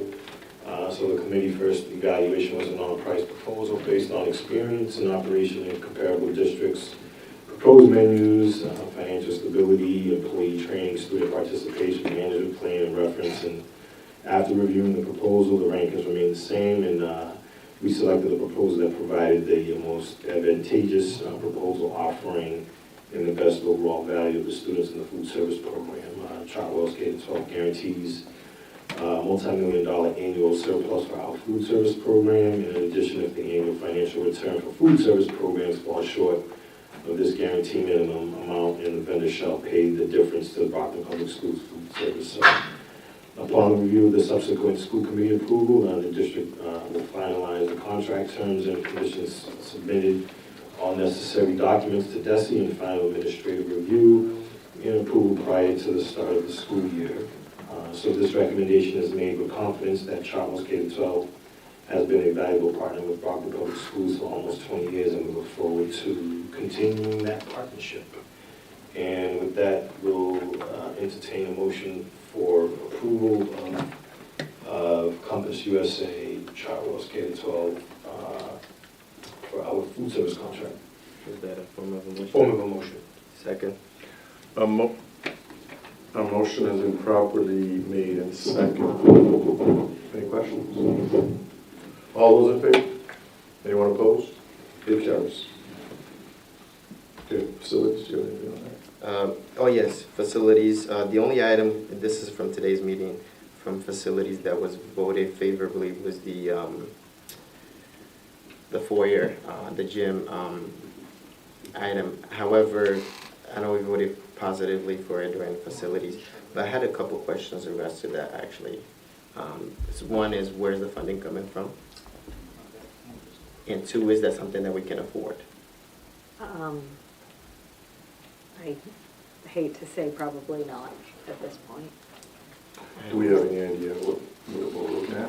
So the design services alone would cost $23,000, and then we would have to go out to bid for the project itself, which would be somewhere between 1.1 and 1.8. Now, is that, I wasn't part of the meeting here, so let me just ask a quick question. Is that something that could be incorporated into the new work that's going to be done at the auditorium? Or the gym, sorry. You mean for as part of the new high school? Mm-hmm. Oh, yes, I mean, that will definitely be part of the new renovation, like ad reno for But I'm saying, is there any way we can kind of deal with the people that we're dealing with now to kind of look into that and say, okay, we're going to spend $1 million or whatever into that. Can that kind of carry over into the renovations of the Interesting, facility? so to do that part early, that's an, Because since we're not If you taking wouldn't mind, down, right. we're not taking down both of those That's a great wings, question. can we just, whatever work needs to be done, can we kind of fast forward that into the new? Yes, if you would allow me to explore that, I think that would, You know what I mean? Why that's why a not just fair do it, question, kill yeah. two birds with one Fair stone? question. Understood. Yes. Do we need to postpone this until we have I think we should. confirmation? Okay. I'll make a motion to. Can I ask a question on that? Yes. Okay. So can we just take, because it's just the design phase, it's not the RFP, can we just take the design phase out of the carryover from last year, or can we not use those funds? We're trying to now save those funds to support. Balance the gap, Yeah. if there's a gap. Wonder where that gap's coming from. You never know. Go ahead, Tom. Should I go? I'm just trying to visualize this, right? Because the gym, through our meetings, is going to be gutted out, and rebuilt. But when we were talking about, like the foyer, are you talking? I mean, it's shut down for a reason. But like, what is the actual scope? Is there something that it's some maintenance? Because when you talk about spending $1 million, like you're constructing, that money would be worthwhile for the whole renovation of the school. But like, is this something that I'm just trying to figure out? what's missing, like, what needs to be fixed there? If there's something that we can patch up in the meantime, so good, but like to come and spend $1 million on doing something where we're gonna gut out doing the whole thing it's a waste of money. And that's my point. So just to be clear, that it's not the foyer, it's the stairs. And the way that they were originally designed made it so that people could walk underneath them. I had asked the question, we have masons that work for us, and why we couldn't use our masons to repair it. Either way, we have to have that design come out, the engineer come out and say, for it not to be, because currently it's condemned and we can't have tournaments or anything in the gym, which being one of the largest gyms in the state, is pretty hard hit. So once we're looking at the stairs themselves, and there's the only one set of stairs because they're not coming up from the back, they need to ensure that those stairs are not going to collapse or fall on somebody, is what my understanding is. So the stairs, not the foyer, that's good, but it's the stairs to the foyer that is my understanding is the issue. And they need to either fill in underneath so that people can't walk through, or they need to, and the $1 million, just to be clear from my understanding also, was for them to rip them down and build them back up.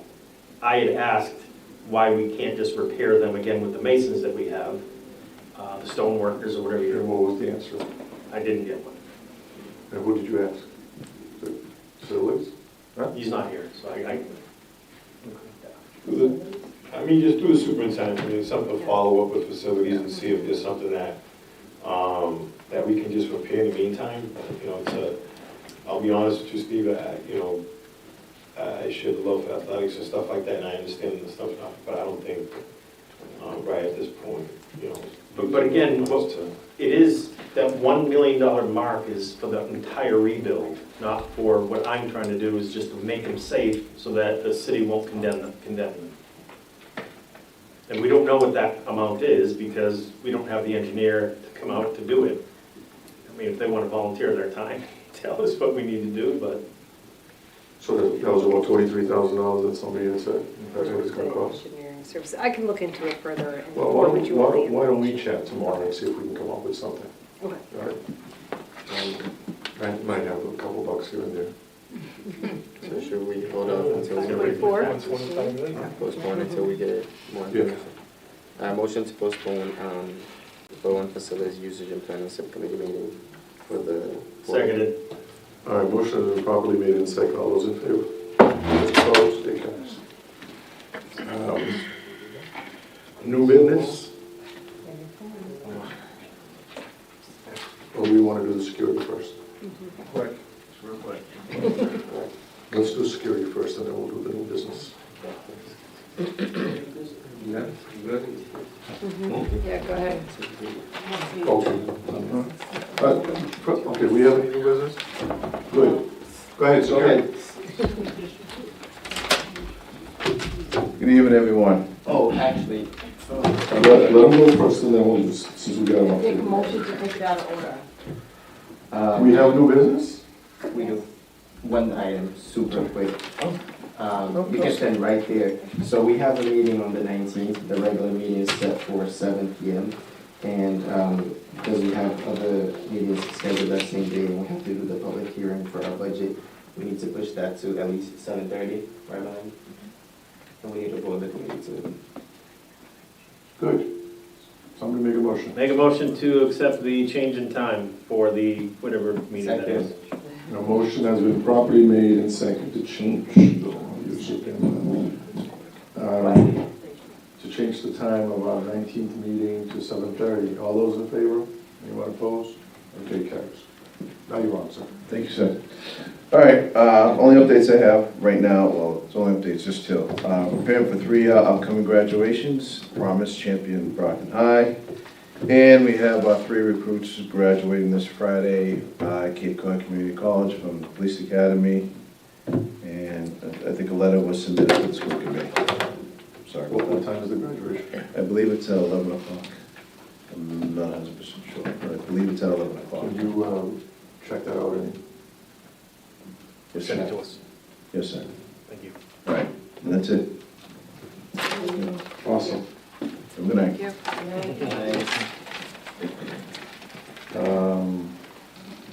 Announcements?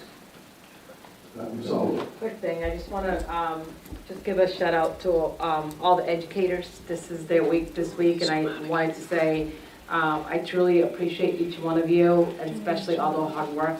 And this is why we are here to fight for every penny possible to make sure you have the resource to educate our students. As a mom of 2 kids currently in the school district, I want to say I am truly grateful for all the educators that has made an impact on my children's life. I also want to, it's also Nurses Week, starting tomorrow to the 12th.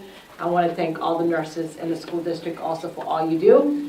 You are a second mother to our kids also, making sure they're safe, they're healthy, and they're taken care of daily. And as a nurse, I appreciate each one of you and also our educators. Thank you. Thank you. Good job. Mr. Gomes? Mine is more of a statement, if you will.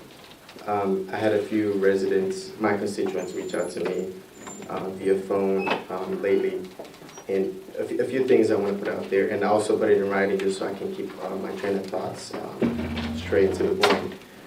When any of us elected officials say something or post something or do something on our own, we are doing it on our own behalf. It's not on behalf of this committee, and we're not representing the views of other people. Now, I'm about to address something that happened outside of this setting, but it has everything to do with what happens inside. And through you, the chair, I'm going to address Member Pina.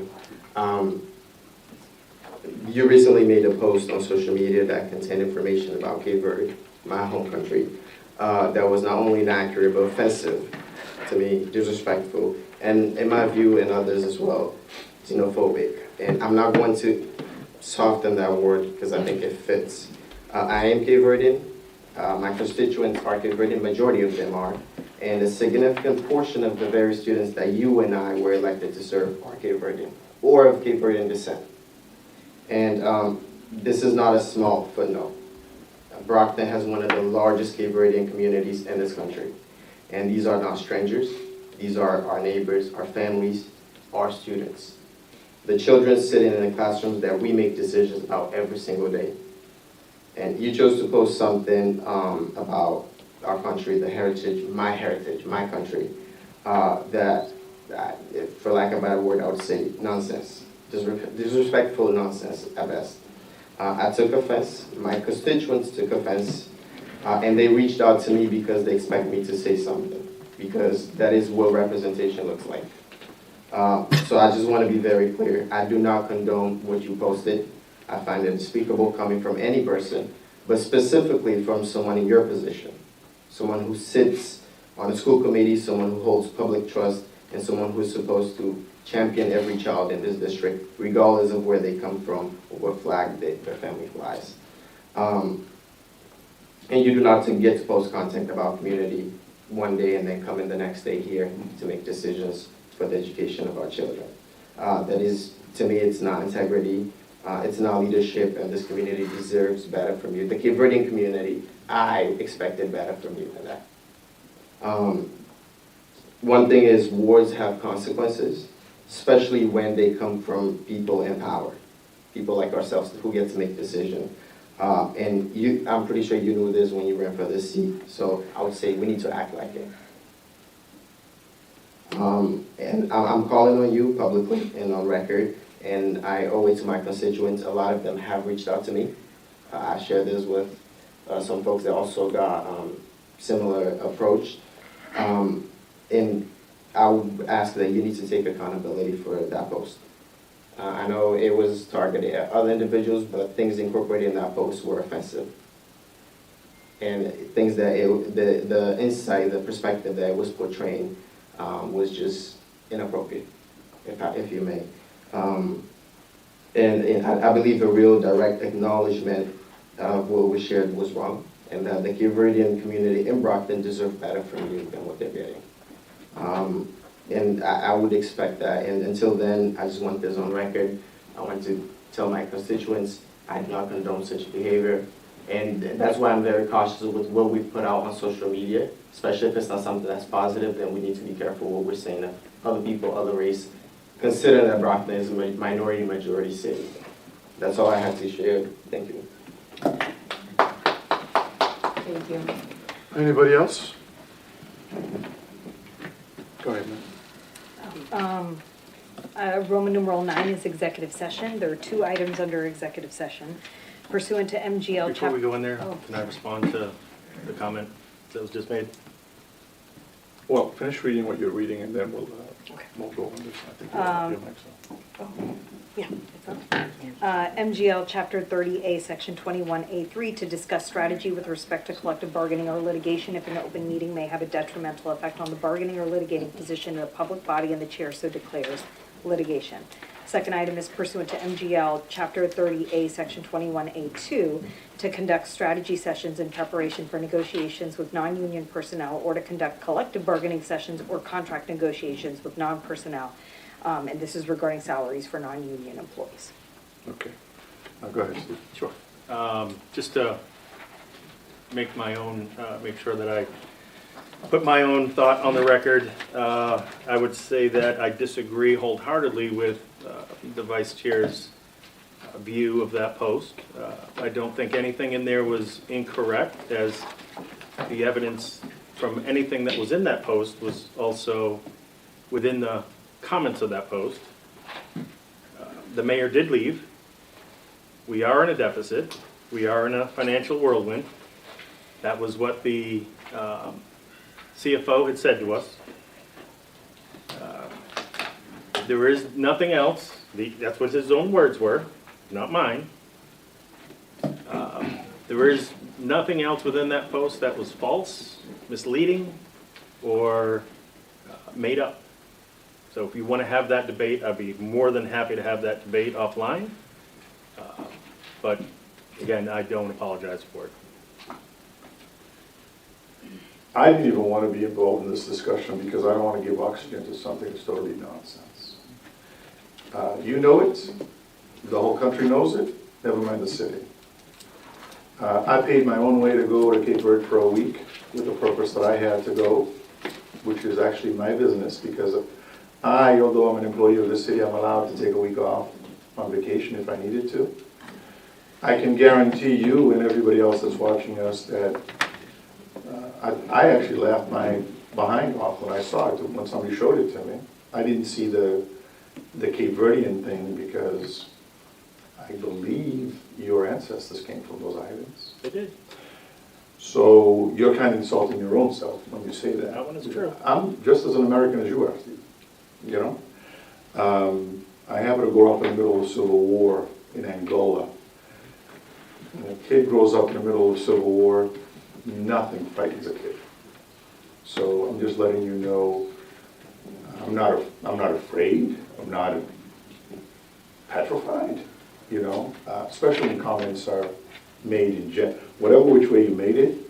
I thought it was funny to a point until I saw, which was totally unnecessary, the tagline underneath it that disparaged the community that we all serve here. Cape Verdeans, whether you like it or not, is the largest ethnic group in this city. We're going to continue to be here because we're not going anywhere. So either get used to us, or you can do what others have done in the past, is just move. Thank you. You know, That's and what you'd like. I'm just saying, if that's what you want to do, we're perfectly fine here. We're homeowners in this community. We're the vast majority of homeowners in this community are our people. And we're proud of the fact that we come from an island nation that's respected in the world, that, believe it or not, contrary to what you see even in this country, an election was decided by 12 votes several years ago. There was not a single bullet fired or people scaling the walls to overturn an election. So that's what we have to. And again, I think the cartoon characters was cute until you touched the nation of hardworking people that, believe it or not, you think they're surviving on $300 a month or whatever. Maybe their expenses are only $300 a month. And whereas in this country, you know, I just came from there. Do you know how many people I saw under bridges in that country? None. Do you know how many of them are under bridges in the city? Too many. Quite a few.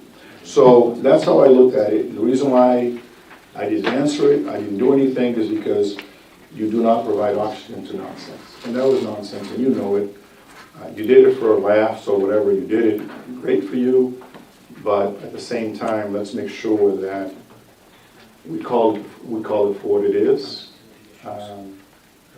People are allowed to go on vacations and they pay for their vacation. You do it.